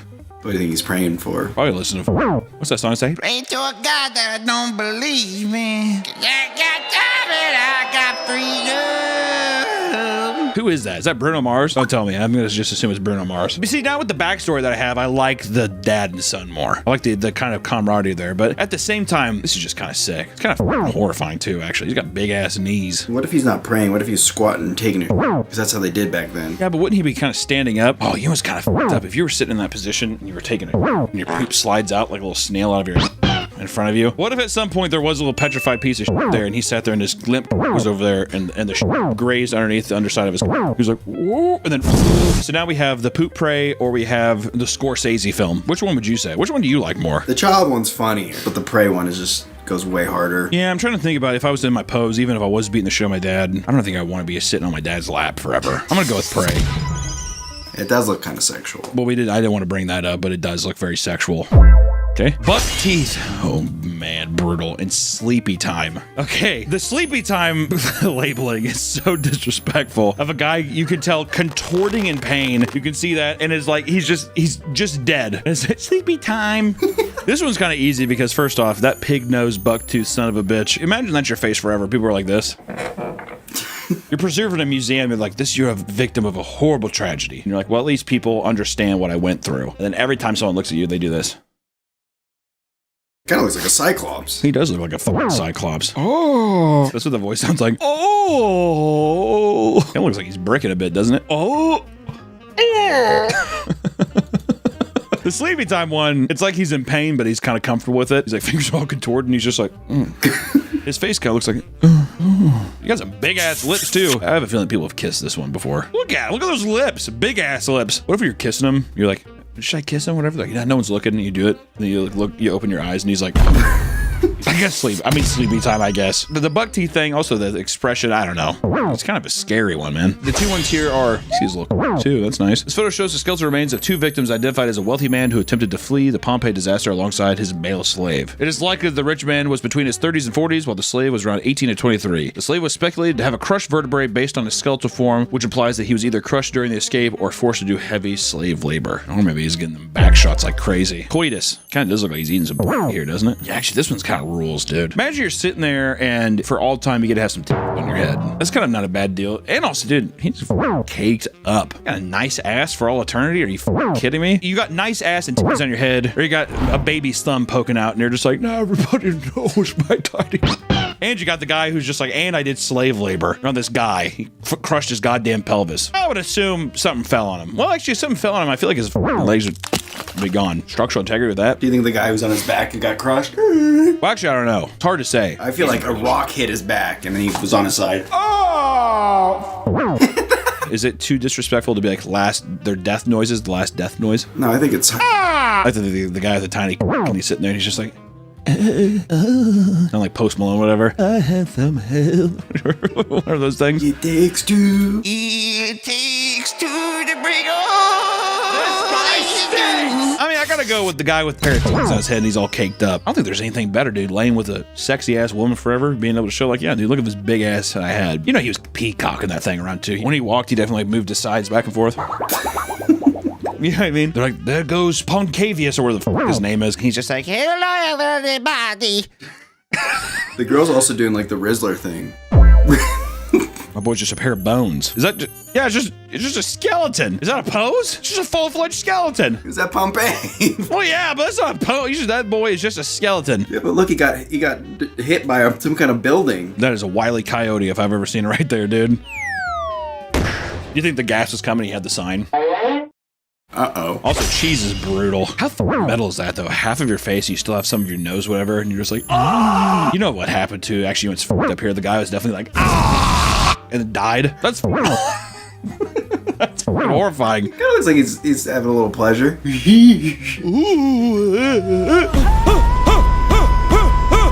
It was 180 miles per hour. That's how fast the lava was. This frozen time. All right, we'll go with cheese. You convinced me. It's nice cheese. Wait, I want to thank today's sponsor, Gamer Subs. If you're in the mood to get up, get active, and get out, you better start drinking Gamer Subs, baby. I've completely sworn off all energy drinks besides Gamer Subs because Gamer Subs is keto friendly, it's sugar free, and goddamn do the flavors taste good. I have my own personal flavor called raw meat that is, oh, dare I say, the best one out there. But also, how are you gonna drink these things? Well, they have beautiful anime shakers, big old bitties on these shakers that make everyone gawk and look at you. Also, they're selling blood diamonds on the aftermarket, so be sure to look out because they resell for high value. Okay. You can use our promo code PAPAMEAT to get 10% off your order, and you know what? Even sign up for a couple free samples, because guess what? When you sign up, you're definitely coming back because they're that goddamn tasty. Thank you so much, Gamer Subs, for always sponsoring the video. And back to the video. My boy is beaten off. A man got covered in lava while he was beating it to like the entry of a door. Yeah, he got up for the day. He's getting ready to like walk out of his house and he's like, oh, fuck it. Fuck it. Oh. Poncavius? Huh? Oh. I'm guessing it would probably evaporate. What if you bricked, shot it up, and it also froze with it like strands, like an icicle? Yeah, probably instant steam. Oh, yeah. You breathed in his face. Oh! Got that spunky gas. Oh!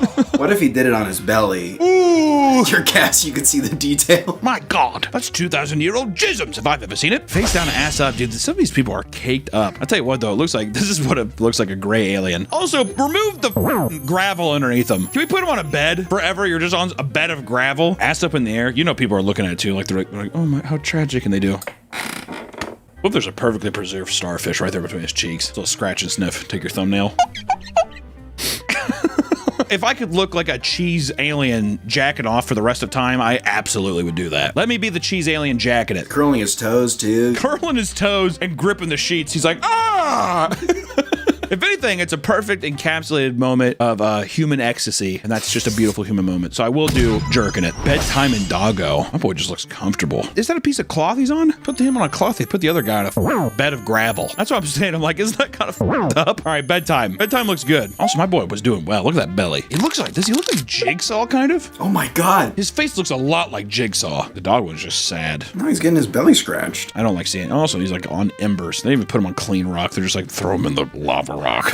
Hey, that's easy. I'd go bedtime. Also, just, I don't know why. It's easy to laugh at humans being dead, but for animals, it's just, it feels disgusting. All right, well, that's the first round done. These are all really good, though. I don't know why, first selfie, this is kind of a minor complaint for me. That one little gap of light shining in my eye forever. It just seems cruel. Doesn't it seem a bit torturous? Also, having one of your arms up. But then if you're doing that complaint, then it's like for my wave, I'm always holding my arms up like this. But then I'm a bit of a show pony. He does have a millennial smirk a bit, doesn't he?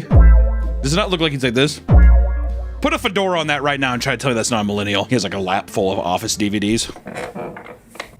Well, my kitty, I guess I'm going to have to spoil you tonight. Now, see, now the Wave guy, he's getting, I'm gonna give it to Wave. Give it to Wave! Prey versus Sleepy Time. God, Prey is just so hard, dude. And also picturing the piece of shit coming out of his there, too. One thing I don't understand with this picture, why is all those pots around him? Is that, do you think that's just that they found in, maybe he's a pot maker? He's making bowls and he's taking it to his workstation because they wouldn't give him the day off. And he's like, fuck you guys, I'm gonna get mine. What do you think his last sound was?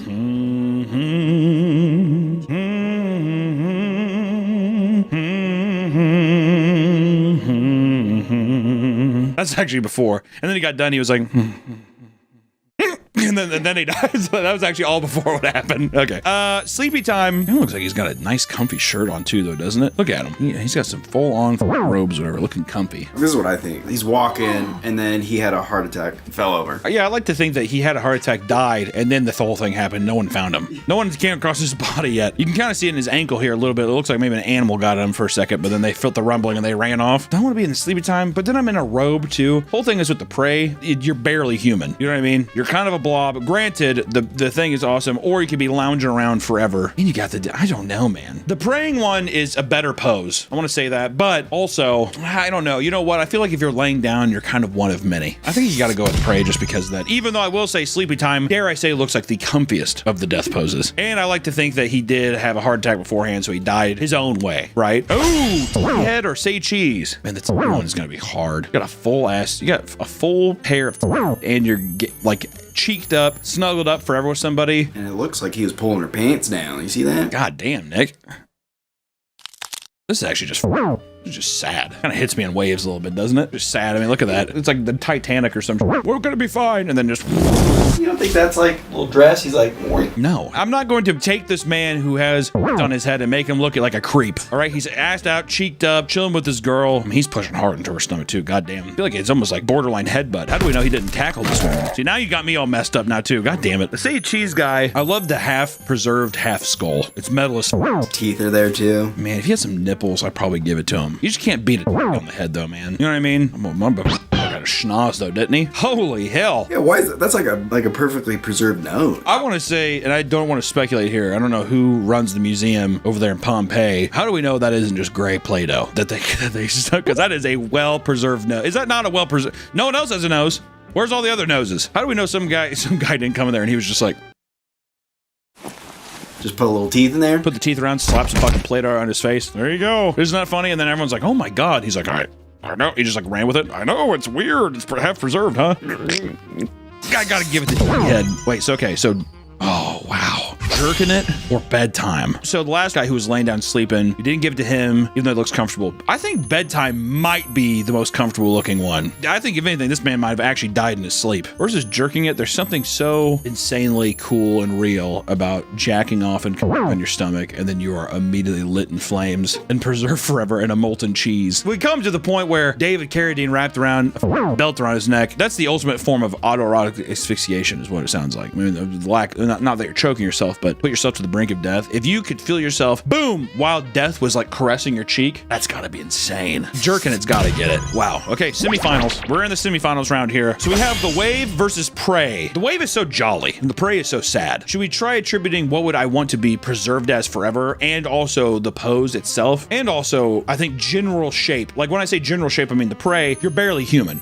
You're a blob man. Versus Wave, you still got eyes on them. He's like I said, you got the millennial smirk. You got the OG millennial there. The original Redditor right there waving at you. Even looks like he's got some goddamn khakis on, doesn't it? You know what? The Wave guy, it kind of looks like he did a cannonball. He jumped into the lava. It does kind of look like he did. He's just like, embrace it! And he just jumped into it. I think he was on some kind of like weird device that he made that people were like, what the fuck is this? He's like, it's a tricycle. I like to imagine it was a flying machine. Yeah, it's a fly, I'm a bird! mud. People were like, what? And he's like, ah! It just gets burned real quick. He kind of embraced the pain. Yeah, he was carrying it through. Well, that's what he was doing. He was taking his way here. He had the millennial smirk going. He's like, and he was getting ready to race. He's like, to do that, but he's like, and he was almost there. The Wave is the OG millennial. Prey goes hard, but there's just not enough features to make this the best, I don't think. That looks like mud. Like someone just put through mud. If the piece of poop was there, it would have gone way farther. Or you could have also speculated it was like a tail. Like maybe this was like the demon that summoned it, right? But you're like, nah, I mean, it was no. What if it was perfectly preserved prolapse?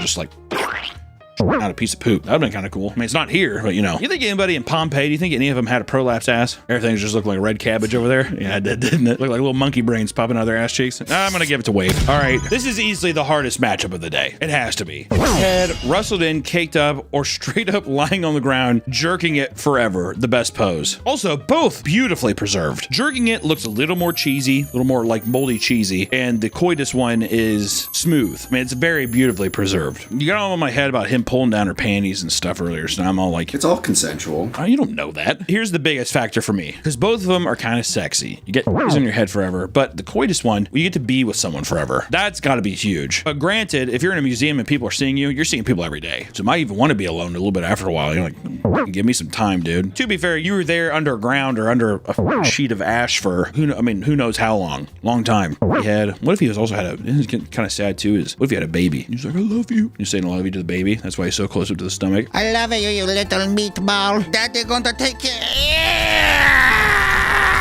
And that's the dad talking to the baby. Don't worry, my little matzo ball. I got it. And she's like, Alfredo! This is a much more sad scene versus the jerking it guy. That motherfucker was living in the moment. Somehow he transported to the future and he was listening to Ricky Martin in his head, I feel like. Living la vida loca. Think about the on the stomach. You're perpetually forever in a jerk-off stance. That's kind of embarrassing. But you're a legend. You are a legend. You are a legend versus if you're with your wife, you got on your head, and you got somebody to cuddle with forever. That's gonna be good. This is actually so hard. Funny points, jerking it wins. Actual story and like preservation, you gotta give it to coitus. I'm giving it to jerking it. I'm giving it to jerking it, and I know that I feel wrong for doing that. I feel like I betrayed the people. I feel like I've betrayed love, but that is, you know, it is what it is. The boys just gotta jerk it. So that means our finals here is the original millennial with the wave, or my boy Fiesto Jerky.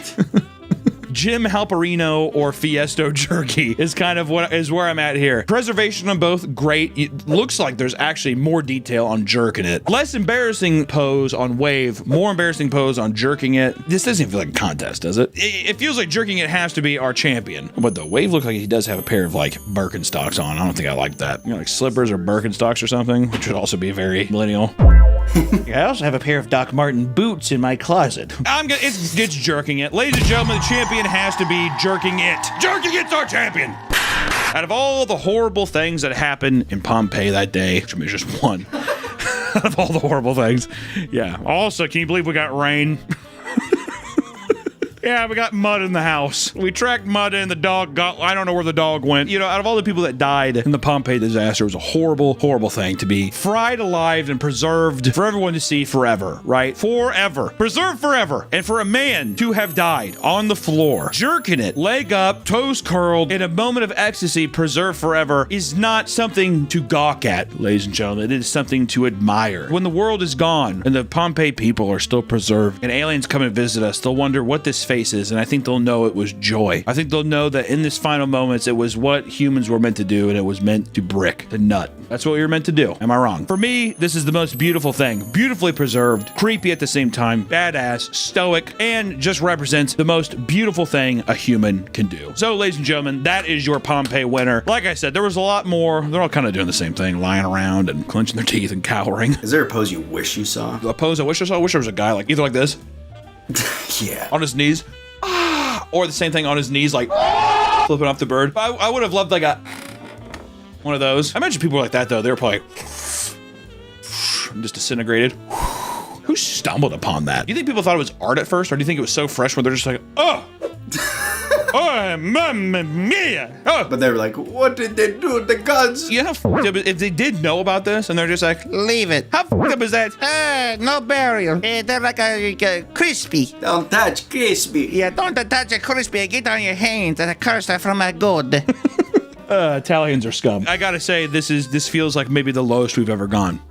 We can get lower. For at least now, this is the lowest I think I want to go, is rating death poses. If you decide to leave and not come back, I don't blame you. But if you do decide to stick around, then I will see you all in the next one. Bye-bye.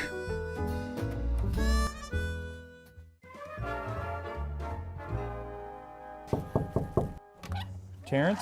Are you awake? No. Sorry, man. Didn't mean to wake you up. It's okay.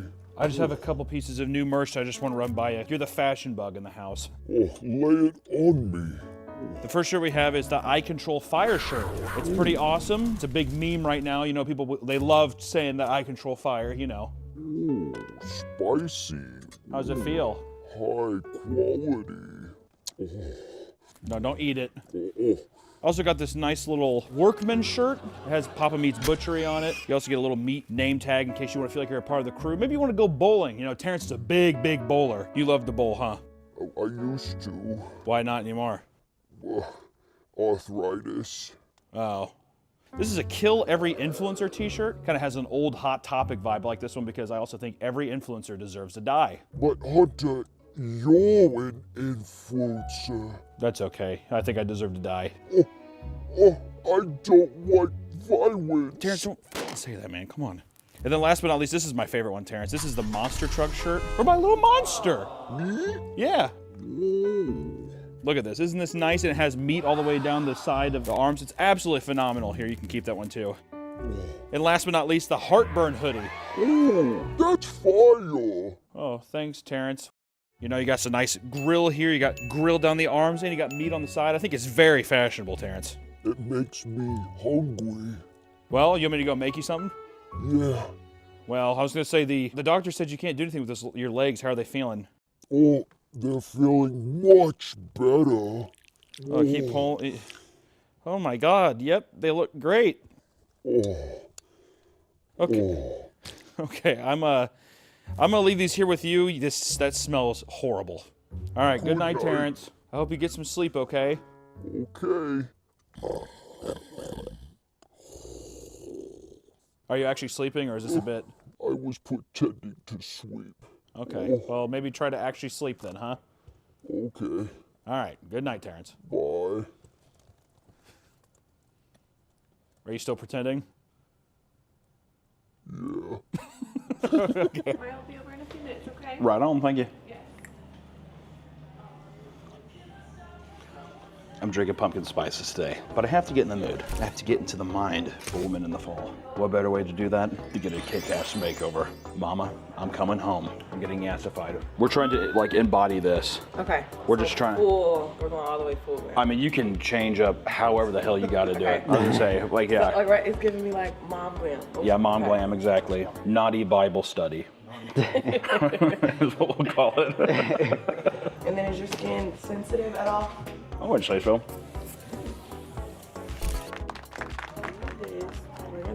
Put it on my lips? Mm-hmm. It's just hydrating. That's all.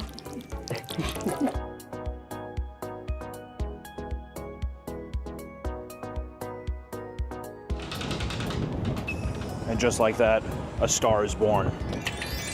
I feel like the transformation's almost complete. Can you imagine me in this with a nice little pair of panties on? It's coming together. It looks good. It looks good. Mama's got herself a nice little get up. Nail time. Oh. Oh. Not bad, I would say.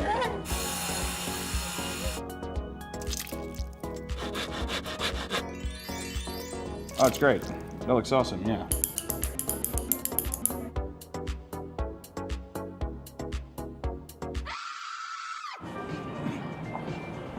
I don't know how the people do this shit, dude.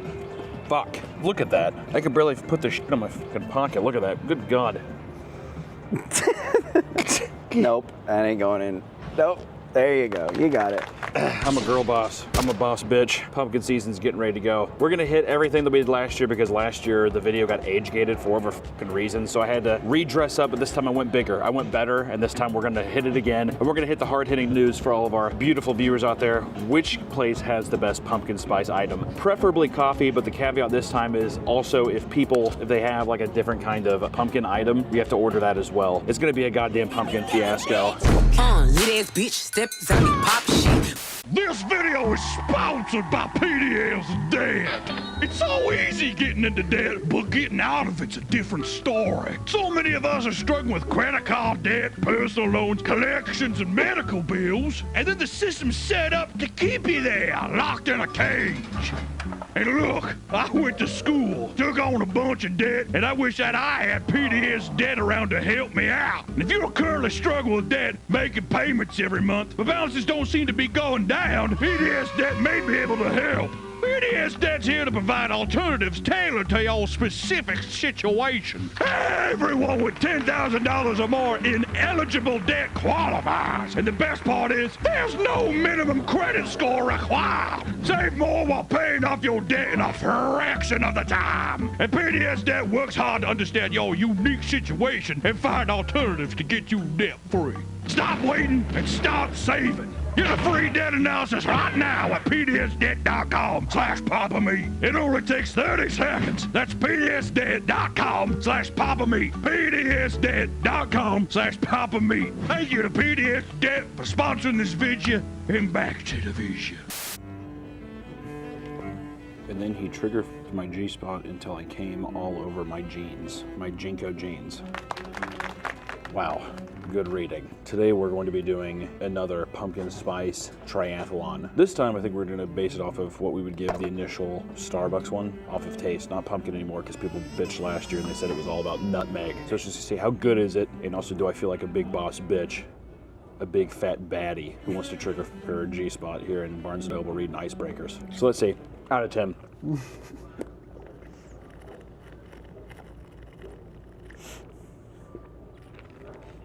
I tried to chug it, but there was no way. That's a very strong drink. I will say, delicious. I don't know, like kind of tastes like eggnog. Oh my god. Do I feel like a boss bitch? How did that look good? It was good. Yeah. With the Starbucks cup? Yeah. I feel like I'm on my way gonna make a big business decision, Succession style. I'm about to gentrify a neighborhood. I'm gonna gentrify a neighborhood. I'm gonna make it clean. I'm gonna raise the rent high. Big prices. Once again, after I trigger my G-spot, after reading icebreakers. I'm gonna read one excerpt real quick. I never wanted to be the man fighting his way through a store on Christmas Eve, but here I am. Okay, well, done with that. I mean, honestly, I'd give this an 8. 8 out of 10. The eggnog gets an 8 out of 10.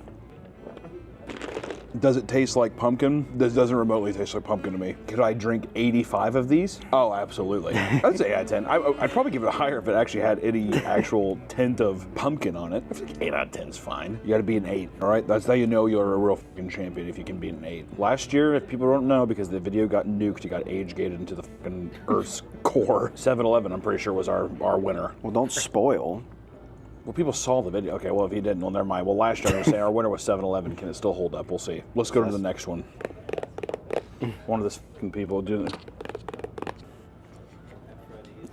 Nick, there you are. Where have you been? Crack the thumbnail.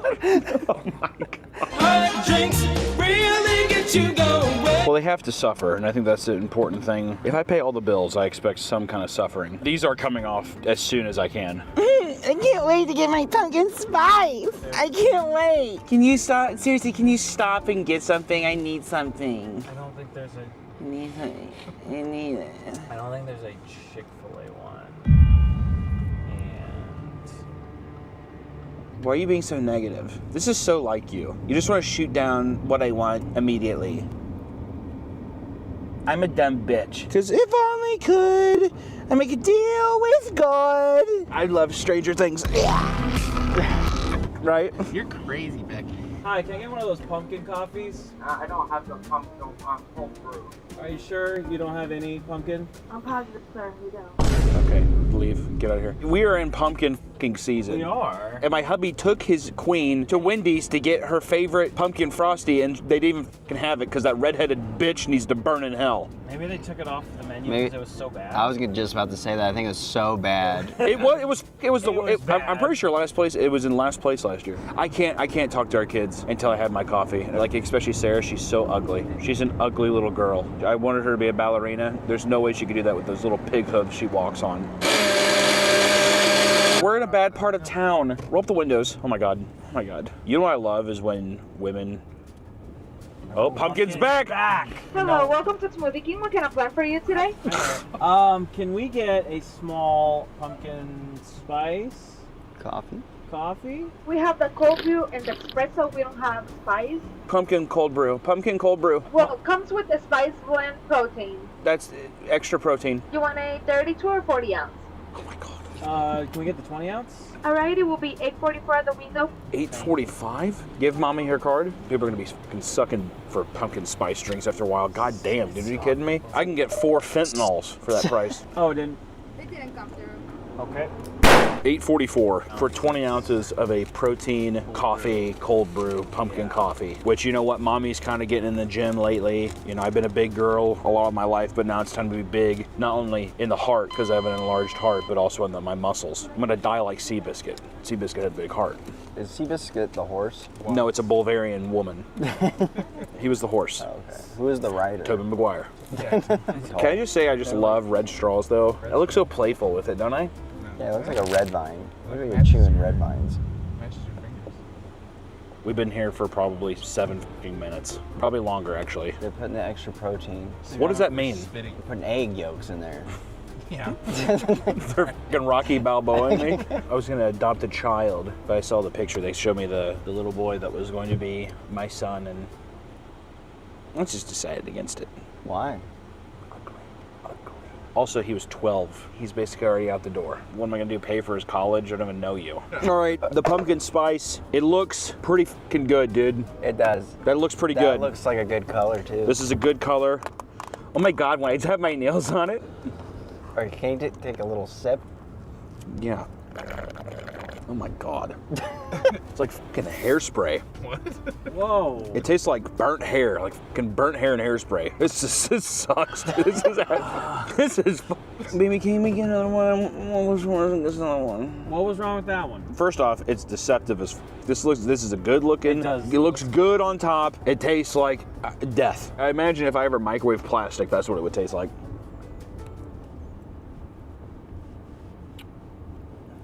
Oh. I'm giving that motherfucker a 2. Numero Duso. You want to try it? That is. It's worse than I remember. Oh, it's definitely worse than last year. The Smoothie King one is a fucking 2. This is dog shit. If somebody gives you one of these, it means they hate you. You know those little memes where it's like, send this to someone you love? This is send this to someone you want to die in a ditch. Okay, Smoothie King, step it the fuck up. That was terrible. Never buy no weed from the gas station, bro. Fuck. Fucking nails, dude. God.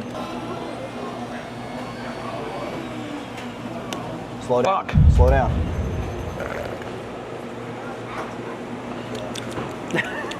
It's like has no taste at all. It's like hot water. It's literally like hot water with like spices. Yeah. You just look like a girl.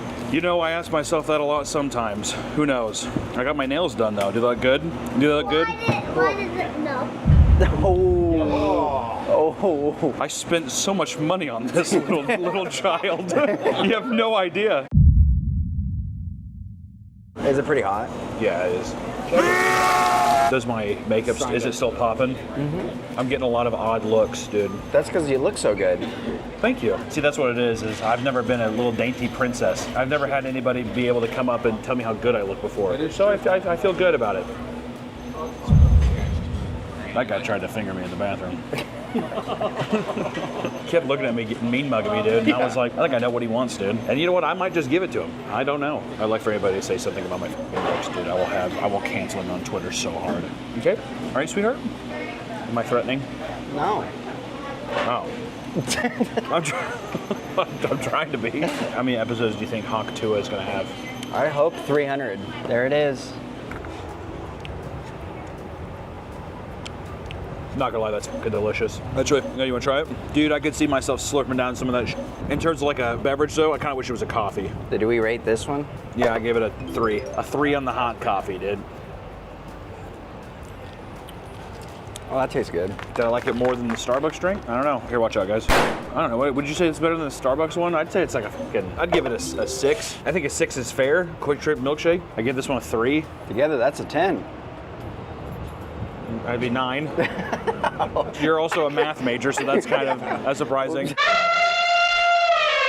These are a fucking nightmare. Did she put mascara on? Or eyeliner? I don't know, asshole. Why don't you look? Can you tell? I spent $700 on this makeover. I didn't spend $700.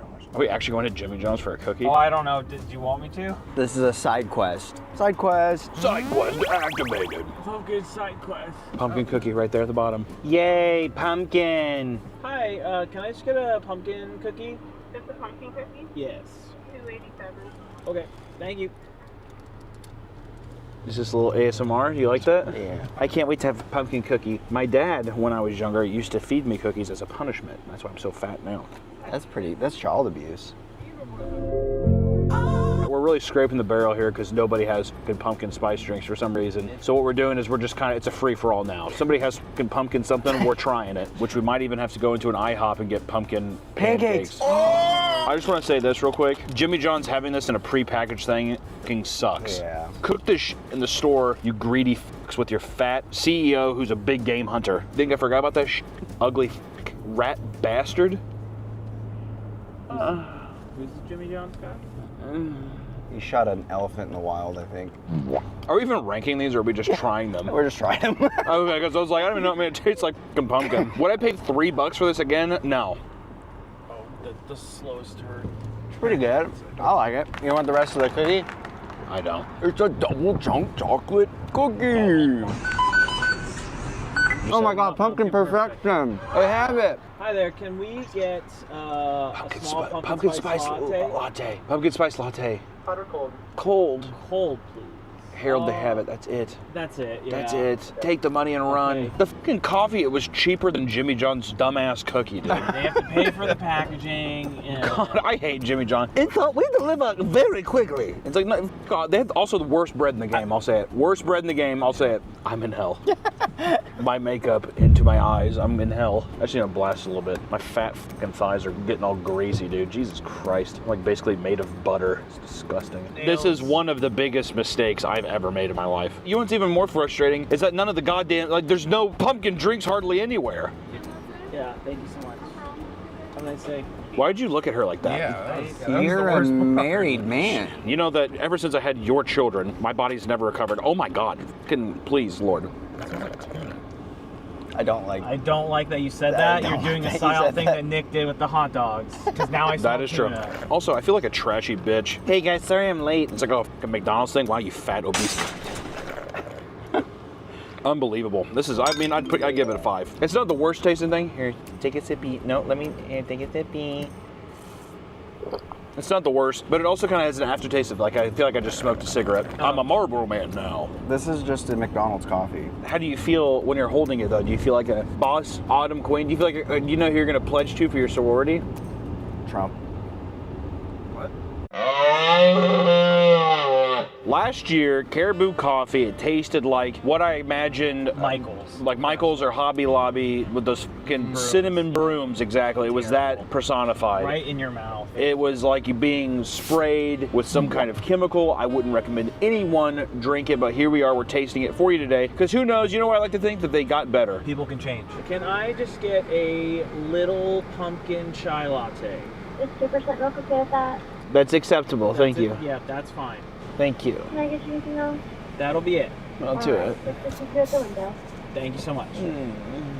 The kids have just taken this week out of me. Also, I want to say, so far at Caribou Coffee, the person working the window actually has some kind of essence of life or soul left in their body. The other places have been, I mean, it's been fucking slim pickings with people's patience and overall energy. What the hell is happening here in front of me? Caribou Coffee presentation looks very similar to last year, I'll be honest. You gotta mix it, yeah. Look at the bottom, it's a little... I shouldn't have to mix it. That's what they're paid to do. 2-sip maximum. It's the fuck. It's the goddamn broomsticks again, man. I don't want it. When are they gonna fucking learn?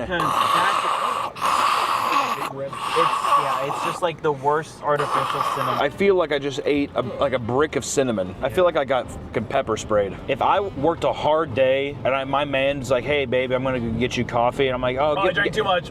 Oh. It's the worst. Caribou coffee has got to be the worst one every fucking time, I swear to God. If I was out and about and I was like, baby, can you bring me home a nice pumpkin coffee? And I saw a Caribou cup walk through the door, bags would be packed, okay? Huge back shots by this guy in the Explorer. Oh, I don't know if you want it or not, but I'm finishing inside of you. I'm splayed out on the bed, and he throws some fucking cash on top of me. Go take the morning after pill. This is a guy piped me down. Just trigger fucking my pussy. I'm like, ah! I'm just fucking queefing and shooting juices. Because I'm a woman in the fall. Do you think a part of the aesthetic, because I looked up some pictures, fall white woman or whatever, a lot of them had a lot of camel toes. Is that just a part of the tight jeans, or why is that? Yeah, I think that's the unknown. You hike the jeans up as high as you can. You hike the jeans up as high as you can, and then all of a sudden, I borderline thought I was watching Lawrence of Arabia, if I'm being honest. That motherfucker straight up looked like it was an Aladdin movie. Most women don't want to show off their camel toe. Is it not a good? I thought people liked showing camel toe. Camel toe is not in, actually. I thought it was like an aesthetic thing, like, because at first people were like, oh, it's a camel toe, but then you see like a big fat fucking plump one, and they call that a moose knuckle. But I thought that was like oh look, the same way girls wear those like leggings, whatever, when it makes their ass look like huge. I was just surprised because I thought it was a part of the aesthetic, because almost every picture there was camel toe in the picture. And I was like, oh, that must be in. Looks like two seal heads right next to each other. Just quick question, do you have any pumpkin spice latte drinks? No, we don't. I'm sorry. Okay. I want to say that every company that doesn't have a pumpkin spice drink right now, if they don't have a pumpkin spice thing on their fucking menu, you're a coward. You're not progressing this country forward. They're all fucking bowing to Xi Ping, or whatever the fuck his name is. If you can speak Dutch to order it in Dutch. Next up, we have Dutch Bros. I still look yassified. Oh God, that was horrifying. I'm not gonna lie, dude. I did not want to do this video. The pumpkin shit, I'm so done with it. I'm so done with fucking pumpkin shit. Especially because it makes your shits like orange, like the dye and stuff they put in it makes your shits orange, and then you just smell pumpkin and like nutmeg in your shits for a long time. But it's not like, oh, it's just nutmeg. No, it's like, no, it's shit and nutmeg. What's wrong with that? How's your guys' day going? Not too bad. How's yours? Pretty good. The weather's nice. It is nice. All right, I just want to say, guess what? Next time, a little too chatty Kathy. I'm telling you, dude, I think camel toe is in. It's in. I don't think so. Ask Allison. She's a woman. We could call her over the speaker and ask her. What you want? We got a very important question. Yeah? Is camel toe in right now?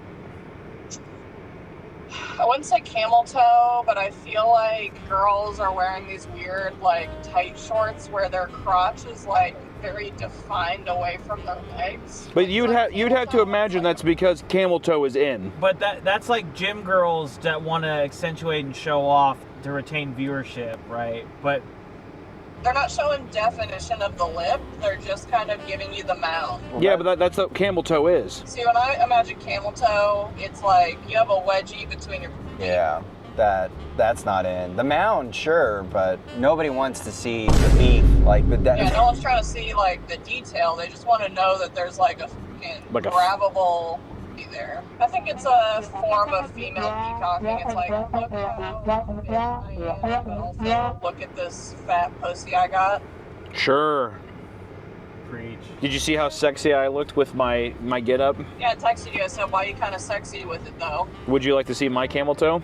I see it every night. Hang up, Barry. Hang up. We can't... All the viewers at home, I just want to say I'm so sorry. That is unbelievable. That is actually pretty disgusting. What is that supposed to mean? Dutch Bros, pumpkin, brulee, whatever. Dude, a big... God God damn, there's like some thick shit on top of it. That's pretty good. It's the first one that actually tastes like coffee. It's a nice, pleasant taste. It's not too nutmeggy. I would feel good about drinking this in the morning, maybe. Too much sugar, though. I would rather just have a regular version without all the fucking syrups and creams and stuff, but it does taste pretty good. And that's like the perfect white girl thing, because Dutch Bros is a very... get the Dutch, pull up in the hat and the sweater with the Dutch Bros. Yeah, but all my friends gonna think that I'm like poor because I'm drinking Dutch Bros instead of Starbucks. It's a 7.5. 7.5. Too much sugar, all that bullshit. 7-Eleven, bitch! What are we doing right now? We're waiting on 7-Eleven because this is the last one. I'm calling it. I've drank so much shitty pumpkin stuff today. Also, it seems like, is the pumpkin meme died? Is it dying? I don't think so. Well, where the fuck is all the pumpkin shit at, man? Got dressed up. You know what? No, you look beautiful. Really? Yeah, I think so. Your lashes really bring attention to your gorgeous eyes.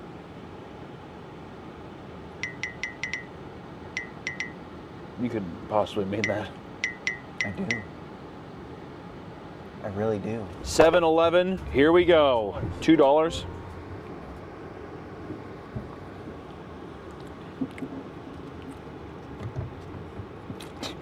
Very disappointed. This is not as good as last year. Very mid. This was our #1 last year, so it's very surprising that it's not good. I feel like this year the pumpkin has just gone downhill drastically. The quality of this year's stuff has gone downhill big time. Big time. And I got all dolled up for nothing. Is this the death of pumpkin? It feels like the death of pumpkin. Cry about it. I would say, fuck you. I would say it's a 6. Like I would say it's a little above average. The jack-o'-lantern. America runs on Dunkin'. Once again, it is a good catchphrase. We ended here last year. It was really terrible, and we're gonna end here this year, and I'm hoping it feels a little better. Secret Lair X Ghostbusters Slimer. That's actually kind of cool, the Memoplasm as Slimer. That's kind of fun. Dude, don't get this on camera. I can't wait to finger my pussy later with these. Can you show me how? I feel like this is a very one-note video of me just like calling myself a whore and stuff like that. I hate women! Oh my God, Gypsy Rose, is that you? Yeah, it's me, Gypsy Rose. What happened with you and Ryan? Yeah, I ate him. You ate him? Yeah. He was huge. Yeah, full. This looks a little better than last year's. Last year's, I They might remember, have stepped up their game. it's like dish soap. Oh, don't tell me that. Also, shout out Action Sports again. The best magic shop in Kansas City, Missouri, dare I say this side of the Mississippi. It's not as bad as last year's. I will say that. Last year's, I was like, it pissed me off. You just said it tastes like soap. You did say dish soap, though. Well, only think about last year. Think about I last don't year. remember what last year there you tastes go. like. It just tastes like their regular coffee, but it had just a little pinch, like a sour pinch to it that was like a soapy taste, dude. Yeah, it does taste so like you didn't finish cleaning out a cup. Oh, God. That's Oh, God.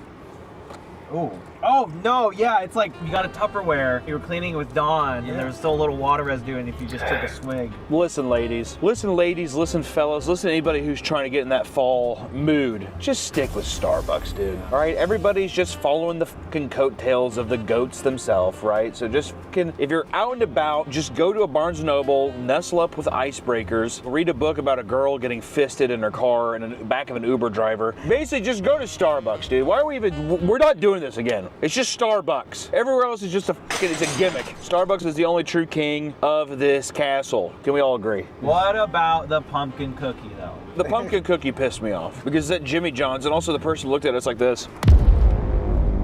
You don't have to fucking cook it. It's like, just hand me the pre-packaged cookie. She's like, we're gonna ride off into this afternoon, into this fall season, knowing that we did the gauntlet again, except this time we changed history. Starbucks is back on top, dude. I see news articles about them closing left and right. I don't give a fuck. I'm going back. Wait, we still have one more place to try out. No, we don't.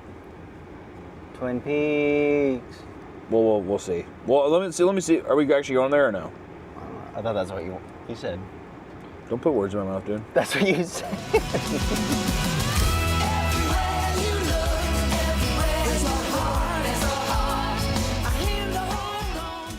Welcome back to the Papa Meat channel. How you doing? How you doing? Coming in and sitting down because today we're going to talk about end of the world predictions. Throughout time, there has always been the prevalent belief that we are living in the end times, right? We are always living in the end times, whether it's natural disasters, nationwide pandemics, or something based on religious scripture. It's always a looming fear that hangs upon many people's heads. People have predicted when the world will meet its end, even as far back as the first millennium. These predictions often resulted in a mass hysteria, with believers going to great lengths to prepare themselves physically and emotionally for their final day. The most recent iteration of this endlessly recurring phenomenon can be found on TikTok, taking shape in a specific community known as Christian Talk.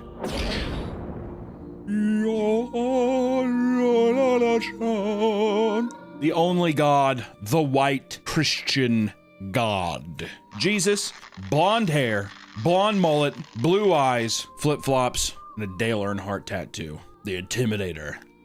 Recently, there has been a ton of Christians on TikTok freaking out about the rapture that was set to take place on September 23rd and 24th. That was rapture talk grew as the movement spread and became more popular. Thousands of people were posting about how they fully believed that the end times were coming. Some were overjoyed, while others were stricken with intense grief. Oh God, we're gonna die. It's a bummer. This all began when South African pastor Joshua Mikela claimed to have a vision of Jesus telling him of his return to earth. According to Josh, he saw Jesus on a throne telling him, "I am coming soon. I am coming soon." Jesus then told him dates of his arrival, which were 2 weeks out from his vision. A clip of an interview with Josh talking about his vision blew up and started the whole craze, but no one could have predicted the mass hysteria that would follow. It was pretty shocking. Right out of the gate, people began to post videos of themselves preparing their houses for the people left behind. If you're seeing this and you're still here, I'm so sorry that you didn't make it. At least you're here getting to do all the sins that you wanted to do and be naughty with your fellow sinners. I don't know. Maybe you can make the best out of it.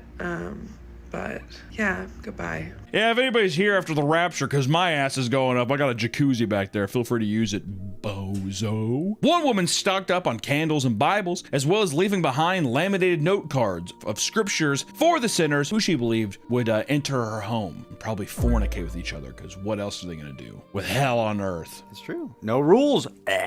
Like Jesus said, I am going to come in 2 weeks, and I'm going to take all of the sinners and leave them. Do you think he meant the other come? Yeah, what if that was the thing? What if Joshua was right and he was like, Hey, by the way, Joshua, I'm going to come in 2 weeks. I cannot wait for that day. Jesus, what?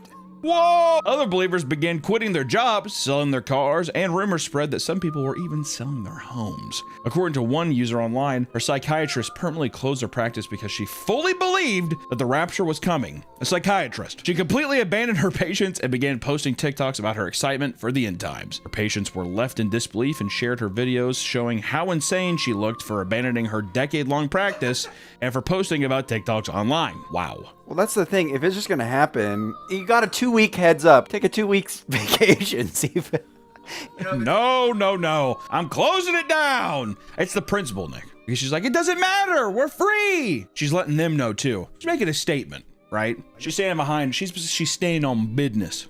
Listen. You should yourself. You should go on the tallest building. You should yourself. Jump off it, no fly. Big splat on ground. Hey, we just want to thank today's sponsor real quick, Starforge Systems. They hooked us up with this very mint, beautiful PC, and hell, I trust them. I mean, look at it. I wish I was from here. If you're looking for a new system, be sure to check out the link in the description if you want some nice, high-quality, big gaming PCs, right? I'm able to play Crysis from 2007 with max settings on this bad boy. Yeah, I bet your computer can't do that, so. Thank you, Starforge, for sponsoring this video, and hey, back to the video. Since they were not expecting to be left on Earth, people began to give away all their money to random strangers. Smart. An Uber driver posted about how they were picking up a couple after church who were crying hysterically. And they get in my car and, they're weeping. And so I'm like, hey, is everything okay? They were like, yeah, the Lord is coming back. Jesus is coming back tomorrow. And I was like, wait, like tomorrow? They were like, yeah, I think it's like between the 23rd and the 24th. I was like, Okay. They said they believed the rapture was coming the next day and wanted to bless their driver with the remaining money since they wouldn't need it. Oh, dude, that is a blessing in disguise. God was just like, you got it, dude. There's your tip, you know what I mean? So before they got out of the car, they handed their driver a huge roll of cash containing various dollar bills and coins from around the world. So it's like a bundle full of cash. Now keep in mind, in this bundle, there's even coins in it because it was like in this like cup thingy or whatever. So there's even like euros, and I see some Canadian money in here. So there's dollars, there's hundreds, there's 20s, there's 5s, like there's all the denominations inside of this. So I have yet to count it up. So I'm gonna count it up and come back. Hold on. After counting it up, it totaled to over $1,900. They also said that they were getting together in their neighborhood to discuss giving away their homes and more of their money. He's like, could you give me your address? Tell me the time for that. I would love to know the exact time and place for that. Hold on, Jesus is giving me another message. You should open up your garage door and let this man live in the basement, free of charge. Okay, Jesus, all right, you're coming home with us. Who knows? Jesus works in mysterious ways. I was gonna say, this sounds, okay, here's the thing. I think Jesus was pulling a prank. I think he... Haha, Joshua, knock knock, it's me, Jesus. I was kidding the whole time. Practical joke on Joshua. But here's the thing, I didn't joke about Joshua. There he's come all over my feet and my legs. Like I said, that would happen 2 weeks ago. Oh, Jesus, you're gone done pulled the prank on me. Not even Africa. It's like Jamaica. All right. Another person received a $300 tip from a woman who was overly generous for the same reason. Their coworker also received a $777 from the same woman, but after the rapture failed to happen, she came back demanding the money be returned to her. That's not very Christ-like, lady. Not every Christian believed in this, as many were trying to tell the others that this is literally stated in the Bible that only God knows when the rapture is coming. Yeah, but Jesus told Joshua, Joshua, it's me, Jesus again. I'm being for real this time. Oh, Jesus, I am not listening to you. Jesus, I cannot listen anymore. The people are mad. I feel like I had like a really good like African thing going at the beginning and then it slipped away. Others pointed out that people have been predicting the rapture since the 1800s and would always try and convince people to worry about the next upcoming final day, right? This one's not to just worry about the next one. However, the 23rd and 24th came and went. Nobody was called up for the pearly gates and everyone went about their day as usual. Some who believed the hoax claimed that they got the date wrong. They said it was actually next year or a few years down the road or maybe a couple more years after that. And some questioned their faith. And the pastor who made the initial prediction went live and apologized for everything. Oh, God. Why did I do that? It was not even Jesus who called to me. It was my mom. Can a brother make a mistake? Well, let's go back in time and take a look at other historic examples like the predictions proposed by William Miller. It looks a little haunting. William, you know, if he said anything to me, I'd be like, okay, William, the world's gonna end tomorrow, face. Thank you, William. William was a clergyman that had become obsessed with the Bible after returning from fighting in the Battle of Plattsburgh in 1814. Just want to show maybe a picture of it. No, show some footage. Yeah, shows footage of the Battle of Plattsburgh in 1814 when cameras were definitely around. Crazy stuff. He found himself particularly fascinated with the concept of Christ's return, aka he had PTSD and he might have been a schizophrenic. After seeing people die, you know what's kind of wild? Jesus coming back, right, guys? Okay, William. He became responsible for creating the Protestant religion movement known as Millerism, aka the followers of the belief that the second coming of Christ would occur sometime between March 21st, 1843 and March 21st, 1844. In that realm, right? His movement became popular, amassing an estimated 100,000 followers that were convinced that the world was nearing its end. They were strong in their beliefs despite being ridiculed and harassed by their peers. Which, dude, for those 3 decades, you must have been living so tall. Keep it counting, boys. Oh, you guys don't know what the fuck you're talking about. Yeah. This is like a common theme with all of these. They get it wrong. They're like, no, wait, it's the other date.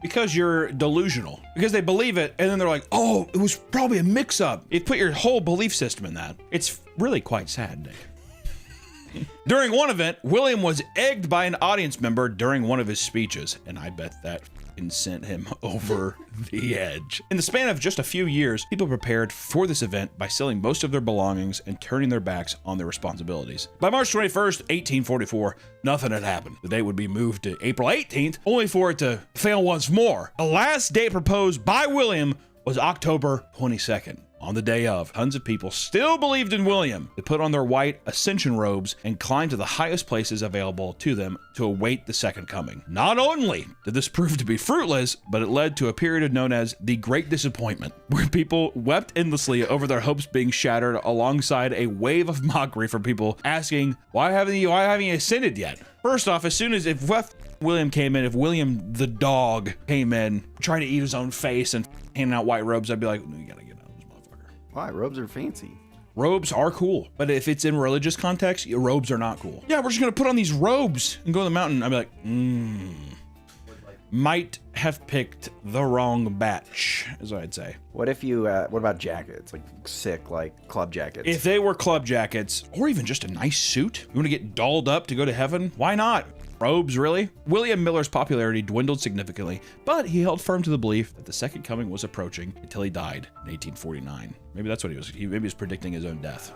Might have been. I don't know. The more that we learn about space, the more terrifying the unknown becomes, right? Very Lovecraftian. Since we've started studying the stars, one of the biggest threats to our planet has been stray asteroids that could potentially hit Earth, which actually me up sometimes. Can't even think about it. There was one that they said, like, one asteroid's gonna pass by Earth, and they're like, but when it passes by in 30 years, it's supposed to come back and hit us. I think they disproved it. Here's my thing. If an asteroid's coming, don't tell me. I would rather just not know. What benefit do you gain of being like, hey guys, seriously, uh-oh. In movies and shit, in movies they do that to build conflict for the movie. But what would happen is like Elon and all those guys, they'd be like, I don't know, I'm just gonna try this spaceship out. And they'd leave and never come back. As soon as that starts happening, well, Mark Zuckerberg's building like a, he built like a giant bunker in Hawaii. Yeah, he said, well, it's not a doomsday bunker. It's just. And that's funny too. They're like, so what's up with the doomsday bunker? He's like, it's not really a doomsday bunker. It's just you could live there for 700 years if you wanted to. It's a man cave. It's like more of a man cave, and you're like, huh? Anyways, in 1910, many believed a nearby comet would end humanity. Halley's Comet, remember that one? Is visible from Earth every 72 to 80 years and has been spotted by humans dating back since 240 BC, which is crazy. I mean, go somewhere else. Hello. Scientists had predicted that 1910 would be the next time it passes Earth and observed the comet flying by using a spectrograph. This new technology allowed astronomers to view the chemical composition of the comet, and to their horror, they discovered its tail that was made of cyanogen gas, which is extremely toxic. Oh, shit. After publishing the report, a French reporter put out an article discussing their findings, but also included a line saying the gas from the comet could, quote, impregnate the atmosphere and possibly snuff out all life on the planet. Bit of creative liberty in the title there, buddy. People began to freak out over the headline, believing that their death was imminent. Before the comet could pass, companies began to sell comet pills, which claimed to fight off the effects of the toxic gas. Insurance companies offered policies of people's belongings in case they were destroyed. Farmers around the globe refused to plant crops, believing that there was no point since everyone would be dead. No more corn. I'm done with corn. Others locked themselves inside their homes, while others fled to the caves and sealed themselves deep underground, which I'm pretty sure is partially some of the inspiration for Fallout. Oh. There you go. After the comet passed and nothing happened, people were shocked to still be alive, and they moved on with the rest of their lives. I wonder what's happened with the guy who took comet pills. Well, Greg, we took those, you like look over to him, he's like having a seizure. He's on Halley's Comet right now. Yeah. In 1993, former sociology professor Hon Ming Chen had created a Taiwanese cult named God Salvation Church. It had also referred to itself as Chen Dao, or True Way, as well as God Saves the Earth Flying Saucer Foundation. I like that one the most. God Saves the Earth Flying Saucer Foundation. It was a belief system that was a mix of various religions and other Western cult-like beliefs, like the acceptance of alien intervention, right? You see a lot of that with Heaven's Gate. Kind of became a big thing in the 70s and kind of evolved over time. He claimed that the second coming of Christ would occur in 1999, with God revealing himself from a spaceship disguised as clouds that would take his followers up to heaven. That'd be sick. He claimed that he could talk to the gods and receive their wisdom through golden balls that he could see traveling across the sky. Of course, salvation was not free. It was reported that Chen charged $60,000 to join Chen Tao and another $30,000 to board their spaceship. He's like, you keep it under 100. they won't be suspicious. Mind games. Exactly. It's all here. He convinced 140 dedicated members to sell all their belongings and move to California in 1995 after changing his mind about where the historic event would take place. This changed after followers witnessed the numbers 007 written in the clouds, which was interpreted as a sign that they must relocate their headquarters elsewhere. AKA, there was probably a 007 convention happening around. They're like, oh, Colorado, we gotta go. Despite the fact that this was actually just a marketing stunt to advertise the 1997 James Bond movie, Tomorrow Never Dies. They slowly relocated to Garland, Texas. Apparently, this is because Chin thought saying Garland really fast sounded like Godland. From what Master Chin says, Garland sounds like Godland, and apparently thousands of years ago, God was here and they were told to return here. Garland. What's that sound like? Can I do that accent, or is that a problem? I think it's fine. All right. Chin had guaranteed on his own life that God would make his appearance in Texas, of all places. Not a bad bet. You're in good company in Texas saying that kind of shit. Where would God go first? Everyone's like, probably fucking Texas. Probably fucking Texas, all right? In total, they purchased around 30 houses on Ridgedale Avenue, soon handing out flyers to its other inhabitants on bicycles in order to thank them for tolerating their activity in the neighborhood as well as their magnanimous acceptance. Trying to win people over. It's like, more money. Garland, we kind of weird. See a ball in sky. Garland, what's that sound like to you? Like, what? Garland, what's it sound like? Rhetorical. Don't talk. I talk you don't talk back. They would wear all white outfits and cowboy hats. Awesome. That is so sick. Confusing the neighborhood as to why they suddenly become the headquarters of a strange cult. Some claim they were friendly and that their beliefs were simply amusing to them. AKA, they're like, look, they look funny. What do you guys happen? Be alien. You don't talk to them. We cowboy now. Right, oh, okay, you are phony as man. That is awesome. They claim that on the 25th, just days before, God would show himself on Channel 18 across every television set in the country, taking on Chin's exact appearance. It's 5 minutes after 12 right now, and Hunmin Chin's not on there yet. And according to his own philosophy and preachings that we've heard, he's a phony. He knew he had an interview coming. I don't know. From there, God would then help people survive a nuclear apocalypse that would occur in 1999. It would bring people to a specific rendezvous point on the shores of Lake Michigan, where flying saucers would take them to heaven after potentially stopping briefly on planet Mars, of course. And people in the neighborhood feared that the group would end up committing a massacre because, you know, Heaven's Gate. March 31st rolled around and still nothing happened. Chin approached a crowd of reporters and stated that he must have misinterpreted God's message. He stated that his remaining followers would once again relocate to New York. A large majority of them gave up on Chin too entirely and began the process of moving back to Taiwan. He told everyone that he would punish himself by giving everyone in the crowd the next 10 minutes to either crucify or stone him to death, which nobody took him up on. From there, Chin Tao's numbers were severely reduced, and the group faded into obscurity by the early 2000s. Who even knows? He might even still be out there. I hope they crucified him. What if one guy's like, I will? He's like, wait, 1 second. The ball just like fucking gets stoned.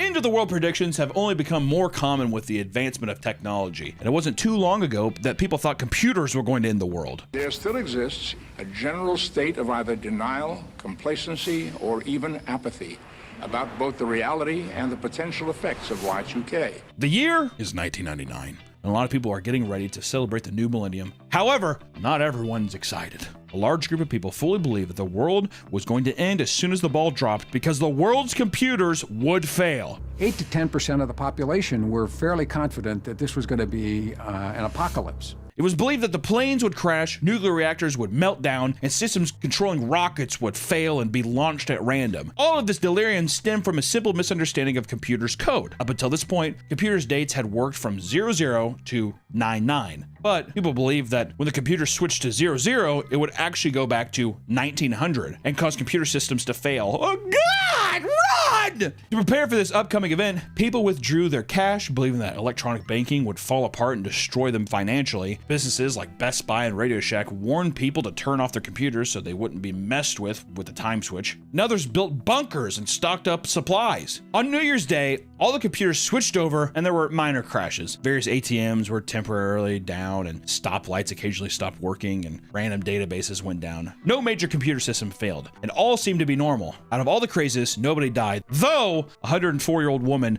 was invited to join a preschool because the system believed she was 4. Isn't that cute? That's awesome. If you're watching this, chances are the most memorable end of the world prediction from your lifetime is the 2012 phenomenon. For people that don't remember this, or if you're too young or whatever, let me just tell you, when I was a kid, the 2012 thing, people were actually afraid of 2012. They were really afraid. My grandma, who has now passed, was like, we were watching the History Channel. She used to chain smoke cigarettes. We'd be watching like the History Channel. Of course, the History Channel had nothing to do with history. It was like aliens and shit. And she's chain smoking cigarettes, and then we were watching this 2012 thing, and she was getting me like horrified. And I was like watching it. I'm like, oh my God, is this real? I'm like, this is like how many? This is like 10 years from now, you know, whatever. And she was like, when that year comes around, we should all stay together, and we should just get together and make sure that we're with family. And I was like, a haunting thing to say.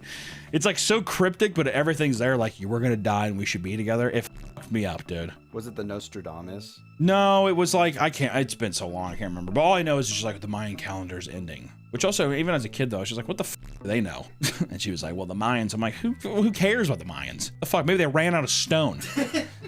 You know what I mean? I mean, how far were they just like, I mean, it'll pretty much be done by then. The idea that the world would face a cataclysmic event in 2012 didn't emerge out of nowhere. In fact, people claim that it was predicted thousands of years ago during the ancient Mayan civilization. A device called the long count calendar was used to measure time at a very long cycle that counted years in large chunks. In short, a new grand cycle was said to occur after every 13 Baktuns. Each Baktun consisted of 394.26 years. And it was just so happens that the 13th one lands on December 21st, 2012. Instead of treating it similarly to the exciting beginning of a new millennium, people convinced themselves that a terrifying world-ending event would occur at the time. So much so that they even made a movie about it with John Cusack. Really dumb. Not a good movie. He's in a limo and he like, whatever. Theories are ranged from disastrous fires, flooding, aliens invasions, and planetary collisions, and mass extinction. Some kids growing up around believers of this impending disaster admitted to developing serious fear and anxiety problems in their older years to their parents' endless paranoia. It was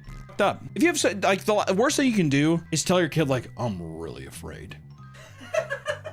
Because, like, as a kid, you're like, what? And they're like, you're fine. I'm afraid. Custom high-end doomsday bunkers saw a 700% rise during this time, as ultra-wealthy people wanted to play it safe and ensure the safety of their friends and family. Some preppers, like Tim Ralston in Arizona, would often perform doomsday dress rehearsals with the two children to make sure they were ready for the worst come December 21st. Another couple, Kathy and Bruce from New England, decided to stockpile bees instead of weapons. According to them, honey would become a valuable bartering tool in the coming apocalypse. I love that, dude. That's a badass. Over in China, Liu Xingzhe decided to go a much different route, spending his entire life savings of $160,000 to build a 70-foot by 50-foot ark-like vessel to protect himself. He feared flooding the most and believed taking his homes to the seas would be the best option. Liu offered to let other people take refuge in alongside him. My boy Liu's selfless. He's a good man. In the end, the day came and went without anything significant occurring. Here we are. I like to think that every time these doomsday predictions, that they actually happen in an alternate universe, or the universe that keeps going on. You like to think that? Yeah, I like that.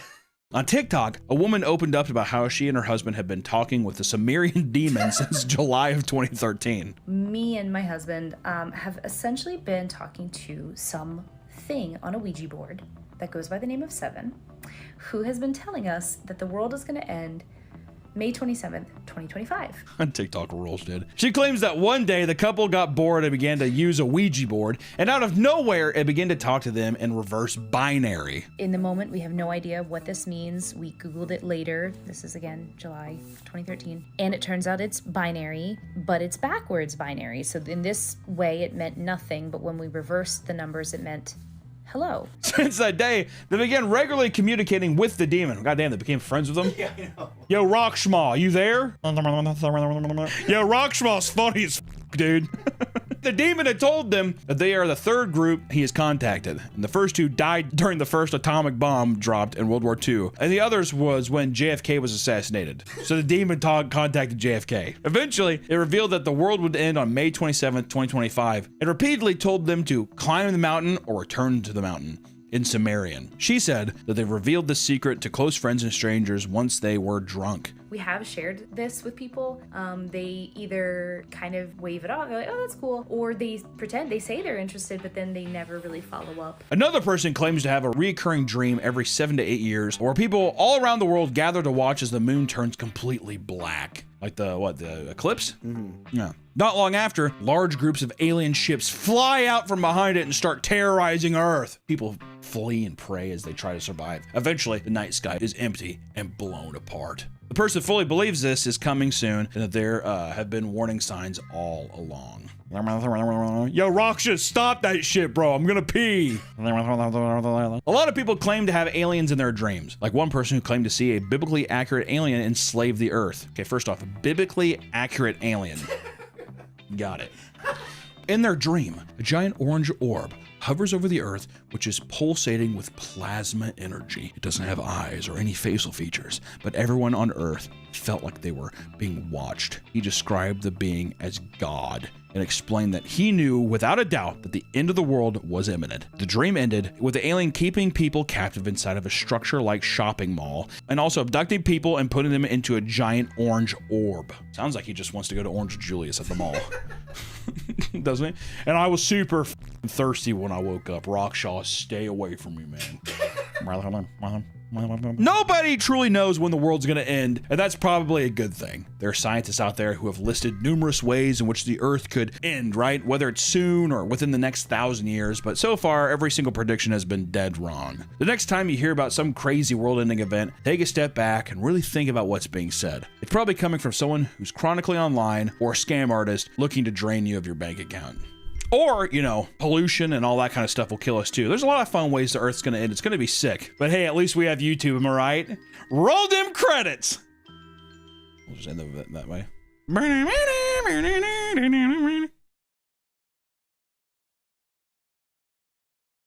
Welcome back to the Papa Meat channel. How you doing? How you doing? Come on and sit on down because today we're talking about some of the most vile people on the internet.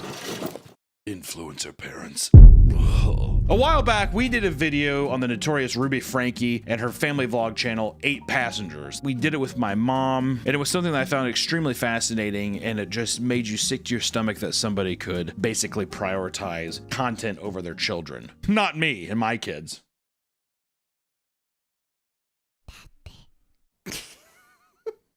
What if I told you at one time he was alive?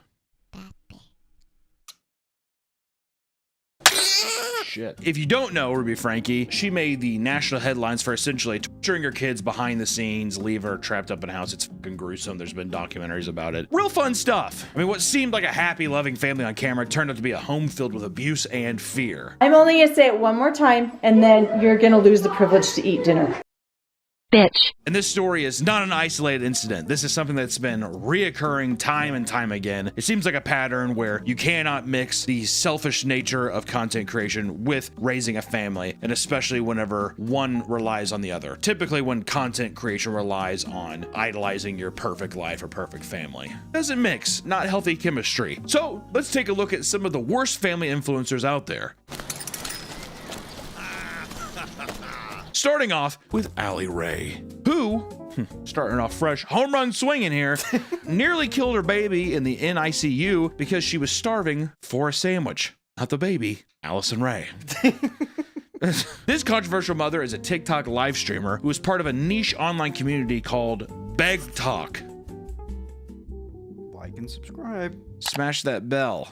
Give me money. Which BegTalk is where they spend all day on TikTok begging for money. There's a lot of people that do it. Basically, people just being live, gassing people up to just throw money at them for virtually doing nothing besides sitting and having a camera that is live. And of course, getting pregnant gave her the perfect excuse to make content and beg for money on live streams, later revealing it wasn't an accident, but a plan to trap her 19-year-old partner. Lucky dog. She's got like all the plays: begging, entrapment, she's like family talk. She's like King Griffey Jr. in 1997, dude. Unstoppable. There's gonna be a couple people who are like, oh. At first, she claimed it was his idea, but later admitted that it was her plan all along. But things only got worse as the pregnancy went on. At just 33 weeks pregnant, Allie went into labor and was rushed to the hospital. Not wanting to endure a long birth, she pushed to be induced early, telling doctors she couldn't afford to wait since she relied entirely on live stream donations. Doc, I gotta be back live tonight.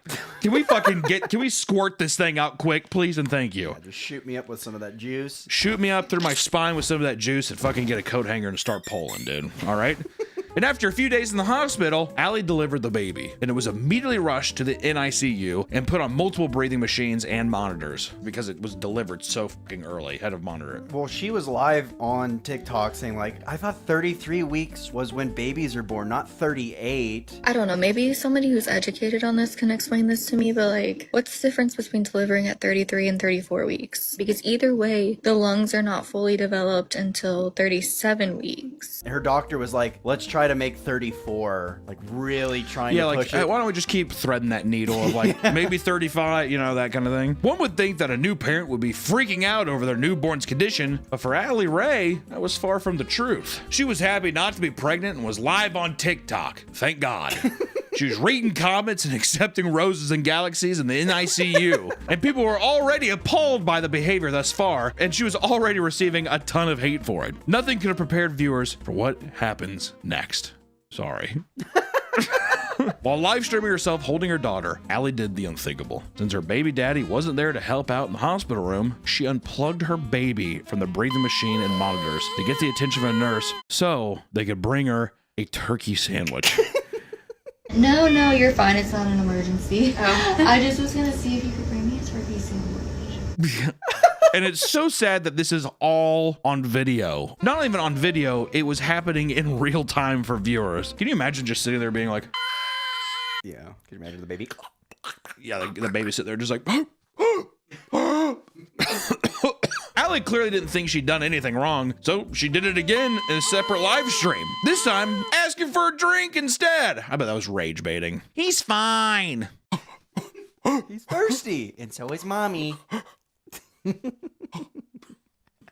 And as soon as it happened, people clipped it and she went viral. Numerous reports were made to the hospital and CPS detailing what Allie had done. And additionally, viewers who had experiences in the NICU were outraged that a mother could disregard their newborn's health like that. Allie tried to defend herself by claiming the nurses told her to unplug the machine, saying, quote, I was told that if I needed something, I should unplug it. That's exactly what I'm gonna do. Jesus Christ.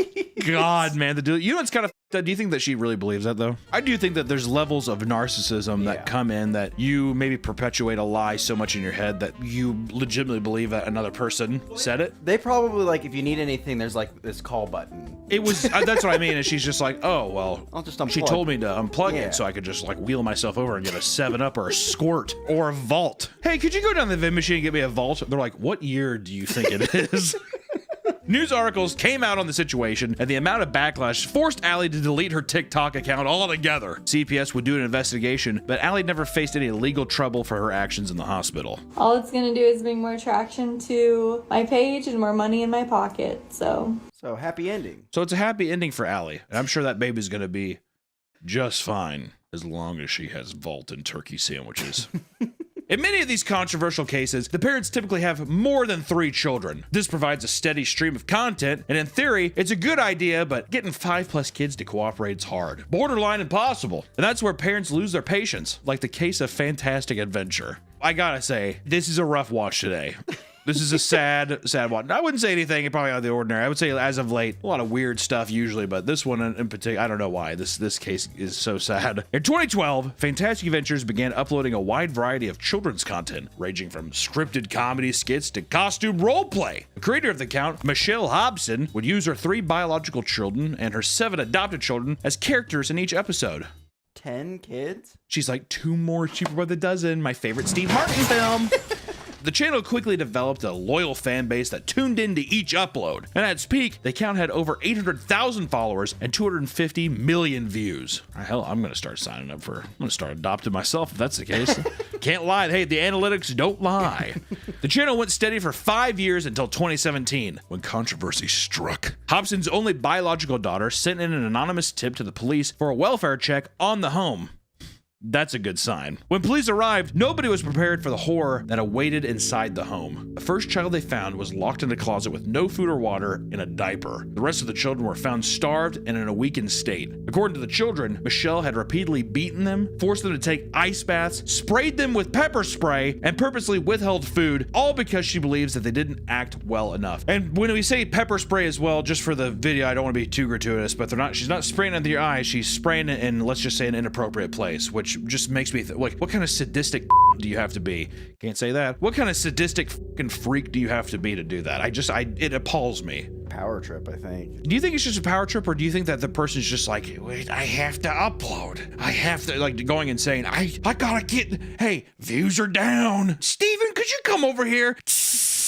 Well, it's one of those things because she's saying based on poor performance. It's like she's like a theater, like. Well, that's what I mean. Based on poor performance, do you think she means like view-wise, or do you think that she's just like, you guys aren't trying hard enough? I think it's you guys aren't trying hard enough. Yeah. See, that's what happened in the Ruby Frankie thing too, when she's like, you need to smile and say this, and they're like, can I fucking do anything else right? You know what I mean? Yeah. Brutal, bro. The children were also found to be developmentally behind because they hadn't attended school in years and instead were kept at home to film and act in YouTube videos constantly. Whoa! And as soon as these conditions were discovered, the children were removed, and Michelle and her 2 older biological sons were arrested. The 2 sons were charged with failing to report the abuse since they allegedly knew what was happening in the house, but the charges were later dropped because there wasn't enough evidence to support them being a part of it. It's kind of like Ruby Frankie's husband. Well, I've always been confused about Ruby Frankie's husband because I'm like, what the fuck were you doing? What I don't understand is he's like, well, she kicked me out. I'm like, you didn't want to check on your kids once?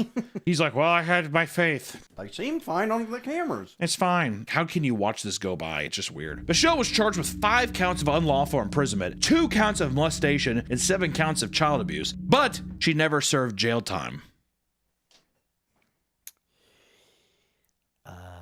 Because after being deemed mentally incompetent, she died in a hospital in 2019, effectively bringing the Fantastic Adventure saga to an end. You're mentally unfit, she just fucking like boils in a room. The only thing keeping her alive was pointing a DSLR camera at her. She's like a fucking Japanese like yokai spirit. She's like the ghost in the ring. The nurse is just like cracking the door and looking in. Film me! Film me! Like the Wicked Witch of the West or some shit. Yeah. Most parents will go great lengths to ensure that their kids are healthy and happy. However, one Australian mom got exposed for doing the complete opposite. Let's talk about the Harris family. Alana Harris and her husband, Brock, ran a popular family TikTok account with their 1 million followers under the name The Harris Family. Scrolling through the videos, you would think that they were just another happy family sharing their vacations, pregnancies, and family events with the world. The family had 3 kids, 2 boys and a daughter, Daisy, who was diagnosed with tuberous sclerosis complex, which is a rare genetic disorder that causes non-cancerous brain tumors to form. This diagnosis was devastating for the family, and Alana regularly posted her daughter in the hospital, providing the audience with regular updates and expressing gratitude for your support. Oh my God, thank you for watching and donating. I appreciate it. And eventually, a GoFundMe was set up and raised thousands of dollars to cover the cost of Daisy's medical procedures. Yet, after countless operations, doctors noticed that Daisy wasn't getting any better and that her condition was staying the same or even worsening. So a toxicology report was conducted, and it showed that her blood content had high levels of benzodiazepines, other commonly known as Xanax or Valium. Whoa. Fun one. This obviously raised red flags for doctors as they had never prescribed any drugs like that, and doctors continued to investigate the source of the drugs. And it didn't take long to uncover that Alana had been deliberately drugging her child to keep her sick. Gypsy Rose, ladies and gentlemen. That's like a Munchausen thing, right? Yeah. Munchausen by proxy or whatever. Take the Xanax. It'll make you feel like you have wings. Well, I guess for a kid, it'd be the same shit of just like, yep, you had to take it. Just that authoritative tone, you know? You're sick, honey. Yeah. Okay. God, dude. Fucking unbelievable. Alana did this because she benefited both financially and socially by keeping Daisy sick for content, a pattern consistent with Munchausen syndrome by proxy. The investigation report was handed over to the police, and all of Alana's children were removed from the home while she was taken into custody. Thank God. Brock, her husband, if you forgot that he was fucking there, like every one of these husbands, was initially suspected of aiding his wife and poisoning their child, but he later claimed that he was completely oblivious to the whole thing. I hate that. I fucking hate that. Here's a quote from him. I had no idea about what Alana was doing to Daisy. I pushed her for these surgeries because in my heart, I felt it would help. But I didn't do a single thing to put, it's him just being like, he's on his lazy boy watching TV. Babe, we should do that. Am I out of line by just being like, what the fuck are you doing? Well, there's definitely is like a disconnect, but I could see it. A disconnect?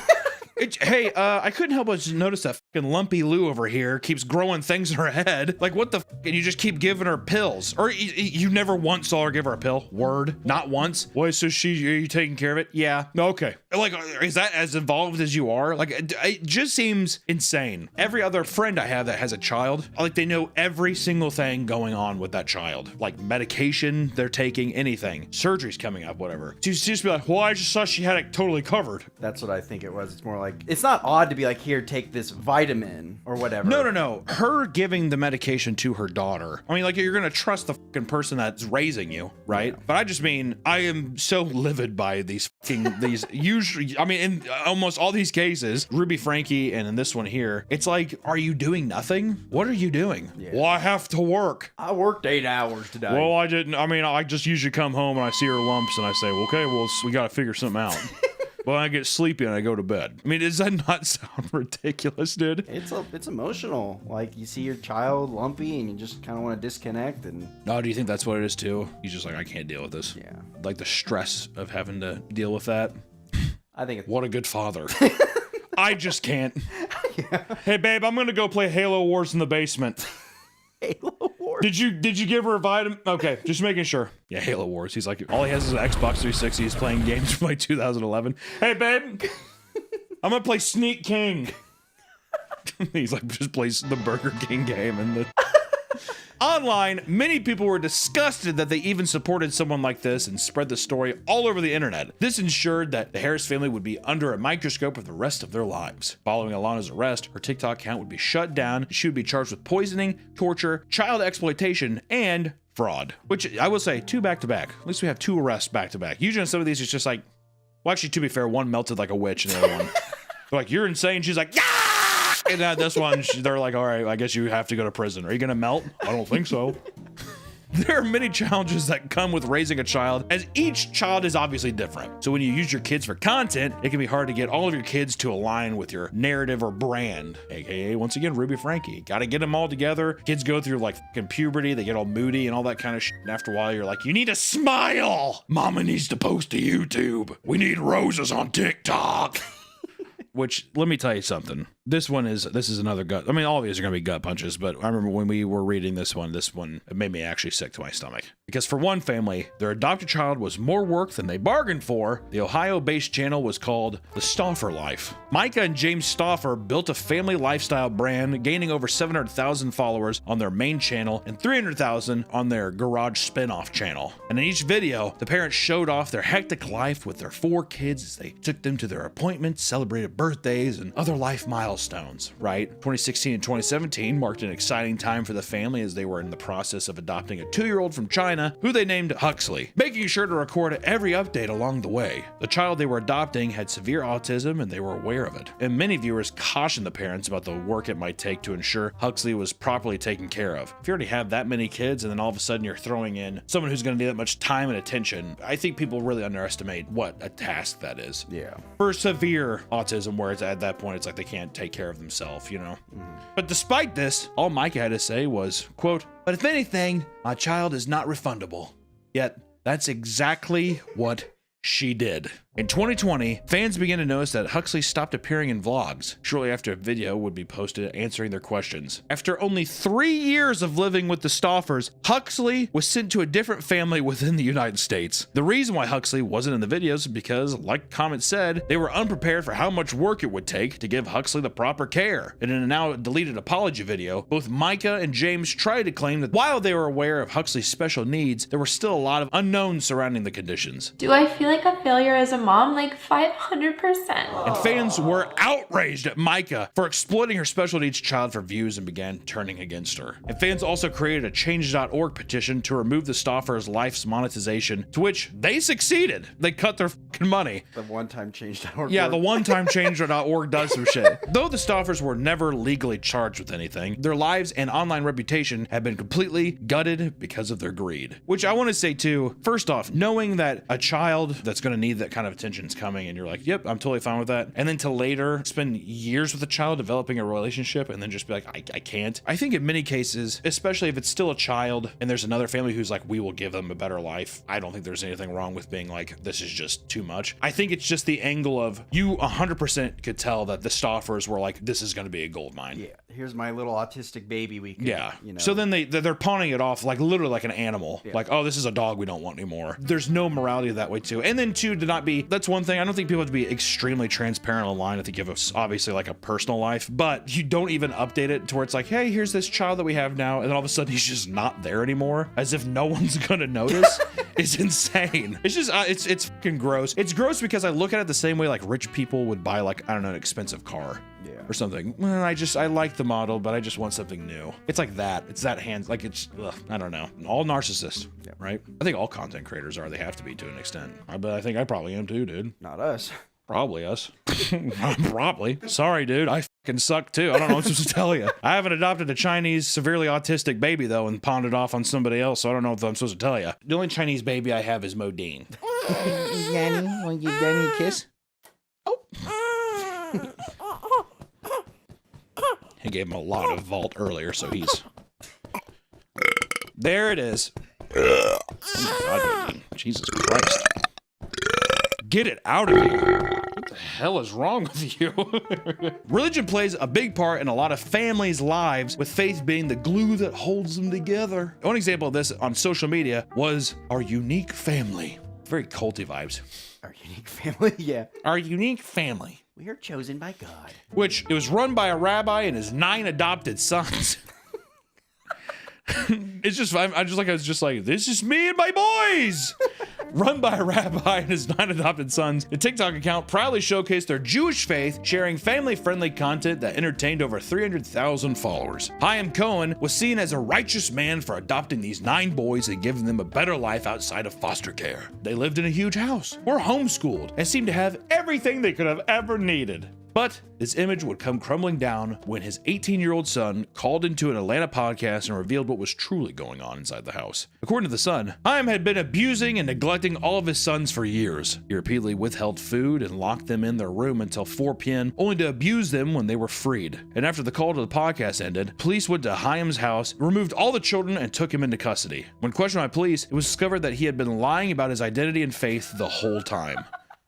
That's so crazy, man. That's so fucking crazy. Chaim changed his name in 2009, around the time he claimed to convert to Judaism. He wasn't even a real rabbi, and his claims that his kids come from Jewish families was false too. As soon as they moved in, he changed their names to sound more Jewish, just like he had done with his own name. He also made them grow side locks to fit into the online narrative and just kind of the general look of the people that would be watching Jewish family vlogs, you know. And on top of that, right around the time this all came out, he had started to appear on camera in a wheelchair and an air mask. Yet when he was taken into the hospital, doctors found that there was literally nothing wrong with the fucking guy. In the end, Chaim was sentenced to 135 years in prison for multiple counts of child abuse and one for injuring a child, with the judge's final words to him saying, quote, "You're gonna die in prison," which is so fucking sick, dude. That's the only time I ever envy being a judge, is when you get to really just fucking put that nail in that coffin. Hey, guess what, Chaim, or what are the ghoul, or whatever the fuck you want to be called? Bye! Boom! That's what I do too. And I'd be like, you know what? On the way out, break his ankles. That's the kind of judge I'd be. Break his toes. Recess and we'll break his toes. Hit him. If anybody opposes, I'm shooting you in the chest. Judge Angog. That's my show. I'm Judge Judy's fetal alcohol syndrome child. All of Chaim's social media accounts are still up but haven't been touched since the arrest in 2023, except for his website, which turned into a Singaporean online casino. Was he hacked? Or is Chaim still working in the shadows behind the scenes? Who knows? And lastly, we can't end the video without talking about one of the first family channels to ever face controversy, and it's coming back to light, and it's one of the main reasons we even wanted to talk about this, is Daddy of Five's back. This channel, if you don't know Daddy of 5, the channel consisted of father, Mike Martin, mother, Heather Martin, and her 5 kids from other marriages. Not even his kids. Maybe some of them are, I don't know. It's a whole hodgepodge. It's a hot potato situation is all I gotta say. Like most family channels, they posted vlogs on their day-to-day life, jumped on viral trends like the, 1,000-degree knife challenge, and tried to record their day to life as much as possible. Just regular bullshit, following trends, yada yada yada, YouTuber bullshit. All of these videos performed well, but what really brought in the views were their pranks, which eventually became the majority of their content. Videos like Dad Stink Bombed Son's Room and Silly String Wake Up Prank were some of the more tame pranks that drew in millions of viewers. However, as more people tuned in, it became clear that many of the pranks were not so harmless. More often than not, the pranks involved a child getting hurt or extremely upset, usually at the hands of the parents. One of the younger children, Cody, was specifically targeted in most of these pranks. And there's a lot of things too, man. It's kind of fucked up. I mean, I think that they've even said recently where it's like, it was all fake, blah, blah, but some of these videos, it's like the kid has a busted lip. I mean, in the video, you see him getting pushed down by his other older, bigger brothers and stuff, and the dad just laughs or the mom just laughs. It's fucked. Like, there's no other way to say it. It's all fucked up. And in 2017, the channel uploaded a video titled Invisible Ink Prank, which would get them in serious trouble. In the video, mother poured invisible ink on the carpet in Cody's room, leaving stains, and blamed it on him. Both Heather and Mike screamed at Cody to the point where he became visibly distressed and started to cry. This went on for 5 minutes, and once they revealed that it was just a prank, nobody except the parents were laughing. Many people were upset by the prank, believing it had gone too far, and clips from the video went viral and made national news, prompting an investigation into the family. And a few months later, Heather and Mike took on an Alford plea, meaning they didn't admit to guilt, but agreed that there was enough evidence to convict them. With this plea came 5 years of supervised probation, and both Cody and his sister Emma were given to their biological mother. After the controversy was over, the family had attempted numerous comebacks to no avail. Mike Martin started a music career in 2019, releasing 2 rap albums, 2 heavy metal albums, and he also posts vlogs, slam poetry, and boomer-style reaction videos on TikTok. Hating so much that I'm levitating and waiting for a miracle. But I'm cynical, so I turn to the biblical. But I'm a criminal, so it's difficult. His oldest son, Jake, followed in his father's footsteps and has also started his rap career, as well as a clothing brand. As for Heather, she uses TikTok like a Facebook account, posting updates about her life, including her kids' graduation, family vacations, examination after examination with cross-examination, and other family gathering bullshit stuff. To this day, Mike and his family strongly deny any abuse at the home. They say CPS never removed Cody and Emma and claims the biological mother just hated him. Yeah, the older son interviewed his dad, and in it, he asked, like, what would happen if none of this controversy, like, if we didn't get in trouble, and be like, oh, man, we'd be set for life, man. Yeah, it's just one of those, it's just so, in my opinion, I mean, that's the thing with online stuff, who really ever knows anything, but from all the stuff that's in front of you, it's just so obvious when someone's guilty, you know? I've never, yeah, we're not going to plead guilty, but you got enough evidence, so we're not going to deny Well, yeah, it's just like, all right, well, I'm not going to deny it, but at the same time, it's like, I guess you got me. Yeah, I guess it all looks kind of weird. It's just bad angles. You know, it's like, what the f are you talking about? Many parents have fond memories of picking up a camera and recording videos of their kids to enjoy for the future, right? Trying to create little time capsules for themselves to enjoy later on. However, some take it a step further and allow the internet into their home by posting vlogs and other content showing off their picture-perfect lifestyle. Though their lives might look perfect, many of them are hiding a dark secret. I want to say almost all of them. My hair looks fucked up. I would not film like this. So just go. Okay. So if you ever wish that your family was more like the ones you see online, just know that not everything is always sunshine or rainbows. And two, I say this, just if you have a family, don't fucking make content around it, man. Be a guy, you know what's a cool dad? The outdoor boys guy. Oh, yeah. Just like a guy being like, yeah, I'm gonna go camping, I do this. And like sometimes he'll bring his son along, but it isn't just like him being like every video, like, buddy, what do you think? Yeah. That kind of thing. Or a guy who's just like, I'm a dad and I'm restoring a boat in my garage. Well, he even stopped his channel because he's like, you know, we blew up too big and I don't want like... Yeah, it was affecting his personal life, which I gotta say, respect to that guy, man. It's fucking cool. There's nothing wrong with being a parent making content. It's just whenever you're using your situation to manipulate others, using your children to manipulate others for financial gain or for social credit is just fucking gross. And I think inevitably that's what a lot of it turns into. Stay safe out there. I appreciate you all for watching.